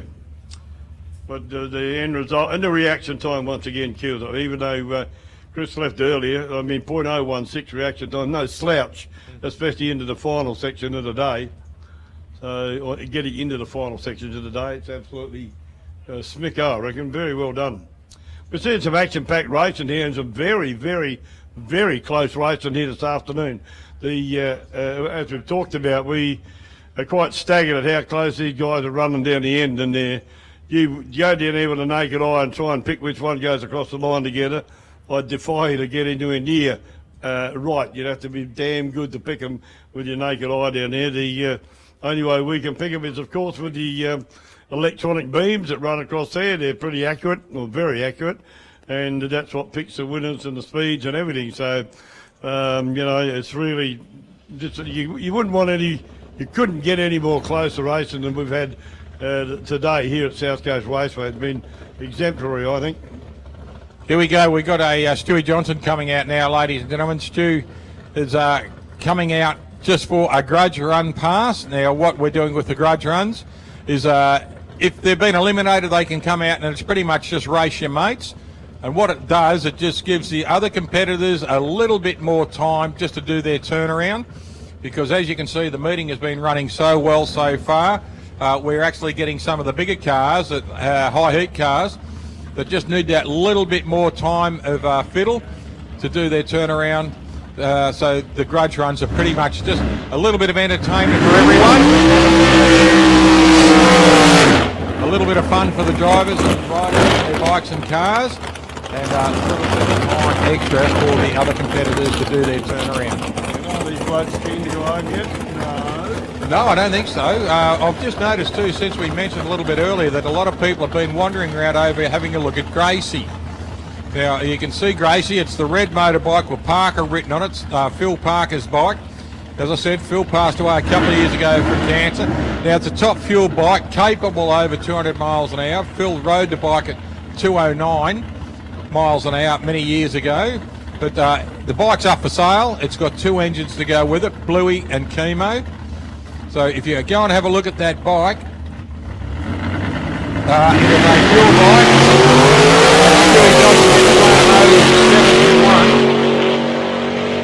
And runs through on a 520 at 131 mile an hour, so good pass for Stu. But getting back to Gracie, it's a top fuel bike. It's based on a Kawasaki with a supercharger on it, and it ran nitromethane in the fuel tank. So started on methanol and turned over to nitro. So that's how they started the bikes. And they were a fantastic looking bike, blue flames popping out the backside. You'll see the big red moulding of the body, and you'll see the pipes just coming out from behind where the rider would sit. Now, just noticed yesterday there was a couple of people having their photo takens on the bike. Please respect the bike. So if you do want photos, just make sure that Verena or someone is around there just to supervise it kind of thing, so that the bike won't be knocked over or anything. But if you do get a chance to sit on the bike, get your photo taken, you will see the uncomfortable position the rider sat at. So go and have a look at Gracie just while there's a little bit of a break in the proceedings. We'll have some grudge runs coming up first, getting a few cars here, but we're starting to line up cars for our finals also. So we'll just wait to see what's going on. But while you're waiting, go and see the lady at Shannon's and get yourself a little bit of information there from Shannon's. Grab yourself something to eat, something to drink. There is a bucket over at the canteen to drop some money into it. And that was for the fire relief. We started that yesterday morning at the driver's brief. Stewie Mitchell from Swan Hill put his hand up, put $50 in. I put $50 in. And I believe there's a few other dollars in there now. And what it is, we're just trying to raise some money from the South Coast Club, the Portland Club, to give a few dollars towards the people who might need some relief with the drag race, with the fire relief in Eastern Gippsland and in South Australia. Super Street to stage your own, please. Super Street guys to the stage your own, ASAP. Super Street. Once again to the stage your own, guys. Thank you. Thanks, Super Street. Thank you. I just see Jason Kiley on his way out. Jason usually doesn't leave early, but you've got to take the chance to get away early. I would say you get home tonight and the car will be in the shed, and they'll be working, probably pulling that trans out to try and rectify what we get. He'll be back, said this morning, I'll be back for the Wild Bunch meeting in about 3 or 4 weeks. Tell all your friends about that. That's going to be a great meeting. A lot of Wild Bunch cars. I believe Mark Hunt's got his car sorted, and he'll be coming down here as well in the big Cusso. That's an exciting car to see. There'll be a lot of other guys down here as well. Interesting car, the custom line of Mark Hunt's. The history of that car is Colin Will built that car many years ago. Perry, yep. Yeah, Colin out of Port Perry, one of our legends of drag racing. Cole was the first supercharged, one of the first supercharged cars down the Mildura course 20 years ago. He and Paul Garbolini drove the Paul Gregoni, Gregoni I think it is, drove the cars down the strip. Cole had black hair back then, and now he's up into his 70s. He's gone well into retirement, still mucks around with cars and engines, etc. But it's pretty much just a hobby now. But I always used to call into Paul in there at these Port Perry workshop, and I used to call it Cole's Playground and Toy Shop. And he had some wild machines, and he had a Morris Minor. The little two-door Morris Minor convertible with a 351 Ford V8 in it. He also had a 1959 Prefect that looked like a 59 Prefect, had skinny wheels on it. Until you got inside it, it had a 2-speed in it, and 2-speed power glide with a 351 Ford shoehorned into it. He had a 1923 Ford truck with a flathead V8 on it, and he put an engine crane on the back of that, and that was just a run around with dual wheels in the backyard. He built his grandchildren. They had a billy cart rally in Port Pirie once. So knowing Cole, oh, we won't just build a billy cart. He formed a funny car body and built it over a billy cart. So they had a funny car body over a billy cart, and that went in a rally. And then just something different for the kids to run around, he built them a T-model hot rod with a 1600 Cortina engine in it. Yeah, so that was the kids' run around in the backyard, a little hot rod with a Cortina engine and a half-size hot rod. That's unreal. And when you have a look through there, you had the AU Falcon, which has since been sold to Jeremy Boscovich over in Sydney. And Benny Gatt had a lot to do with that, bouncing Benny Gatt. Another one of our legends of our sport, Ben Gatt. What a character he is. You know, when Ben came to Swanhill a few years ago after Wild Bunch, Mark said to me, he said, can you just help Benny with the trip, you know, to tell him which roads to go, because he's a bit worried about his old bus. So I just sent him a map, and I drew on the map and everything like that, and I sent him some bloody minties to go with it. So he had something to eat on the way, and he rang me up and said, hey, Wardy, what's with the minties? I've eaten them. I said, they were the minties to eat on the way. And he said, I better buy some more. So he turned up with a 5 kilo bag of minties. And they'd eaten half them on the way. Yeah, that'll be right. That'll be right. But gee, talk about characters of the sport, Benny Gatt. But Cole Will, that getting back to the Cuzzo, he sold that car to Mark Hunt. Mark took it away from its traditional orange that Colin used to paint all his cars in. And it was the Tech alloy car for a long time. And Cole also had the Tech alloy Thunderbird, which was a slammer. So he ran slammer cars, he ran Super Sedan, he ran Supercharge Outlaw. He was a member of the Wild Bunch for years. And the good news is Cole's still ticking. He was ahead of his time too, wasn't he? Yeah, he was, good guy. Very innovative in what he did. He had the old 49 mainline utility, which was a Supercharge Outlaw, which he had several drivers in that. And I can't honestly tell you who's got that car now. I know the car was sold, but I do know a lot of his toys have been sold recently and gone to new homes, and they will come out bigger, better, faster, whatever, because everyone will go home and put their own cosmetic touch on it and what they want to do in it. And, you know, he had a Supercharged Outlaw, the AU, which has only just recently been sold. He sold a 2-door AU, which he cut and shut himself. Oh, really? Yeah. And he also cut and shut a 65 Falcon in the square back, not the Futura back, the square back. And pretty much it was a roof off a square onto a Futura. But fantastic car. He didn't lengthen the doors like the Futuras had. He kept the original, strengthened the body. So you had to slide the seat forward to get into the back seat like you would in most little coupes, But, my first time I remember Colin Wills at Wyala, came over from Port Lincoln in a tea bucket. That'd be right. A real old tea bucket, one you would never get away with running now, not even in nostalgia. But I can't remember, I think he called that Wheel Power. Well, a lot of his cars were called Wheel Power, but I think it was called Wheel Power back then. But no, he was very much into the sport at the younger days when it was really drive by the seat of your pants stuff, you know, well and truly. Well, Cole is famous for, when it was at Brookfield one day, there was a Gogglemobile Dart there. Cole raced it in his XP Ute backwards. Oh, really? Yeah, he raced the Gogglemobile Dart over the quarter mile backwards. Oh, really? There. Now, there's a bloke sitting in the tower here talking to you at the moment who holds the record for the fastest pass backwards at Mildura too. Oh, you did that, yeah. 68 kilometres an hour in reverse. Yeah, that was a bit of fun. Right, here we go. With this is Michael Jennings. This is Super Street Eliminations round 3. We've got Henry Spacek in the little VW bug. He's dialed into a 741, and Michael Jennings on a 729. Little bug got some horsepower here to keep it, you know, very close in dial-in time for these two guys. So be an interesting run. 729 for Mike Jennings next turn. Right, here we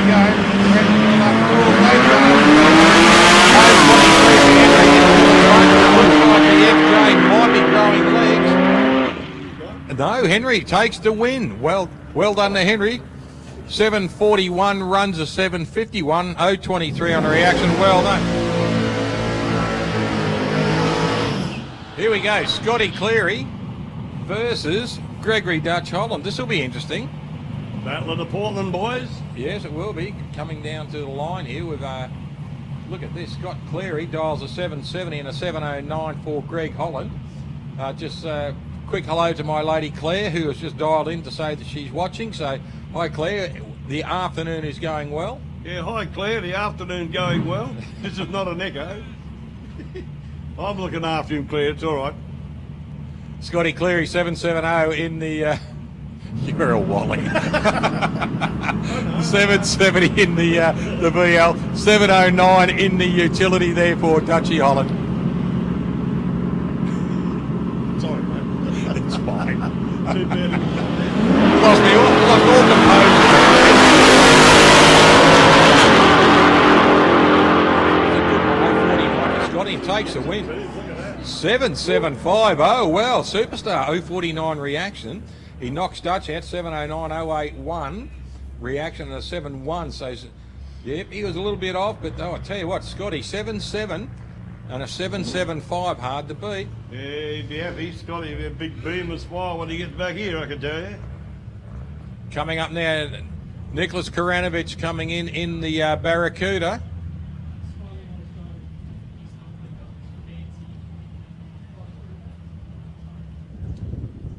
So it looks like Nick will get a solo pass. So to go into the, hang on, we've just got to work this out now, don't we? Solo pass, Super Street, so he will race Scott Cleary for a position in the final. And then, we've just got to work this out, haven't we? Because we've got Ian Hick and Cal O'Brien will come in now. The winner of that will go straight to the final, so Scotty will race Nicholas to be the pairing into the final. Yes. Yep. That's what we reckon anyway, That's right, I'm nearly totally confused. Oh, hang on. Oh, no, there must be grudge cars coming up the back. Andrew Waite and Andrew Shirley. Yes, they would be. You're digging.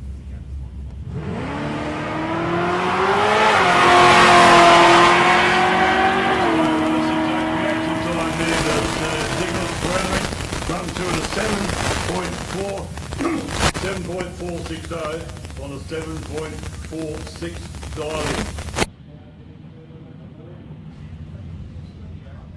91.86. Scotty's run was elimination. Yeah. Yeah, because Dutch was still in. Now he's out. Yeah, by the computer.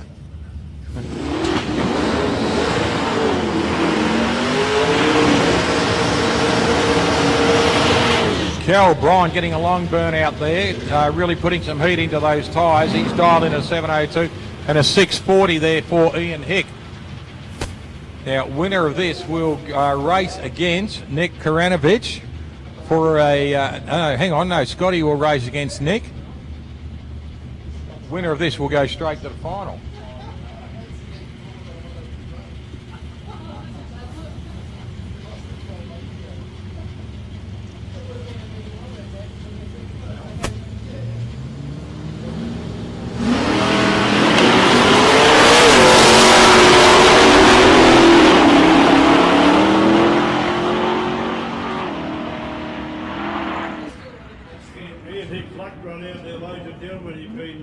Pretty fortunate to get through, but the car misfired again on that run, and it hands over a good win to Cal Bryan. Goes through to 7.125 on a 7.02 dial in. The big yellow Ford misfired quite considerably all the way down, as it had been all day. They'll be chasing that, be annoying the daylights out of them, not being able to find that problem under power. The car was breaking down fairly seriously as it went down there then. So the big XY Falcon takes the win there quite easily in the finish.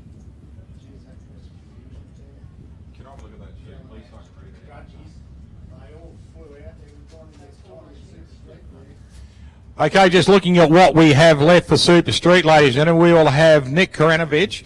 He'll race against Scott Cleary for a position in the final. And Calvin Bryan in the utility will race against Henry Spisak in the little V-dub. Now that will give us our two finalists for Super Street.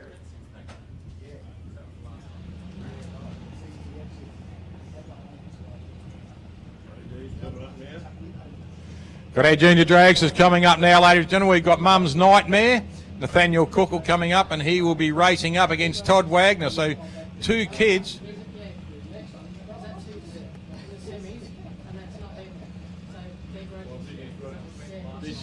So we've got a couple of kids coming up here just for grudgies. Todd Wagner will come out of Mildura, and Nathaniel Cookle will come out of Mildura too. So we've got a couple of juniors coming in just for grudge matches.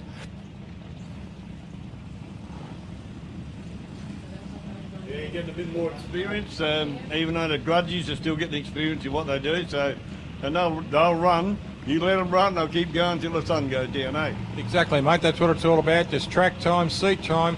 The more time the kids can do the run, the better it is, because they can go out there and just practice the art. He was done that, what Mum and Dad think. Does it? The kid wants to go, well, let them go. Have a look at them, they're worn out there, the Mum and Dads. I reckon Mum and Dad would be pushing the kids out there too. I don't think there'd be much fight there.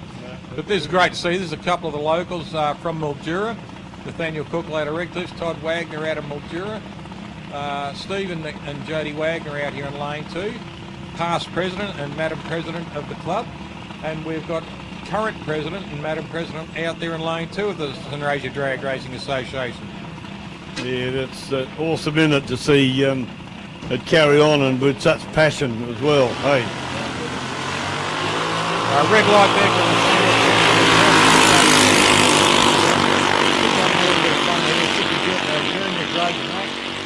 They go right through and right down to the other end. The win goes to Todd Wagner. Semi-final, Supercharged Outlaws, semi-finals, competition bike, semi-finals to the stage names, please. We've just been blessed with royalty walking to the tower, you know that. Supercharged Outlaws semi-final and round 3, please, to the staging lanes. We've just been blessed with royalty coming into the ground here. Now Scotty Cleary dials in at a 7.5 and runs a 7.55, and he dials in at a 7.502 and runs a 7.5 and runs a 7.502. So, you know, and reaction time and everything like that. I think, Pete, we're in the midst of royalty of drag racing here with 2 passes like that, and we're only bagging him up because he's a mate. Yeah, of course he. I mean, how disrespectful is he to run out the door on us like that? I can't believe that. We'll more than cry. You've upset us now, Scott. We still love you, but come on. Mason Cookle coming out for a solo pass. Scotty Cleary, ladies and gentlemen, does a lot around his club. He's our electronic whiz.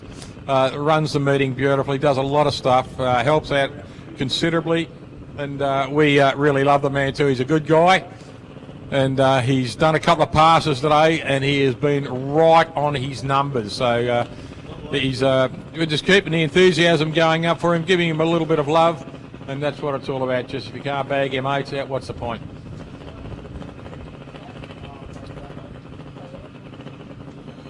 Leon Davies, they're doing grudge matches. Did you know that? Leon Davies, they're doing grudge matches.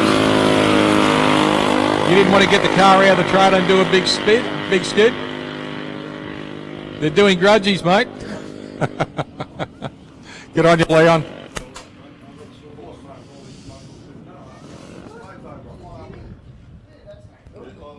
Mason Cookle goes down on a 13.15 at 47 mile an hour. Here comes Darren McGregor.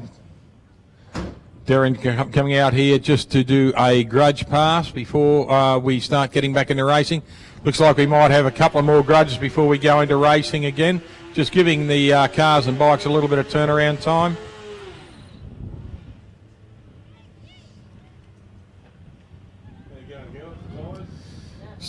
Still a few cars who haven't left the car, a couple of bikes who haven't left, who continue to hang around just for grudge matches, so we do appreciate that, just giving cars and bikes a bit of turnaround time. And Darren gets away 3.49. Rides the bike through on a 7.049 at 76 miles an hour.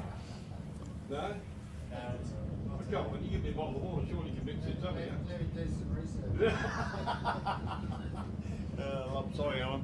Sorry, mate. We're trying to get an exclusive interview up here, but everybody's knocking me back. Try harder. Where's he? Hey, harder. Darren McGregor just goes through. All right, look, Andrew Waite and Andrew Shirley. The battle of the Andrews now coming through. Andrew Waite in the HQ coming in. Beautiful looking car. HQ Prem, probably about a 72 model, running a nice set of Convo Pros over it. And Andrew Shirley coming in a VX Commodore.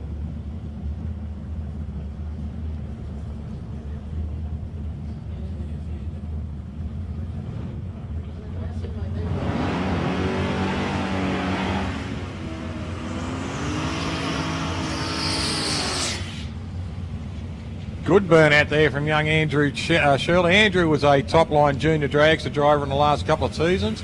Went to a lot of meetings, put a lot of seat time down in the car, had a lot of fun too. And his first venture into the senior ranks, from I think it was the first 3, maybe even 4 meetings that he went to, he took away the winner's trophy or at least a runners-up. So done very well for himself in the senior ranks.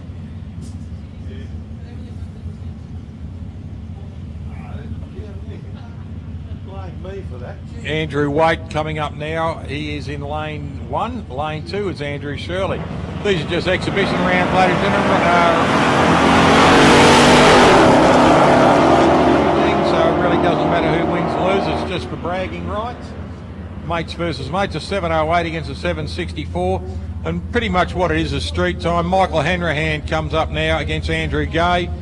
Michael out here in the blue Holden against Andrew Gay in the green Commodore in lane 1.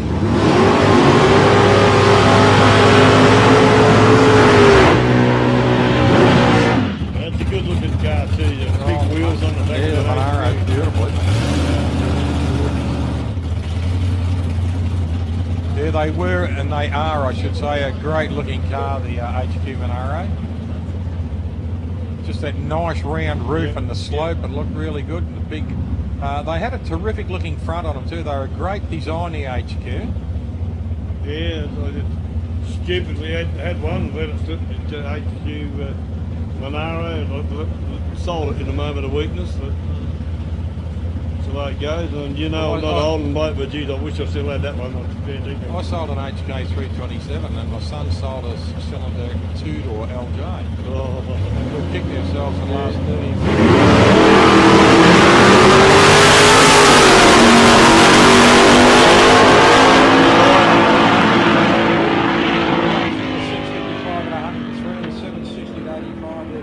Gay in the Commodore. Next pairing will be bouncing Benny Phillips, running up against Stewie Johnson. Stewie in the rail, bouncing Benny in the S10 pickup.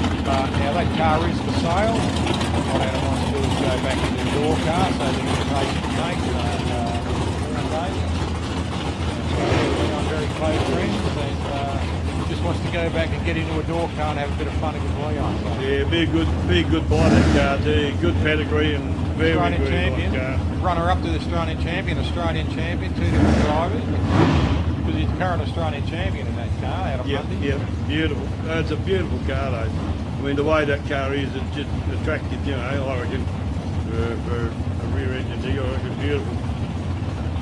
Here we go, Benny Phillips, Stewie Johnson.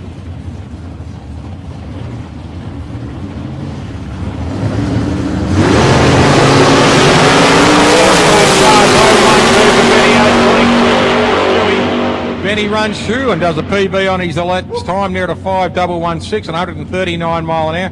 A 5.25 at 129 miles an hour there for Stu Johnson in the rail. Yeah, you what? Benny'd be happy with that. The best ET he'd had out, but what a run that was. 0.012 reaction time to Stewie Johnson's 0.22. And for him to pick up a time like that, I thought the drag would kill him, to be honest. But my goodness me, he hooked it up and did well. He got their car working very well, young Benny, and we'll slowly improve that as we go with it. just a single solo pass here now for Charlie Saraceno in the Vega. Beautiful little car. Magnificent looking car, it really is, the Saraceno Vega. Now he runs about a 440 cubic inch Chevrolet V8. This will be interesting to see. He's just got a fast. We'll see if he can on the stop just to get a time on it, but we'll see what he does on this pass, because it usually runs 6.3 on the index. We'll see if he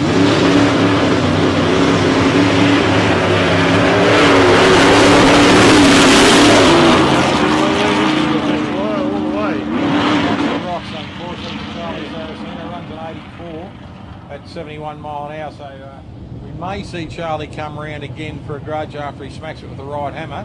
Yep, I reckon you'd be right. Look what's coming up now. Dad and the boy. Yes, Cozzy and Rock Pacini. This will be an interesting pass between the two lads.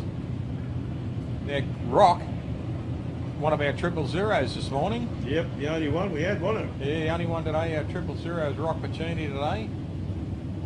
That's Rock in the Holt Monaro and Cozzy coming in the Ute.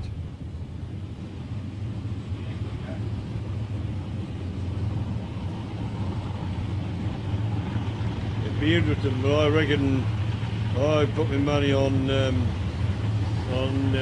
one at Fassini boys. You go for Dad? Yeah, I reckon. Yeah, I reckon Dad will do it.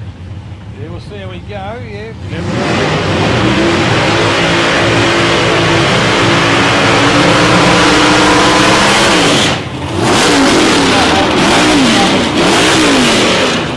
Did say those guys are on the way out. He's got to get these there at the end of the meeting, so I'm going to make sure of that.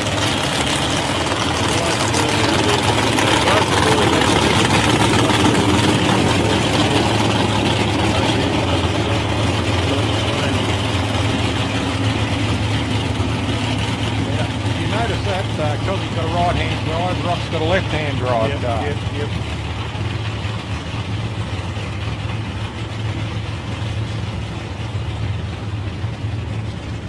They're still serious and keen. No, it's a grudge in. There's a bit of work out with it. Yeah.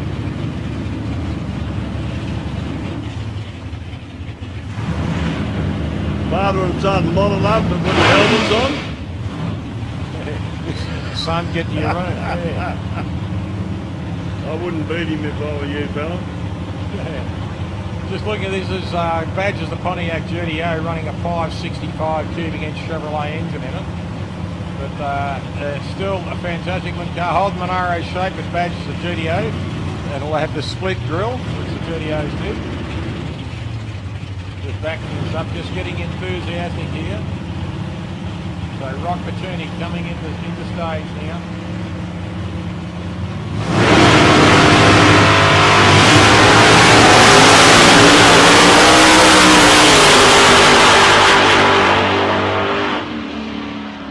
What happened then is they dialed themselves in. Instead of just running at a grudgy, they ran a 612 against a 533.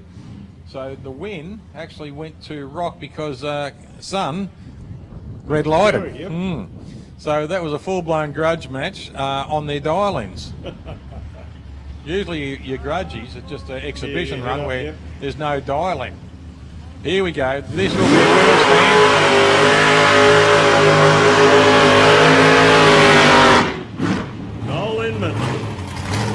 It's beautiful T-model Ford.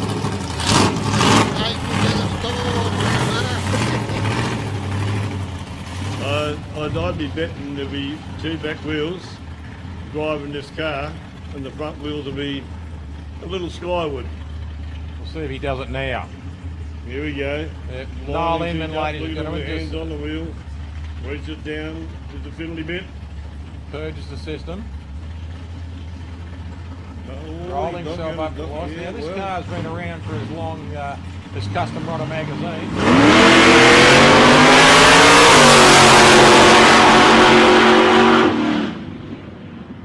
The reaction time was 8:06. He was trying for a wheel stand. You can see reckon. that, the body position of the car, but it's still a good pass there. But Noel, that car, I remember reading about that car in the 70s in Custom Rodder. Yeah. and so that's been around for a lot of years now. Right, we're going back into racing with Comp Bike, round 3 of eliminations.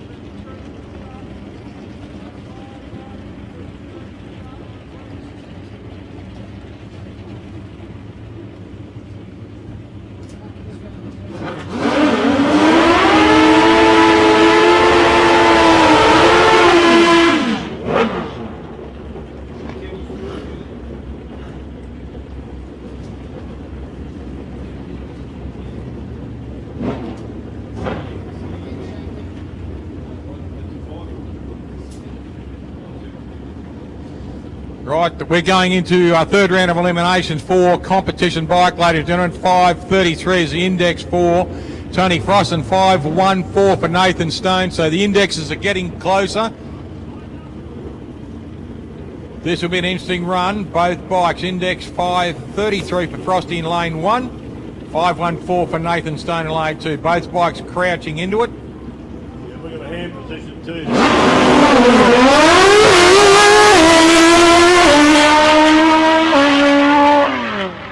Nathan Stone, unfortunately, lousy launch for him. Won't be a happy man, but it looks like he's moved to the wall and he's going to ride himself out.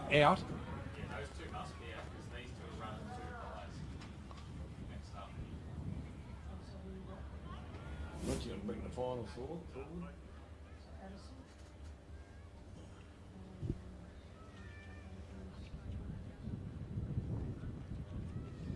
Yeah, wouldn't you be happy, chappy? Look, he's unfortunately stopped right down in the middle of the track there, so things aren't good for him at the moment. But Luke Davis is going down to give him a hand, so looks like Nathan's going to try and run the bike through the lights and everything. We've got a bike coming down from the top who will possibly have a little tow rope on it, be able to give him a hand, and there goes his tow bike following him.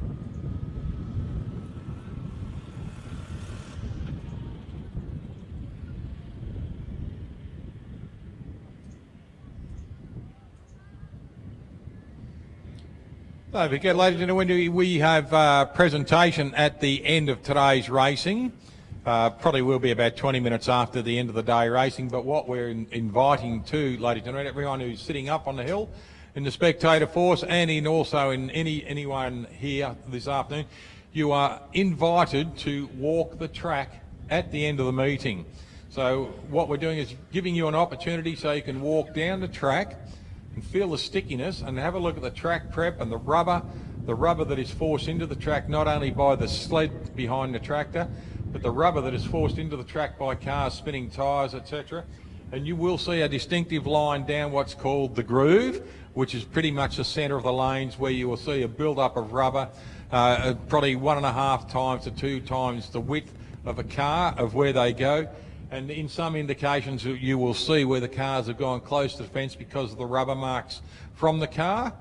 But what it is, ladies and gentlemen, we're just giving everyone the invitation to walk a track after a day's racing, but don't wear thongs. Otherwise you'll be doing it in bare feet, because it will take your thongs off with some of the stickiness still on the track. So please, ladies and gentlemen, you are invited. Feel free to wander the track after the racing has finished today.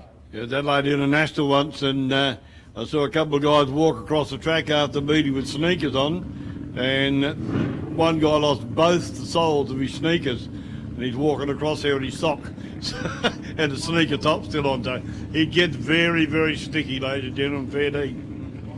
Right, competition bike, this will be a Levi Addison. Levi Addison will do a solo pass here on a 600. Yeah, I have seen in the heat of the Sydney weather, they prepared a track the night before. They prepare the track for day's racing, The next morning they came out there, the track manager found a snake stuck on the track. It was in the magazine. It was a picture of the snake in the magazine. Unfortunately for the poor old snake, it had died through the night, but it tried to cross the track, got about a third of the way into the track, couldn't go any further. Yeah, I believe that. That's terribly sticky. And you see people walking out of their shoes and walking out of their socks to get off the track sometimes. Yep. So you are invited to walk the track after the meeting, ladies and gentlemen. We will tell you when you can do it. And it's just a little bit of, something about drag racing that you can see what the preparation is. He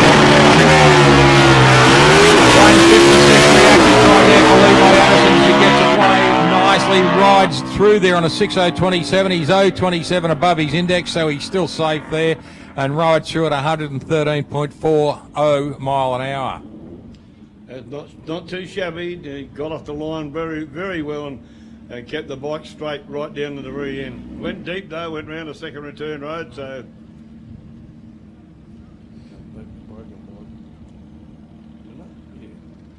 Here we go, ladies and gentlemen. Paul Andrews coming up now. Paul just backing himself into the box. It's called a burnout box, ladies and gentlemen. It's a burnout pad, whatever you like to call it. They spray some water on the ground.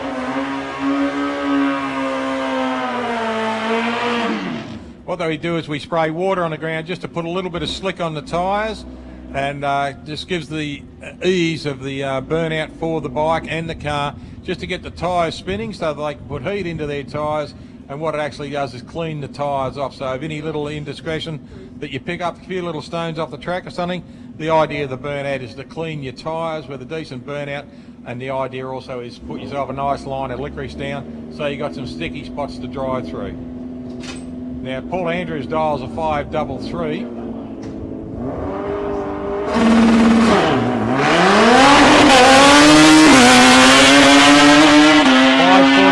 Reaction time and runs through on a 6.05, so he's 7.35 above his index at 118 miles an hour, so still going well. Yeah, what do we got here? Just elimination of road. Just elimination of road. No, there's still the semis.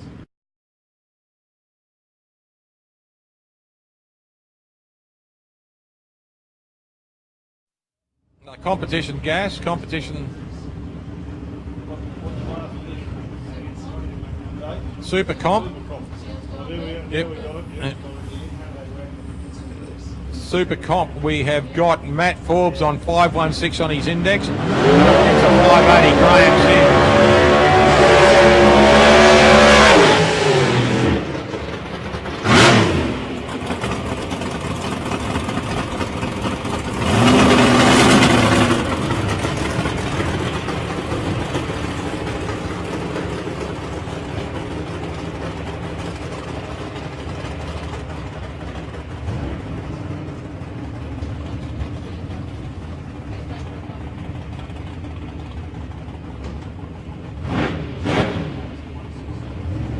Right, Graham Sims out here, ladies and gentlemen. He's put an index in on himself, a 580.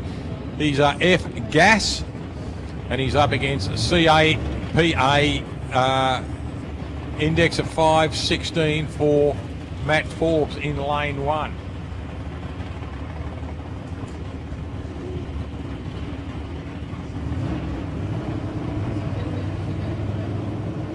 So we're looking at competition, Aspro automatic.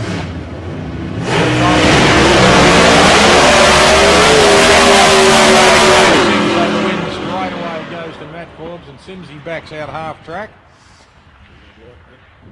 So Sims backs out half track. Matt Forbes goes through, takes a nice win there, 7.54 over his index, but knew he had it won straight away, so did not want to drop his index too much more. So unfortunately for Graham Sims, the car didn't do what he wanted to, and a red light in the first place.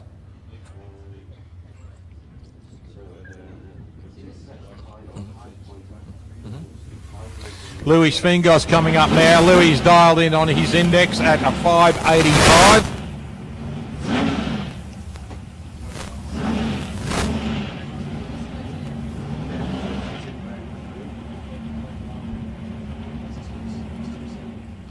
.585. Now this car's a sequential shifter, ladies and gentlemen, 4-speed gearbox with a clutch, a pedal clutch. And what you'll do is you'll...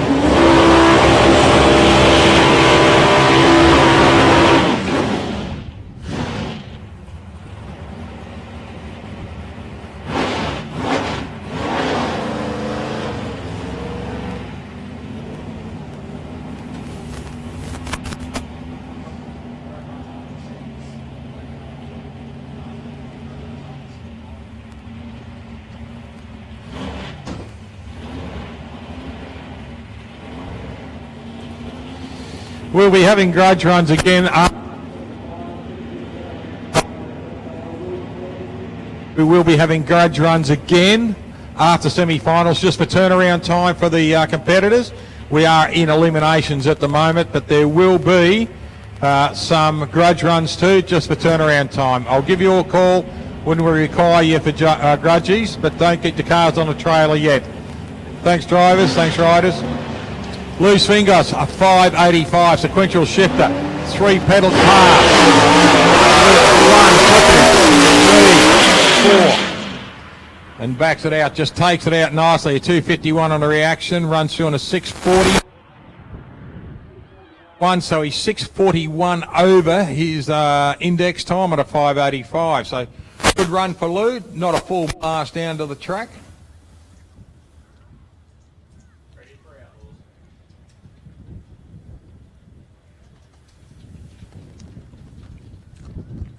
Right, we've got our supercharged Outlaws coming out now, ladies and gentlemen. You'll see Kane Finn in the beautiful 63 split-windowed Chevrolet Corvette.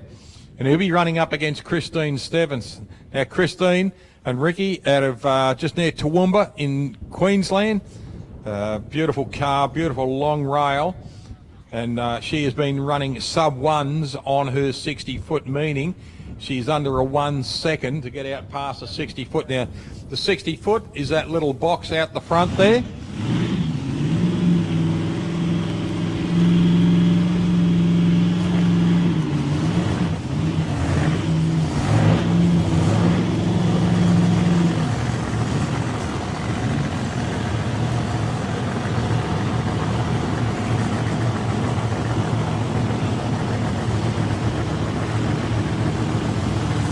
Christine coming out in the rail, a Lockyer engine reconditioning rail.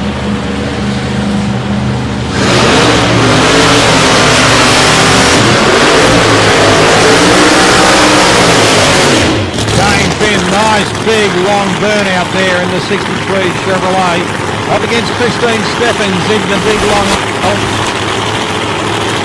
She's driving a 431. He's dialed in at a 500.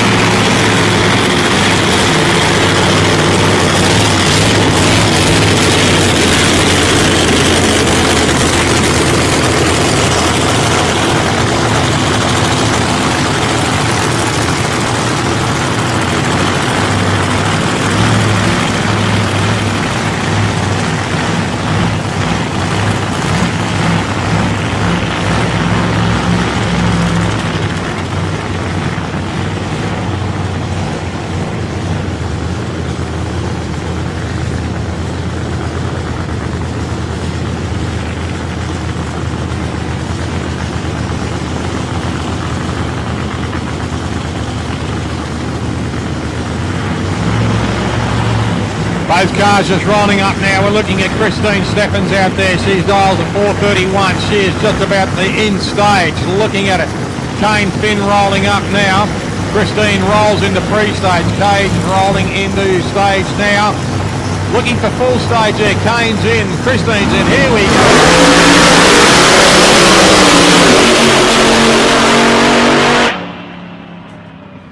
Good pass in for both cars. We do have a double breakout, but the win goes to Christine Steffens.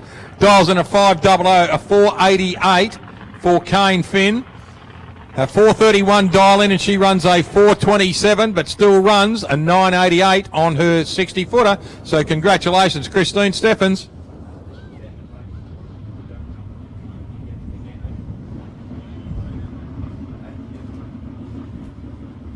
Joy Scroop, are you still here, love? Joy Scroop, can you go to the canteen, please, Joy? We've got something of yours there. Joy, if you can go to the canteen, they've got something of yours there for you, love.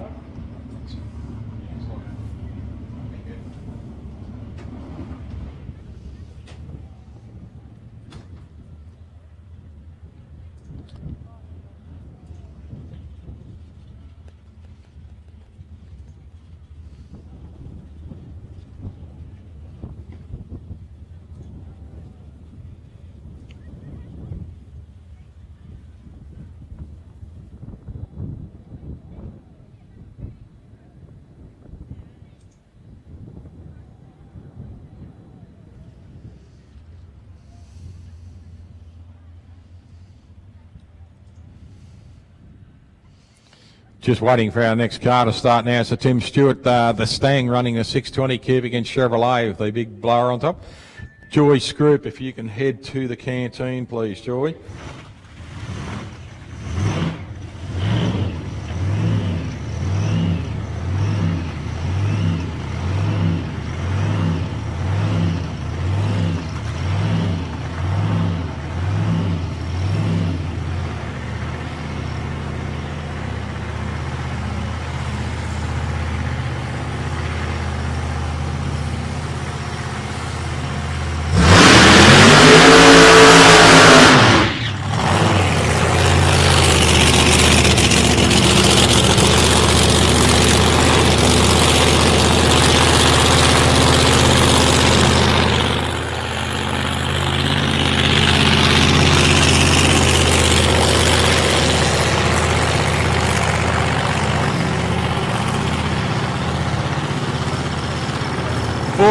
We've got Tim Stewart out here. He'll dial into a 440.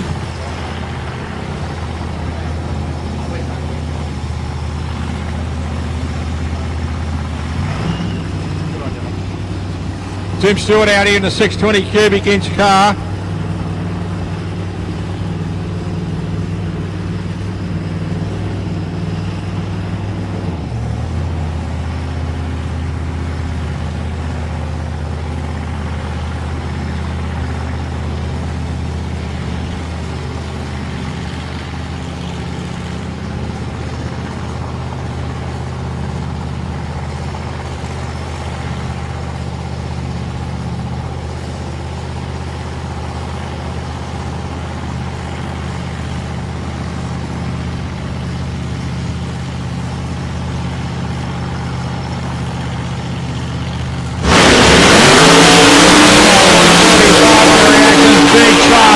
All the way down there, shoots come out nicely, runs a 447 on a 440 index dial in at 146.44 mile an hour. So well done to Tim Stewart, good pass in, car went straight.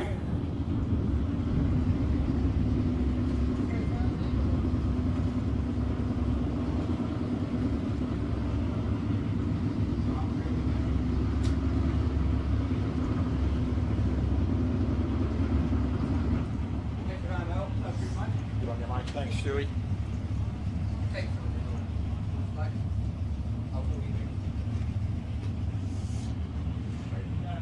Right, next pairing, ladies and gentlemen, we are coming up the top sportsman elimination. We have got Jason Arbery will roll into lane 1. Sam Cardinale will roll into lane 2 in the Chevrolet Camaro. Now, dial in is a 523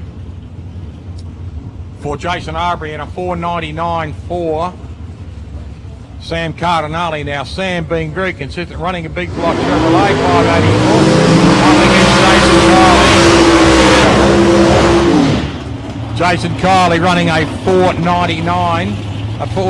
Pardon me, for Sam Cardinale. Jason Arbery running a 523.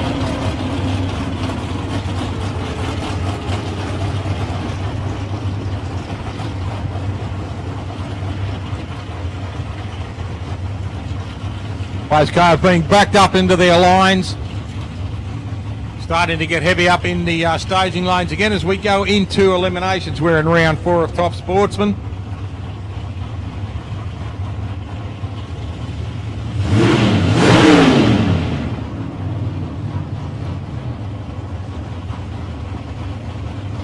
So Sam Cardinale will be brought up onto his line. 499 he's dialing. 523 for Jason Arbery. Arbery in the Komatsu, current Australian champion.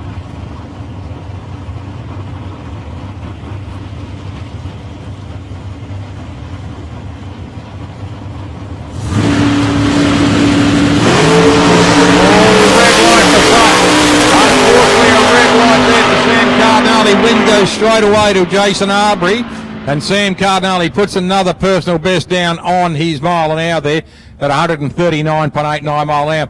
Christine Steffens coming back, ladies and gentlemen. Give her another round of applause. Another sub 1 on her 60 foot, a 988. So well done, Christine. Another sub 1 on your 60 foot.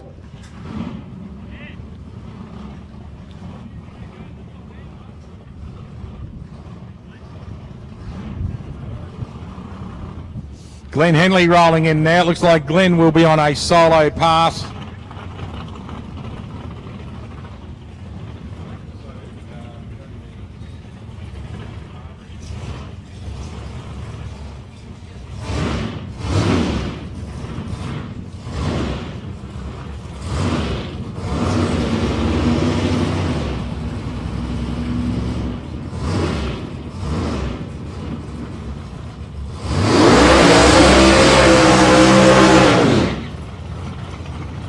Glenn Henley, short burnout on his car.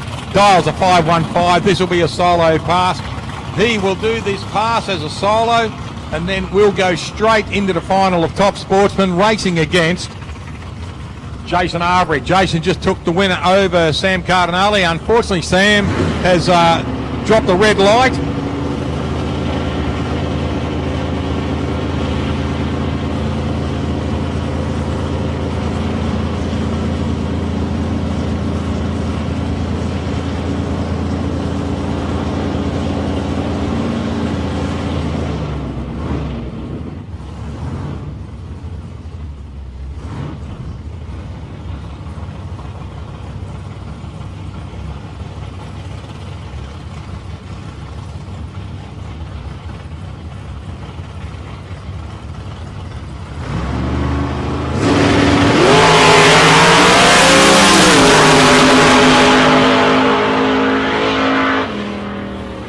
Nice pass there by Glenn Henley. We'll just have a look and see what his figures were. An 0.24 reaction, runs a 5.17, 133.9 mile an hour.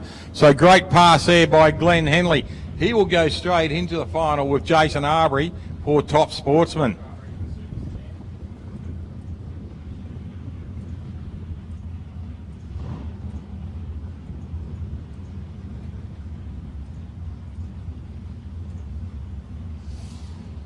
Ready to go for Super Sedans on eliminations here, ladies and gentlemen. These two, this is our semi-final for them.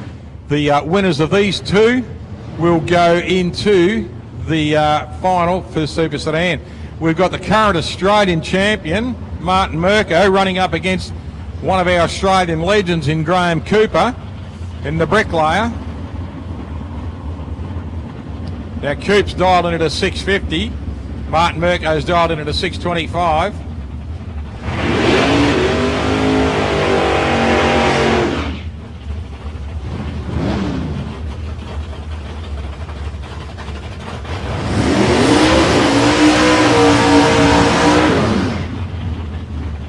So the Bricky just a short burn, and he gets a nice little run there. So 625 Martin Mirko, 650 for Graham Cooper.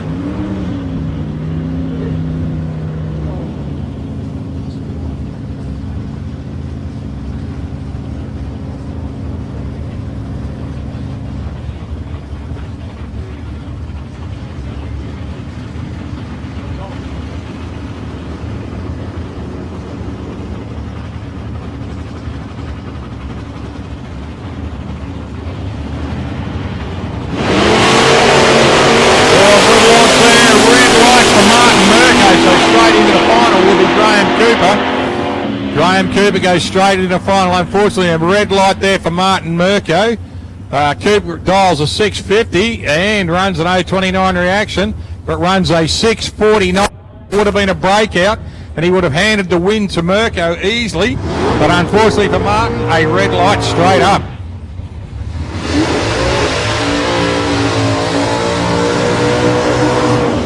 Morocco coming in. Ennio dials in at a 5.79 in lane 2, 5.78 in lane 1 for Des Jeffrey. Now Des has been driving this car like a bullet all day and has Ennio.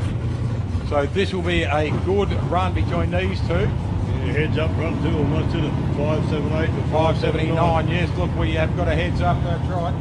And what will happen too, the winner of this will go straight to the Super Sedan final against Graham Cooper. Getting to the business end of the day down, by golly. Did that Corvette's loud, mate? I'll stand behind that with a wet ball. Yeah. Not behind it, beside it, actually. Yeah.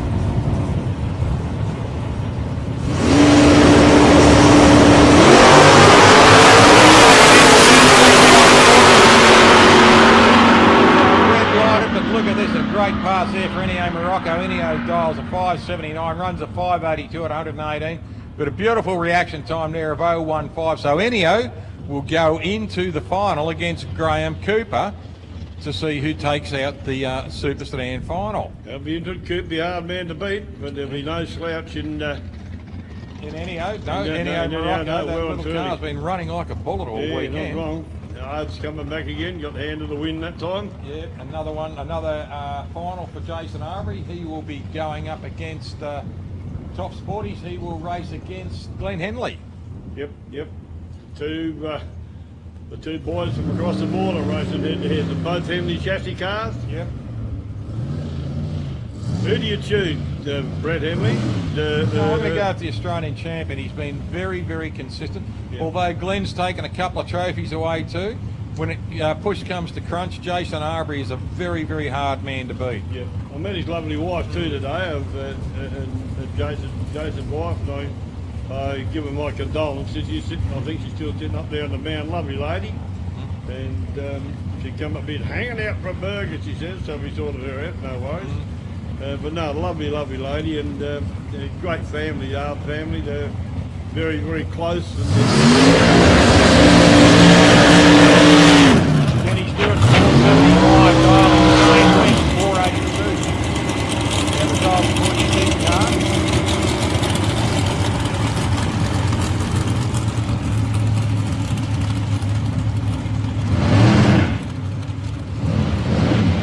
Now this is an interesting concept, pretty much the same style of dragster. Kenny runs a wing on the back of his for downforce. Shane doesn't, but still, when you're looking at a 482 for Shane against a 475 for Ken, it's just difference of setup in the cars that they do it. So Leanne Bragg's just about to bring Kenny Stewart up in the Foot's car. Amanda Ruddle just taking the pictures of the back there. Yeah, great team, Kenny Stewart, Amanda, they're lovely people too. Grandson William's crew for them this weekend, so.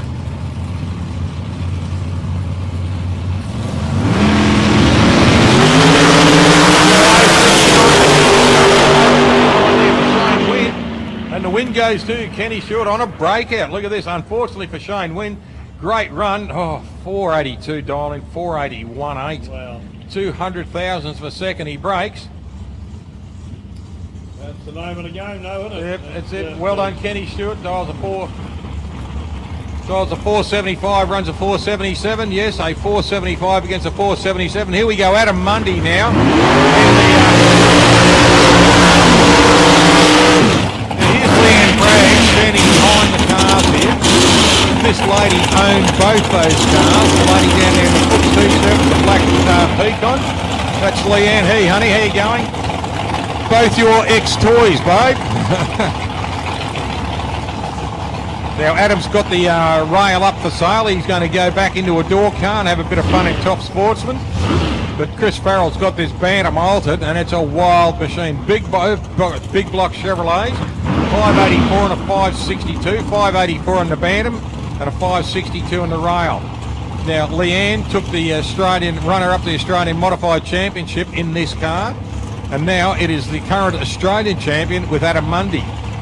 So the car has got good selling history. Yeah, beautiful pedigree. It's got yeah. Got great selling history.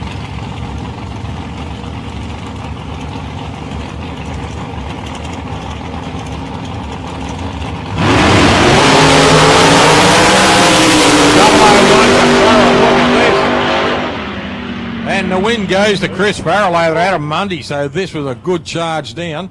Adam Mundy, 0.42 on the reaction, 463 against a 464. But look at this, 476 on a 479 pass on a 001. That 001 against the 042. 042 is nothing to be ashamed about too, but a 001, mate, that just makes it, doesn't it? Now, I think that's about the third or fourth 001, 002 we've had today this weekend as well as having 5 000s on reactions. That's amazing, isn't it? Oh, golly. Okay, we're going into junior drags now. What will happen here on Eliminations? Each of the winners of this will go straight to the final. We've got a Lyra Cardam running up against Sarah Donnelly. It'll be a good run, this one. It will be.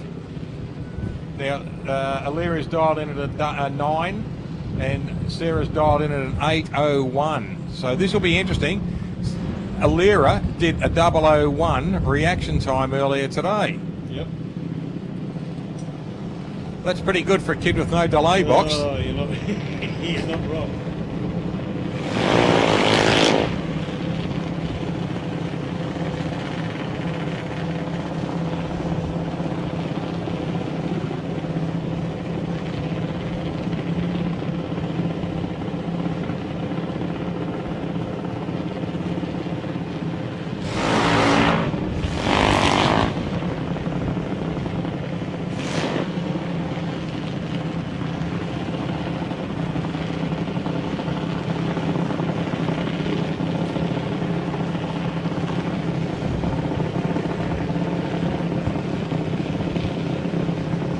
Love watching the parents, how they do the ritual and everything. Mark's very casual, just wanders up. Come on, honey, a bit further forward. That's it. Righto, look at the tree.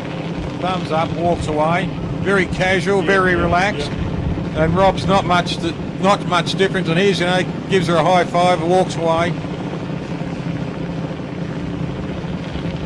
Got a good index here, a second apart, so this will be interesting. 59 against the 172. In here, and she does too. The Lyra card, look at this, a 9. Oh wow, look at this, a 900 reaction. 9002 on her dial, and how good's this? And Sarah, commiserations to Sarah, great pass. Look at this, runs an 8:01, runs an 8:017. PB's her best on mile an hour here at this track. A 172 reaction, so the nerves would have been up a little bit because she had to watch that car disappear for a second. And when you do a number like an 8:01, you run an 8:017, you've done nothing wrong. Yeah, exactly right. And when you've had to wait a second, mate, the nerves are up. So congratulations to Sarah, beautiful pass. But congratulations also to Alira Cardham for a great run. 9002, how good's that? Right, that's right on it, isn't it? Yeah. So Alira will go into the final, and it'll be up against the winner out of this race between George Lempiris and Georgie Lempiris and Jake Berrius, two absolute young gentlemen.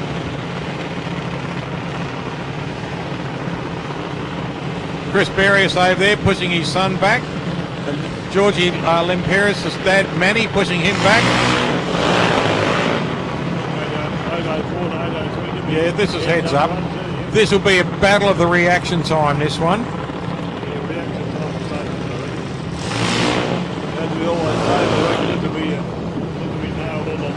It will be.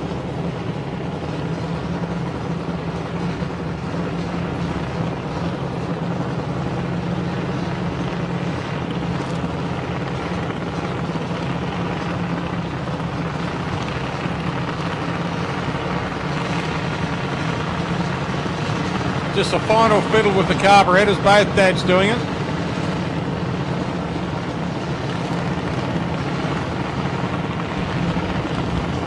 Manny just bringing George up.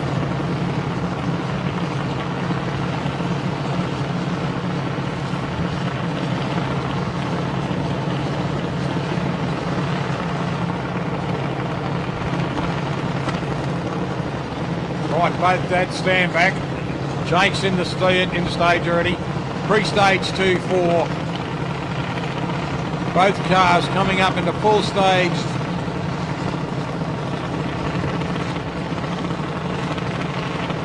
Now both cars in. Here we go. There goes the 3. Reaction time. Best reaction. Jake Berrius putting just the nose in front. Hold the thing flat, and that should give him the win. Yes, it does. Runs an 8:130 on an 8:04 dialing and an 8:15. But look at that. Does a slower run. So George does a better run at an 8:15, an 8:30 against an 8:115. But reaction time takes you in for Jake Berrius. Congratulations, Jake. Commiserations, Manny. But well done. Your son is always and always will be a gentleman. And a good kid too, George. Hell of a nice kid, yes. So congratulations, Manny. And congratulations to Chris and Taylor Berriers jumping on the car to go down. Yeah, it's a race between the golf carts. You got to pick the kids up quick.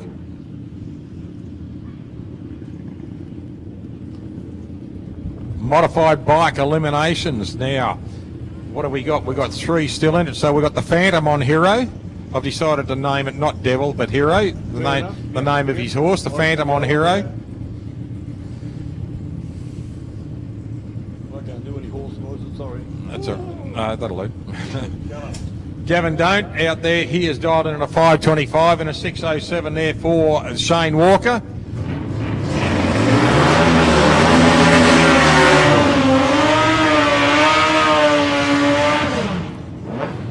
Tony Frost out here helping Shane, just bringing him up. So Shane Walker dials in at 6:07. Gavin Don't dials in at a 5:25.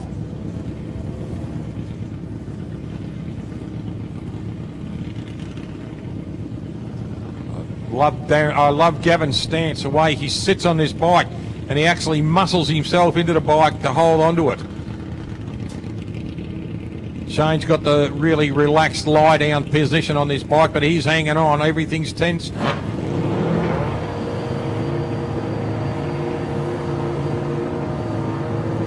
Gavin just got a more upright style bike there of Gavin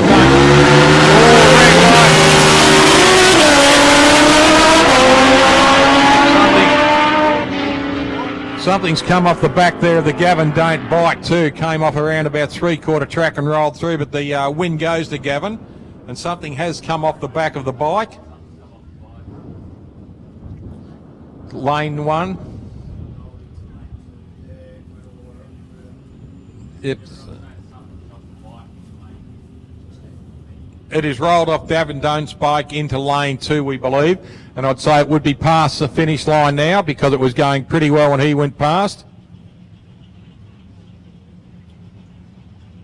Ricky David, keep on it like a ton of bricks and hooking down there. The workhorse is completely at the car now. Go and have a look. What's that? Whatever that dialing is, please, someone.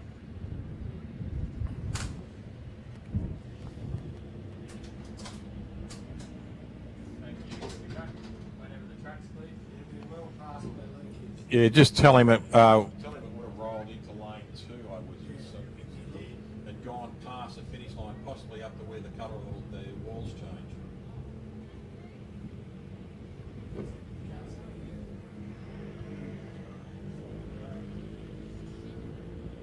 Seen something.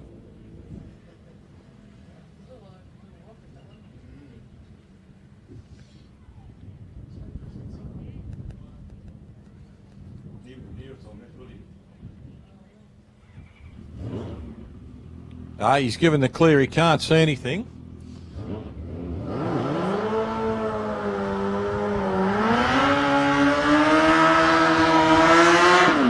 There he goes, the Flying Finn, ladies and gentlemen. Brian Finn, twice Australian champion, currently runner-up in modified bike, and dials in at a 6:57.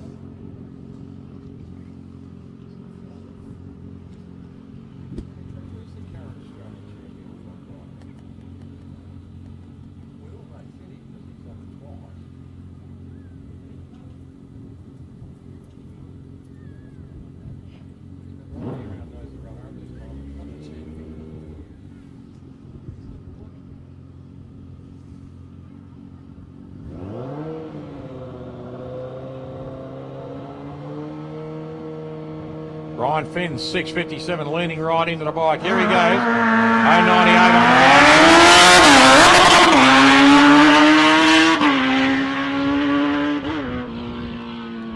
bike. Finney with a nice little click change there halfway through. Might have missed the cog, but still kicked it back in. Darius coming back down in front of you guys there now. Give a hand. Yeah, current Australian champion will go into another final today too, ladies and gentlemen. Jake Berrius going past the Berrius Motorsport car. Congratulations, Jake. You're a young gentleman and well done, mate. Good luck in your final. You're running up against Alira Cardam, lovely young lady, and mate, you'll have your hands full there because she is on the numbers at the moment too. Right, Super Street elimination round go. Okay, we're going into Super Street eliminations. Now, the winners of these two will go straight into final. So we've got Henry Spacek out there in the Volkswagen, dialed in at a 7:45 against Calvin Bryan at 7:02, has dialed in lane 2, 7:02.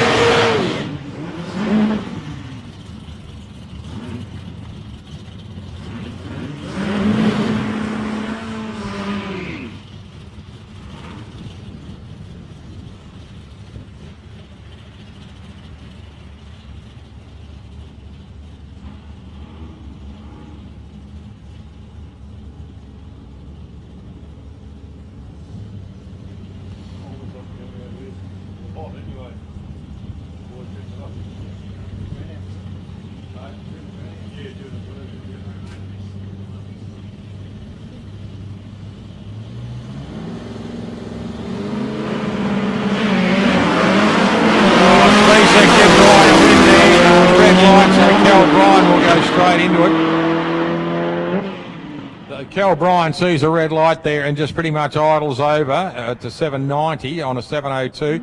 So he'll go straight into the final. Unfortunately for Henry, he red lights. So this will be between Scott Cleary and Nick Karanovich. Winner of this will go straight into the Super Street final also.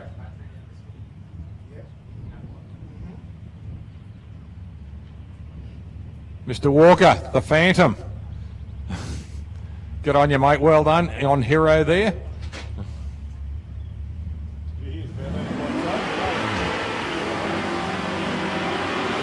Nick Karanovich, just a quick short burn on the tyres there for the Barracuda up against Scotty Cleary. Same thing, very short burnouts. The air's a little bit cooler out there at the moment, so we're coming into fast air at the right time of the day too. Look at this, Scotty Cleary just looks over, gives the evil eye over to Nick Karanovich. Nick goes, yeah, whatever. 7:46 against 7:70. They didn't really, I just made that up. He did both. I'm out to that, but I saw him do it too. Yeah. Nick Karanovich, 7:70, 7:46 against 7:70. Both cars leaning in. It's all better reaction. I think he might too. Oh, breakout. The win goes to Nick Karanovich on a breakout. So Nick Karanovich goes into another final. 7:46, runs a 7:48 and a 1:70. But look at this, poor old Scotty Cleary dials a 7:70, gets an 0.83 on the reaction and runs a 7:64. So a bit of a breakout there for Scott Cleary. So he's not royal anymore, buggery. No.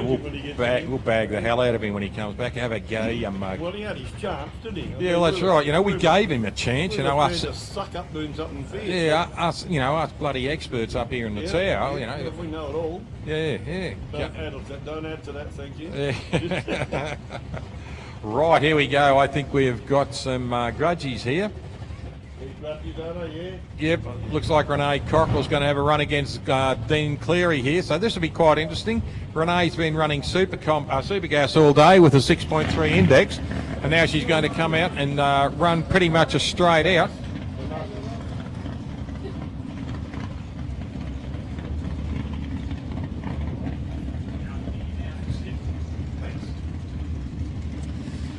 Jake Moderate Hamilton is our number one. That was thanks Craig Plummer thank you Dr. Google up the end there. Good on you, mate.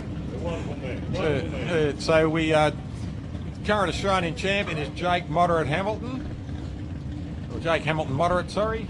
And down the other track, sorry, Scott, the breakout, Cleary.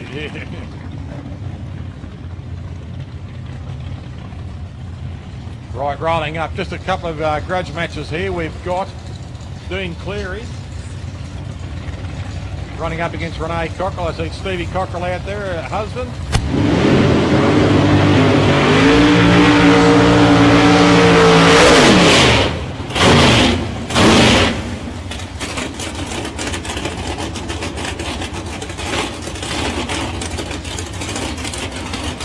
Big spin on the tyres. It puts a lot of heat into his tyre, so the tyre can maintain that heat too. And you'll see Renee Cockrell, Steve just holding Renee back here. Now he will let her do her burnout too, so what it doesn't lose a lot of heat out of her tyres. It's the way that they do everything. It's the way they do different things with their drag racing, their rituals, etc. So Dean does a nice big long burnout. So Renee, just a car length burnout. Just a car length burnout, keeps the heat in the tyres, and she'll bring it up. Now Dean, this is just a grudge match, but it's a practice for what you really want to do. Now Stevie Cocker will bring her up, just lying her right on the line there, giving her the okay, walks away. Okay, honey, up to you, off you go.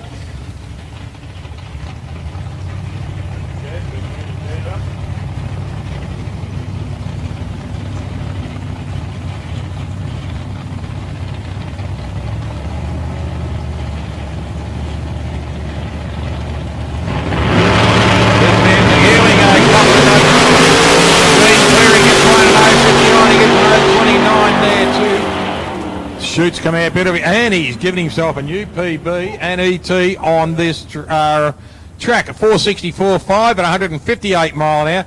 And look at this, a good run too there for Renee Cocker. Runs a 575 at 121 mile an hour, so good run. Absolutely. Benny Phillips comes out now. Benny just coming out to do a solo pass. Now he's had a bit of fun this weekend too with his car. Unfortunately had a bit of spillage on the car yesterday. Lost a qualifier, but nice bit of smoke coming off those tyres there. Long burnout.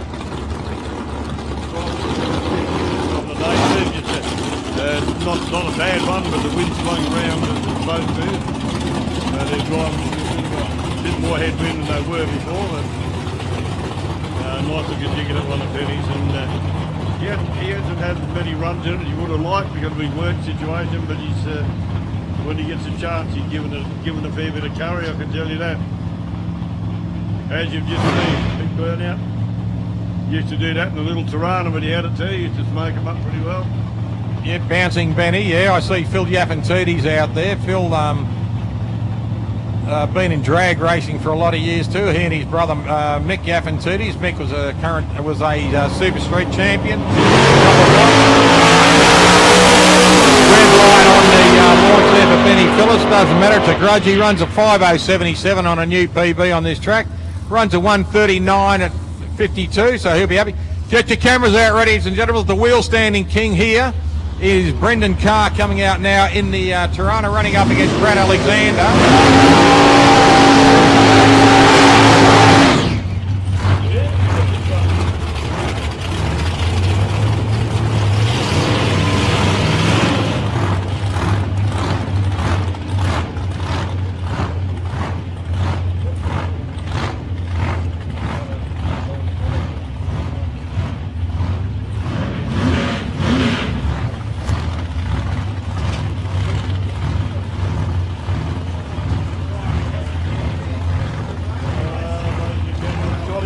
Back in the paddock. Scotty Cleary is back, ladies and gentlemen. What he's doing to us now. Here we go. Wheels up again, done it again. Brendan Carr carries the wheel nearly out to the 100 foot on that, and takes a win too. So he gets a couple of points for wheel standing and still runs through on a 5:45 at 124 mile an hour. So good pass there too for Brad Alexander. So good running there, nice big wheel stand. Here we go, the Cozzy and Rock Pacini boys are coming back out again. So Rock Pacini in the Pontiac GTO, the white two-door coupe, and running up against the two-door utility is his son Cozzy. Now we'll see if these boys are going to run heads up, or are they going to run on their no, they're running on their dial-in again. 612 and 533. So Rock's running on his dial-in, and Cozzy is running on his dial-in as 612.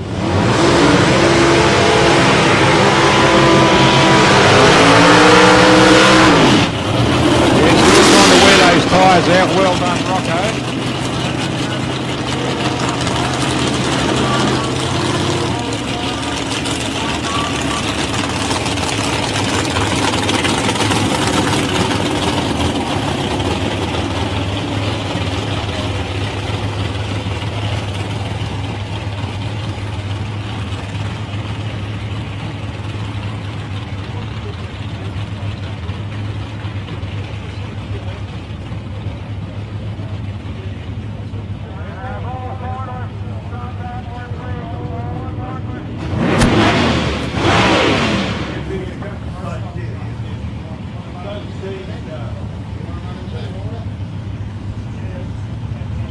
Right, Rock Pacini coming out against Cosy Pacini's son in the Ute. Now, Rock out there in the Pontiac GTO. Badged here in Australia as a Holden Monaro. Badged though with the twin grill in the front there as a Pontiac. They were sold in Australia as GTOs as well. So we've got Rock out here in the coupe, in the Pontiac coupe, running up against his son Cosy. Here we go, big roar. 140, 163, didn't be a closer run. Cosy red lighted last time. Rocco takes the win on a 5:35.60. So well done for Rock. He takes a win, so they're 1-all. Well, actually, they're 2 up now because Rock's taken the win on the non-red light, and he took the win on the red light too. And the first one at Cosy red lighted. So that's 2-0 to Rock. There you go. You can see, there'll be bragging rights in the Pacini truck going back to Adelaide tonight. See, You want to be sitting right in the tray. yeah, want to be sitting up the back. Stop line, please. Super straight, 25 line, super sedan, super gas. Everyone is a stop line, please. So Steve Hunt rolling out here. He's up against Andrew Gay. Now this is just a heads up start for both cars. No dial in on these machines. Andrew Gay, that's a nice high spin burnout. And Steve, just a quick burnout on the Falcon wagon there.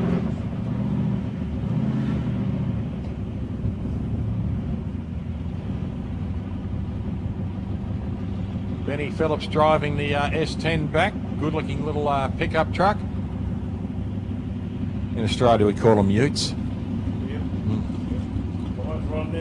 But you watch, within 5 years we'll be calling them pickups. Steve Hunt gets away to 138. And look at this, a new record for this track on a 637 at 107 mile an hour. So great pass there for Steve Hunt.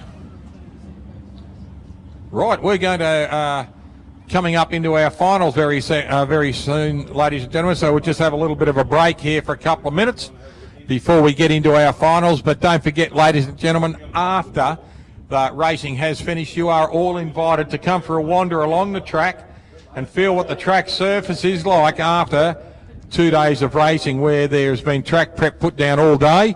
There's been rubber smudged into the track on the sled of the tractor, and there's been cars spinning their tyres and racing, cars and bikes racing. So you will see in the burnout box where the amount of rubber is put down for the cars to keep the heat in the tyres. You'll be able to walk past, see where the lights are.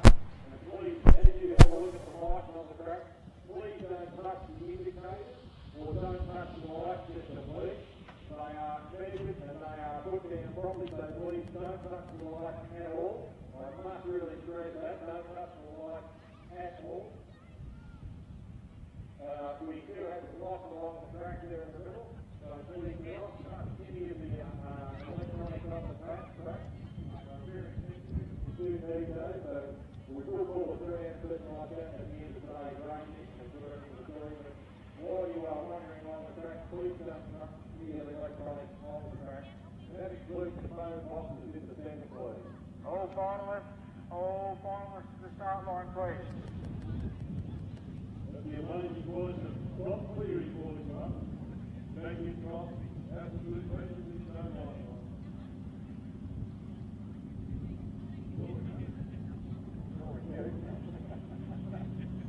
Just looking at it, you see the bike, we can come out to stand in the lane actually, and you'll look at the free stage, the full stage, and the light itself.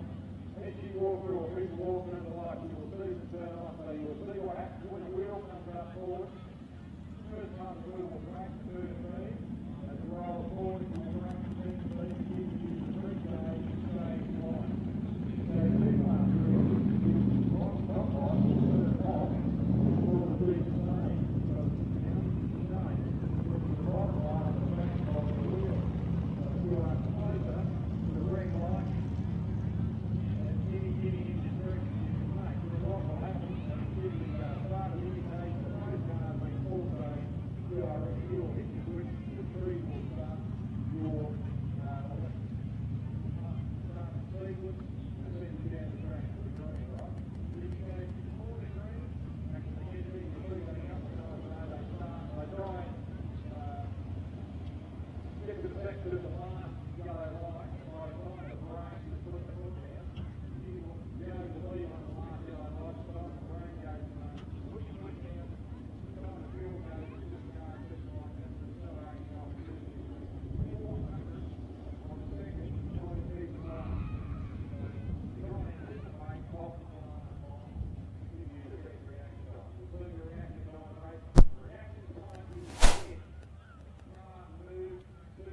Goes green. Soon as that green light appears and the car moves, the timing it takes from the green to the move is your reaction time. So everyone tries for the best reaction time.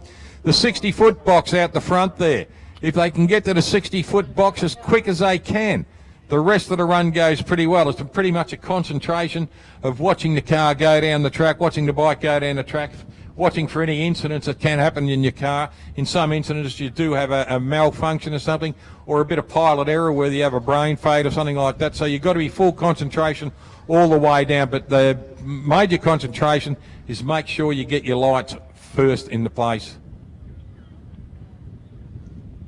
Right, we're going to go into eliminations very, very soon. All our finals are coming into the box, into the staging lanes. I see Cal Bryan over there in the utility. I'm not sure whether he's in a final. I think he maybe. He's parked up on the side there. So Kelvin Bryan will race Nicholas Koranovic in the Super Street. In Junior Dragster, it will be Jake Berrius and Alira Cardam. In Modified Bike, it will be Gavin Don't and the Flying Finn himself. In Super Sedan, it will be Graham Cooper and Ennio Morocco. That will be a blinder. Modified Eliminator will be Kenny Stewart versus Chris Farrell. And Super Gas will be Graham Spencer versus Colin Griffin. Comp Bike will be Tony Frost and Levi Addison. And Top Sportsman will be Jason Arbery and Glenn Henley.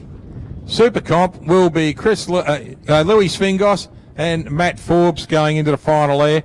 Supercharge Outlaw will be Christine Steffens and Tim Stewart. So we're looking forward to some great finals, ladies and gentlemen. Grab yourself something to eat, something to drink. Grab yourself a bit of merchandise and everything. And don't forget, ladies and gentlemen, there is the fire bucket down there in the canteen if you want to drop a few in. Also, we have been collecting all weekend too through a GoFundMe site on Kate Walker's page to try and get a helmet and some straps to go on for the young Lachlan, who is going to get into drag racing and a junior drags very soon. Just a GoFundMe site to buy the appropriate safety equipment just to help the family out so another young kid can get into junior dragsters. We'll give you a break for a couple of seconds, ladies and gentlemen. We'll be back.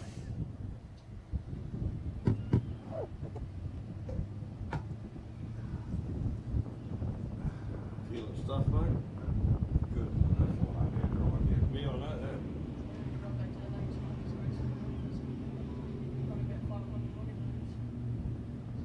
So you got a bit of drive to have you. Oh, really? Where you going to drive to? Melbourne. Come call back. Claire sent me a update. 20 tankers are working to bring a fire under control. It's just a grass fire. Please avoid the highway at Beverford. Roadblocks are in place. Happening now, firefighters are battling large blaze on Murray Valley Highway at Beverford. The highway is closed and police roadblocks are in place. No, that doesn't affect you. It'll probably be out by the time I get home. We drove back from Perth, that's why we broke down basically.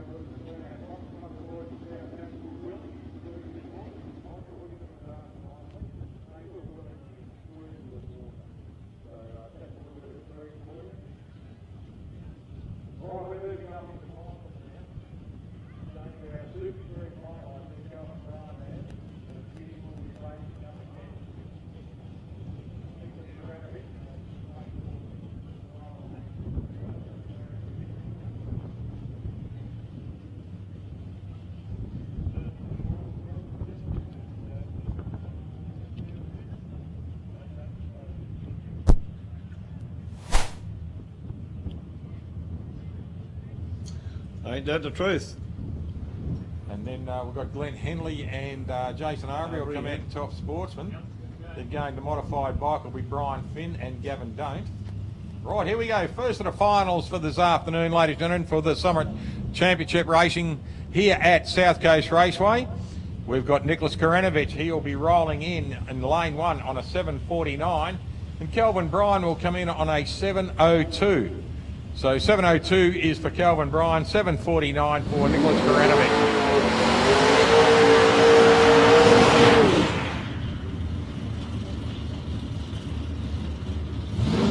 Very sedate tyre wall for Nicholas Branovic here. Kev Bryan whites him up pretty well, gets him nice and sticky. Yeah, he gets himself a good line there, Kel, a long line, and backs himself up, puts himself back into the line there, and just rolling up into the thing there. Young Nick just wants sticky tyres and clean tyres. 7:49 for Nicholas, so he has got a slight handicap over Kel. Kel's looking at 7:02. Here we go.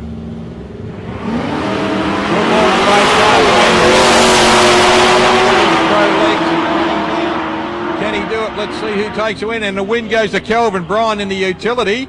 Unfortunately for Nicholas Karanovic, he breaks out by 800 thousandths of a second. A 7:48.2 on a 7:49. So bad luck for Nicholas. But congratulations to Kelvin Bryan on taking possibly his first tree. Yep, the Big Henry last of the day, mate. Unbelievable. Very, very, very well driven. Next one's going to be an exciting race for us. Who do you barrack for? Both club members here? Yes, exactly, mate. As I said before, I'll go for Arbs just on history. But then again, Glenn's taken a lot of trees. I gave him a tree at Melbourne.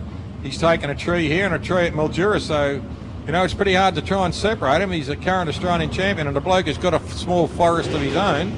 Yep, Jack, and both out of Henley Chassis Stables too. Yeah. So both cars are set up beautifully by by Brett Henley. Who did Brett stand behind here?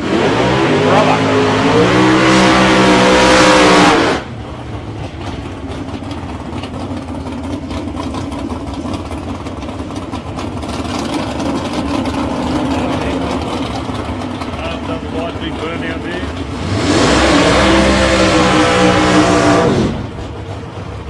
As does Glenn. Going to be wheeled up, I reckon, maybe from both cars, and certainly from Glenn Henley. Top bloke. Both of these guys are awesome fellas. There he is, Brett Henley behind Glenn with a little shoebox, shopping trolley. How do I go get there now, Alan? Like you'd have to squeeze 1 minute at a time, wouldn't you? Turn the car on its side and drop in. Thanks for that. It's all right, mate. You asked. I still love you, but you mongrel. Here we go. 5.24 against 5.16 for Henley. So Arbery, he's got a very, very minute handicap over Arbery, over Henley. Here we go. Look at all the red lights. 005 red lights. The win goes to Glenn Henley. 005 red lights, both of them. 005 red lights. Come on. How's that? Out? And Glenn Henley goes across the line, takes it over first at a 5.198. So Jason Arbery, 005 red lights first by about 10 millionths of a second. Then Glenn Henley, 005 red lights too. But what happens is, because there is that split in the dial-in, Terribly hard to work that out. 5.24, so 5.24 is Jason Arbery. So 5.16 is Glenn. So Jason breaks first Yeah, yep. on a 5.24. Glenn, what are we looking at? We're looking at 8 thousandths of a second later, he leaves. That is. So what happens is Jason makes a mistake first Yep. by 8 thousandths of a second. Uh, So the win goes to Glenn Henley, and congratulations, Glenn. yeah, commiserations, Arms. Yeah. I guarantee you they'll both be smiling down the other end. They're good mates as well. Glenn will be scratching his head saying, how did I win on a mistake? And Jason will be getting there saying, but we both made mistakes. Right, Gavin Don't coming in now against the Flying Finn. Now this will be interesting. Finney's got a 6.59, so he's got a fairly big handicap over this at a 5.24 on Gavin Don't.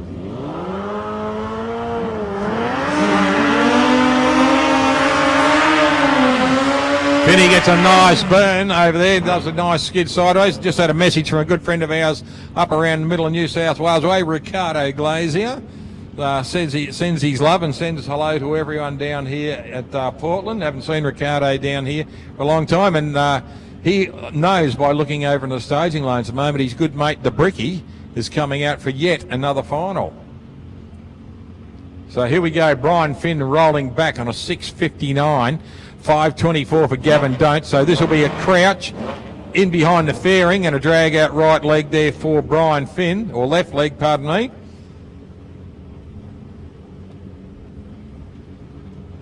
No, he'll drag the right leg because he's got the gear changes on the left, isn't it? And look at this, a stance already there of Gavin Don't. Muscles into that bike.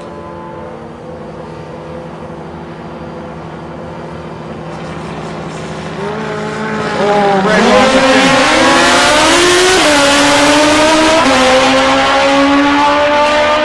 light. So Gavin Don't, a hat trick.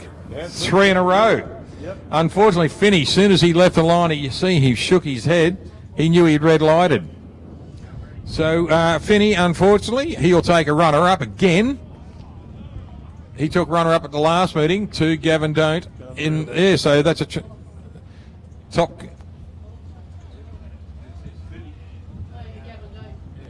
Also, Gavin Dane's the top qualifier as well. So fantastic. Jake Berrius and Alira Cardham coming up now in the junior drags. This will be a very interesting race between these two kids. If you're a JD fan, get a spot on the back. If you're not there, run up on the mound and have a look.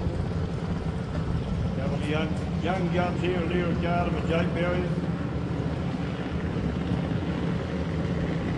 Jake Berrius has dialed in at 8:05, 8:97 for Alira.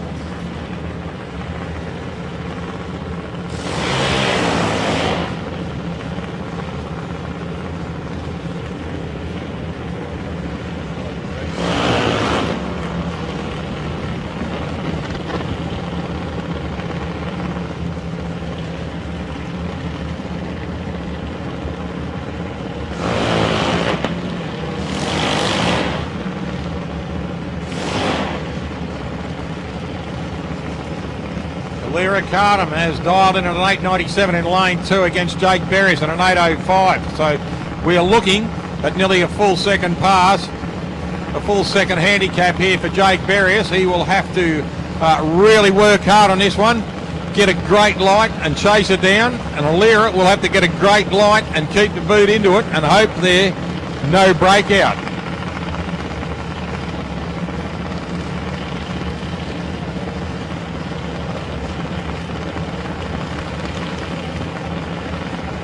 Cars edging slowly into stage. This is going to be a good run, I think, mate. It will be, yeah. Here we go. Alira gets low, 173 and 045. So this is going to be a hard charge all the way down. Can Jake grow legs? He did. Well done to Jake Berrius. He grows legs and takes another championship. So he will take another tree home for his small forest. And Alira Cardham, congratulations for getting into the final. Look at this, she runs an 8:97, and a 173. He runs an 8:05, 8:06. If Alira had have done her better, Reaction time. yeah. But look, she got to a final. Congratulations, Alira. Yep, No, no shame in that, mate. that's right. Awesome stuff. Here he comes, the rookie. Graham Cooper. This will be an interesting race between Ennio Morocco and the Bricky. Now, Ennio will come into lane 2. He'll dial in at a 5:81, a 6:49 for Graham Cooper. The bricklayer running a 427 cubic inch Chevrolet engine. Coming down to return row 2, the winner Glenn Henley. You can give him a clap as he goes past you guys. Give him a cheer.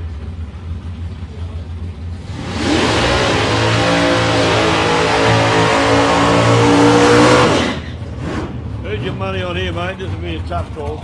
It is, mate, because both cars have been running. Look, the legend Coop, good guy. Ennio, lovely guy. The cars look both set up. They're old Holdens. Yep. They look brilliant. Ennio's done a fantastic job with this car. Has run like a bullet all weekend. He's run like a bullet all weekend himself.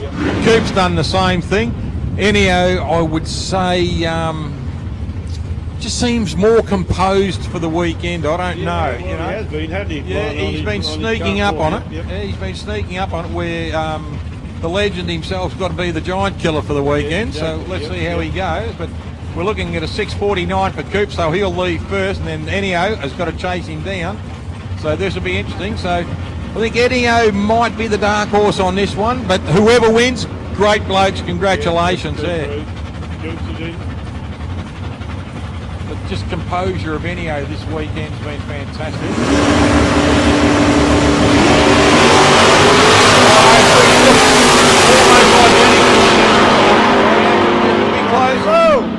Coop takes the legend. The Bricky takes a win. Well done to the Bricky. How good was that? 6:509 on a 6:49 and 0:22.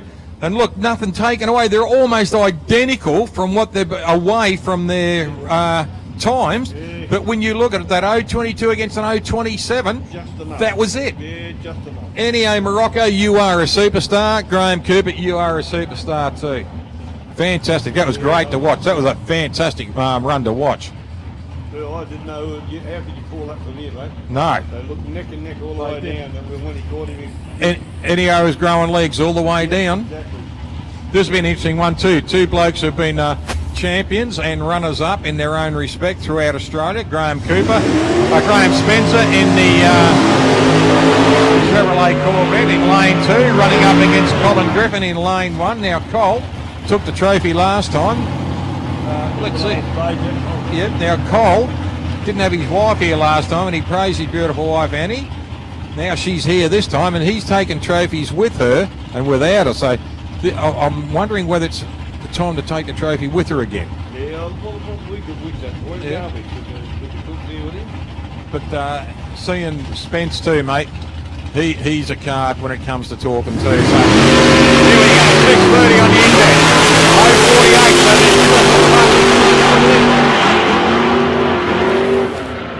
Colin Griffin takes it again. Look at the times. 6:30.08 against a 6:32.1. So Cole Griffin takes another tree home to the forest on a 008. Look at that 008 off the index against an 021 off the index. So reaction time. 050 or an 048. Yep. Well. You know, you can't split hairs like that, can you? No way in the world. Absolutely astounding. But that magic run there, really good run for Super Comp. And look at this, the Mike DeRosa's family hang around over there just doing congratulations. Good on you, Michael. You and your boys are all superstars, mate. Well done. Tony Frost coming back out now. We're going into competition bike for their final, and they'll be running up against Levi Addison and Tony Frost. Now indexed himself for B competition bike is Tony Frost on a 533, and V competition bike for Levi Addison is 600. Now Frosty's bike has passed out again, so he'll be starting up. But Cole Griffin comes back to he'll come back to a very smiling wife. And look at this, Mike DeRose Senior out there giving him a round of applause and patting the car as he drives past.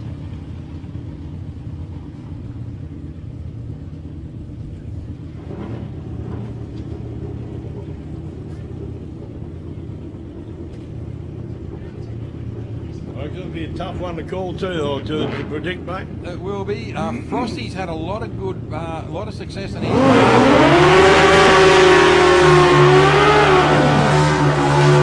And you see the camaraderie between them two. They're both looking at each other, giving each other the nod. And Frosty was saying, they're giving it, and Levi, yeah, it's okay, mate. You know, Yeah. it's absolutely brilliant.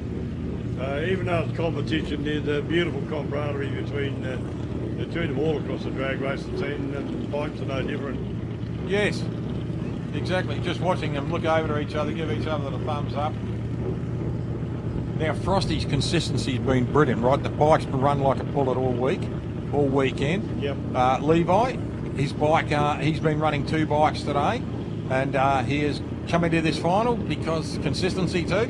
Yep. But this will be interesting to see who takes this out, because the best 2 bikes for the weekend are here now.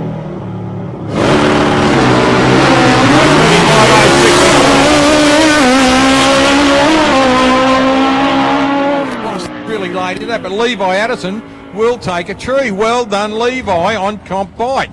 Commiserations to Tony Frost, mate. You're still a star in our books. Yeah. And Levi Addison, you are a star. Congratulations. Reaction time again, mate. Have a look. 0.035. Yeah.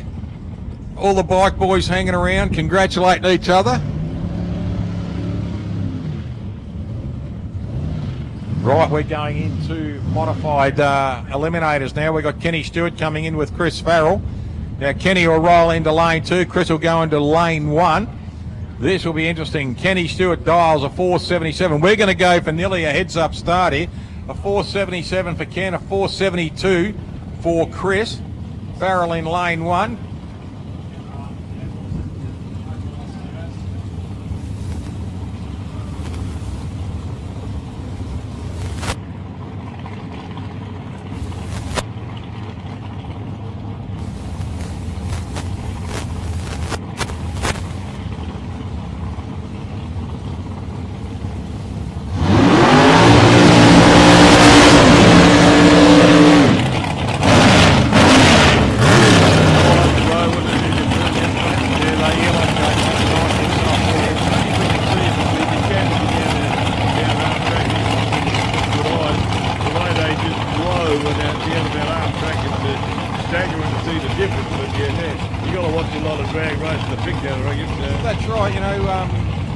Some of the best things you can see is you go to YouTube and look at the slow-mo tire crinkle. Yeah, unbelievable. And how close the rim actually comes to the deck on launch. yeah, exactly. You're squashing that big bag. You know, it's a 6 or 8 inch high bag, and you're squashing it down to nearly your rim on launch. Yeah. How the tire don't go, you know, off the feed. Yeah, Nothing might be like they bead locked and screwed, yes. Righto, Kenny Stewart, 477. Both cars have changed their dialing to a heads up, a 477 and a 477. So Chris Farrell has gone to 477 with Kenny Stewart. So heads up start for a final. How good's this? it's going to be interesting run. Any engineers, motors, Bristol. Oh, 008 against 016. This is going to be a good one. Kenny Stewart takes a win. Mate, look at this, a 477 against a 4801. So Kenny, closest to his dialing. And I tell you what, a 4801, we are really splitting B's eyelashes here. A 4801 against a 477. Yeah, Mate, there's reaction not much time, in that yeah. reaction time. There was nothing in it. Well done, Amanda. Good on you, sweetheart. Leanne Braggs, you can say that you were the influence on that one, love. Amanda's so excited she nearly got run over by the car then pushed in the race. Now, this will be a good final too. Louis Fingos, the silent achiever this weekend. And he's running up against Matty Forbes in the Nicolay car there. There's Gilbert down there. The Decker Glaze car. Now, Matt Forbes, mate, competent driver, fantastic driver, great guy. Louis Fingos, sneaking up the dark horse. Good on you, Louis. Mate, have a good run at this, Lou. Lou's dial in, 585 index, 516 index. Not much between them. No, there's not on this. And Louis, remember, he's running a 3-pedal system on this and a sequential 4-speed change. Yep. So he's going to go through the cogs. Kenny's driven all the way Yeah, back. look at this. He's happy. Good on you, Kenny. You weren't here, I think, but good on you anyway, bud. He's driven all the way back. Look at this. Thumbs up from Leanne. He knows what's going on. Poor Amanda. She probably hopped the car to drive down there and get him all the way back. Louis Fingos, well done, mate. Matt Forbes, well done. Kenny just pulled up around the corner and Leanne Braggs was there. Yeah. Beyond the Janice then, eh?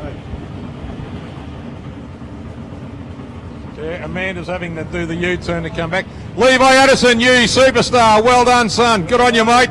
Well done. First tree for the forest, mate.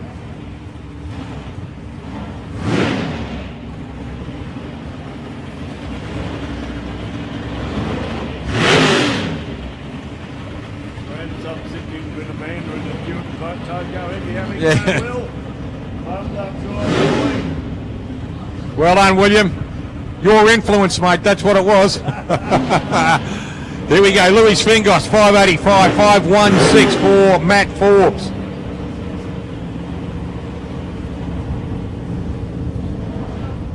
Both cars easing in. Commiserations, Frosty. You're still a champion, though, pal. Louis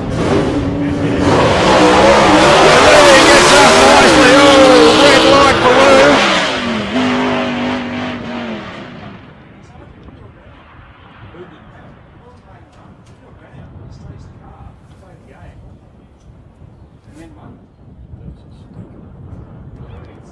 Yeah, that's legal, but Right, what's happening? Matt Forbes has presented the car and backed it out.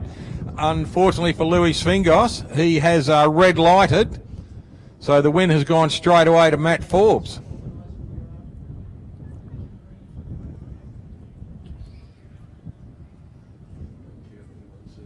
Yeah, it's stuck a thing on his head. He wouldn't have heard what I said anyway. He's got his thing up on his head. He wouldn't have heard what I said anyway. Right, moving up into our top fuel, our supercharged final now. We have got Tim Stewart will be coming up with Christine Steffens. Now, Christine has got herself into the lane at the moment. We're just waiting for the Tim Stewart car to come in.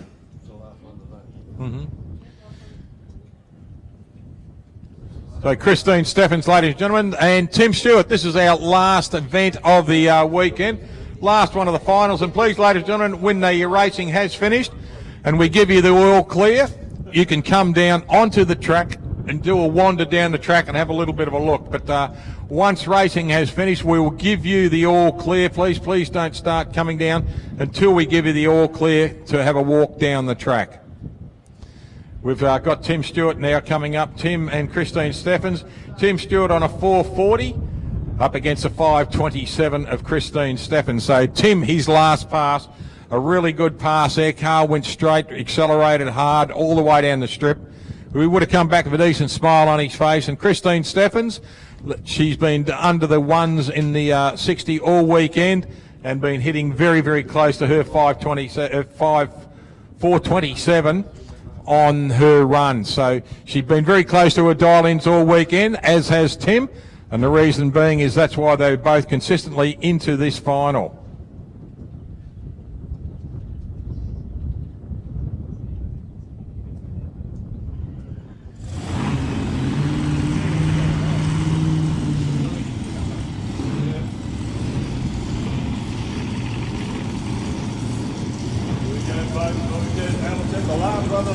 Yes. It's going to be hard, fast and wild. It is, mate. Christine Steffens dials in at a 427 in the rail in lane 1, and Tim Stewart will dial in on a 440 in lane 2.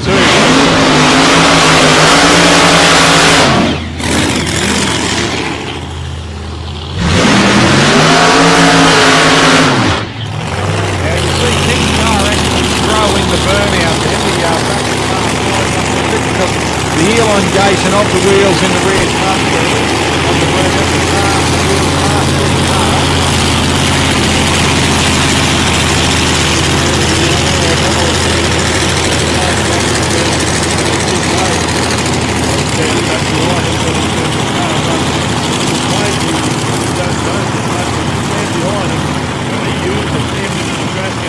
They slay them. Yeah, my goodness me. You know, it wasn't wildly out of shape or anything like that, but just the movement of the car as he drove through it was really good. Really good to see. That's right, because when you look at the torque of the engine, it's going to throw the car to the right, to the left. So he's got to bring it back. When the gear changes, the same thing will happen again. So that's where you get the slalom effect. It looked good, but yeah, I didn't get anything like out of shape, but it just moved, and it makes you feel a bit nervous when they do that, eh? Chris Farrell coming back down the return road. Well done, Chris Farrell. Excellent, mate. Well done. First treat.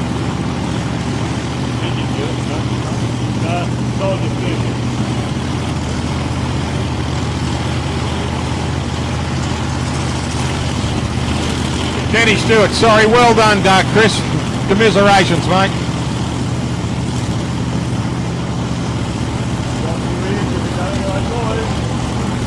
Here we go, last event of the weekend, ladies and gentlemen. Christine Steffens takes a win, unfortunately for Tim Stewart. He breaks the beam and red lights there. So Christine Steffens takes a win, runs a 448 on a 427 at 126 miles an hour. Still runs a 60-footer of a sub 1. And Tim just rolls the car across the line. Commiserations to Tim Stewart. Congratulations to Christine and Ricky Steffens. Ladies and gentlemen, this concludes our day's racing. You are welcome to come for a walk along the track if you like. Please, ladies and gentlemen, go down, have a look at the track, and you are very welcome. There will be a couple of cars being towed back in the next couple of seconds along the return road, so please be very careful of that. But you are very welcome to come for a wander along the track now and have a look at the surface of the track. Please do not touch any of the electronics and enjoy yourselves. Thank you very much, ladies and gentlemen, for attending. Thanks, Pete Berry. Thank you to the South Coast Raceway for another successful summit racing round here for the Australian Championships, mate. To our people up in the box up here, Janelle Mannix, who has helped young George, who has been here all weekend. To the superstar guru himself, Scotty Cleary, mate, well done. To Andrew Smith and his team down on the track. Boys, what an absolutely fantastic job for the whole weekend. Not one prang. Had a car scratch the wall and made very rare oil downs and everything. To our ambos who are leaving, thank you very much for your assistance yesterday with Tim Parker. Not needed, but your excellent service was fantastic. So, ladies and gentlemen, thank you very much to all the fireys, to all our volunteers who do a fantastic job, all the people behind the scenes in the credentials office, people set up this meeting all the time, the people who run around on the four-wheelers feeding everyone, the fireys up the other end, all our crews, our committed crews, start line boys, magic machines. Well done. Good on you, Pete. Yeah, thanks, Alan. Been an absolute buzz working with you again. Absolutely appreciate you coming down. Safe journey home. Thanks, Mark, too, for what you've done. We do appreciate you coming down, supporting us like this, and we look forward to catching up with you next time. But safe journey to you guys all the way back home. Thanks for your dedication in coming down and in our own way together, promoting this amazing sport of drag racing, not only here but right across the world. You're a good man, Alan Ward. I appreciate working with you. Thanks, mate. Happy New Year to everyone. Thanks once again. Thank you to all our friends who have tagged in and looked at us all over the world on Drag Race Central. We really appreciate your support. We had over 3,500 yesterday look in on us, and we hope to get the same kind of numbers, if not better, again today. Thanks, Mark Humphries, for your dedication, mate. Been a pleasure again working with you. Mate, we are going to sign off to all our friends worldwide, Australia-wide, drag racing fans, wherever you may be. Thank you for looking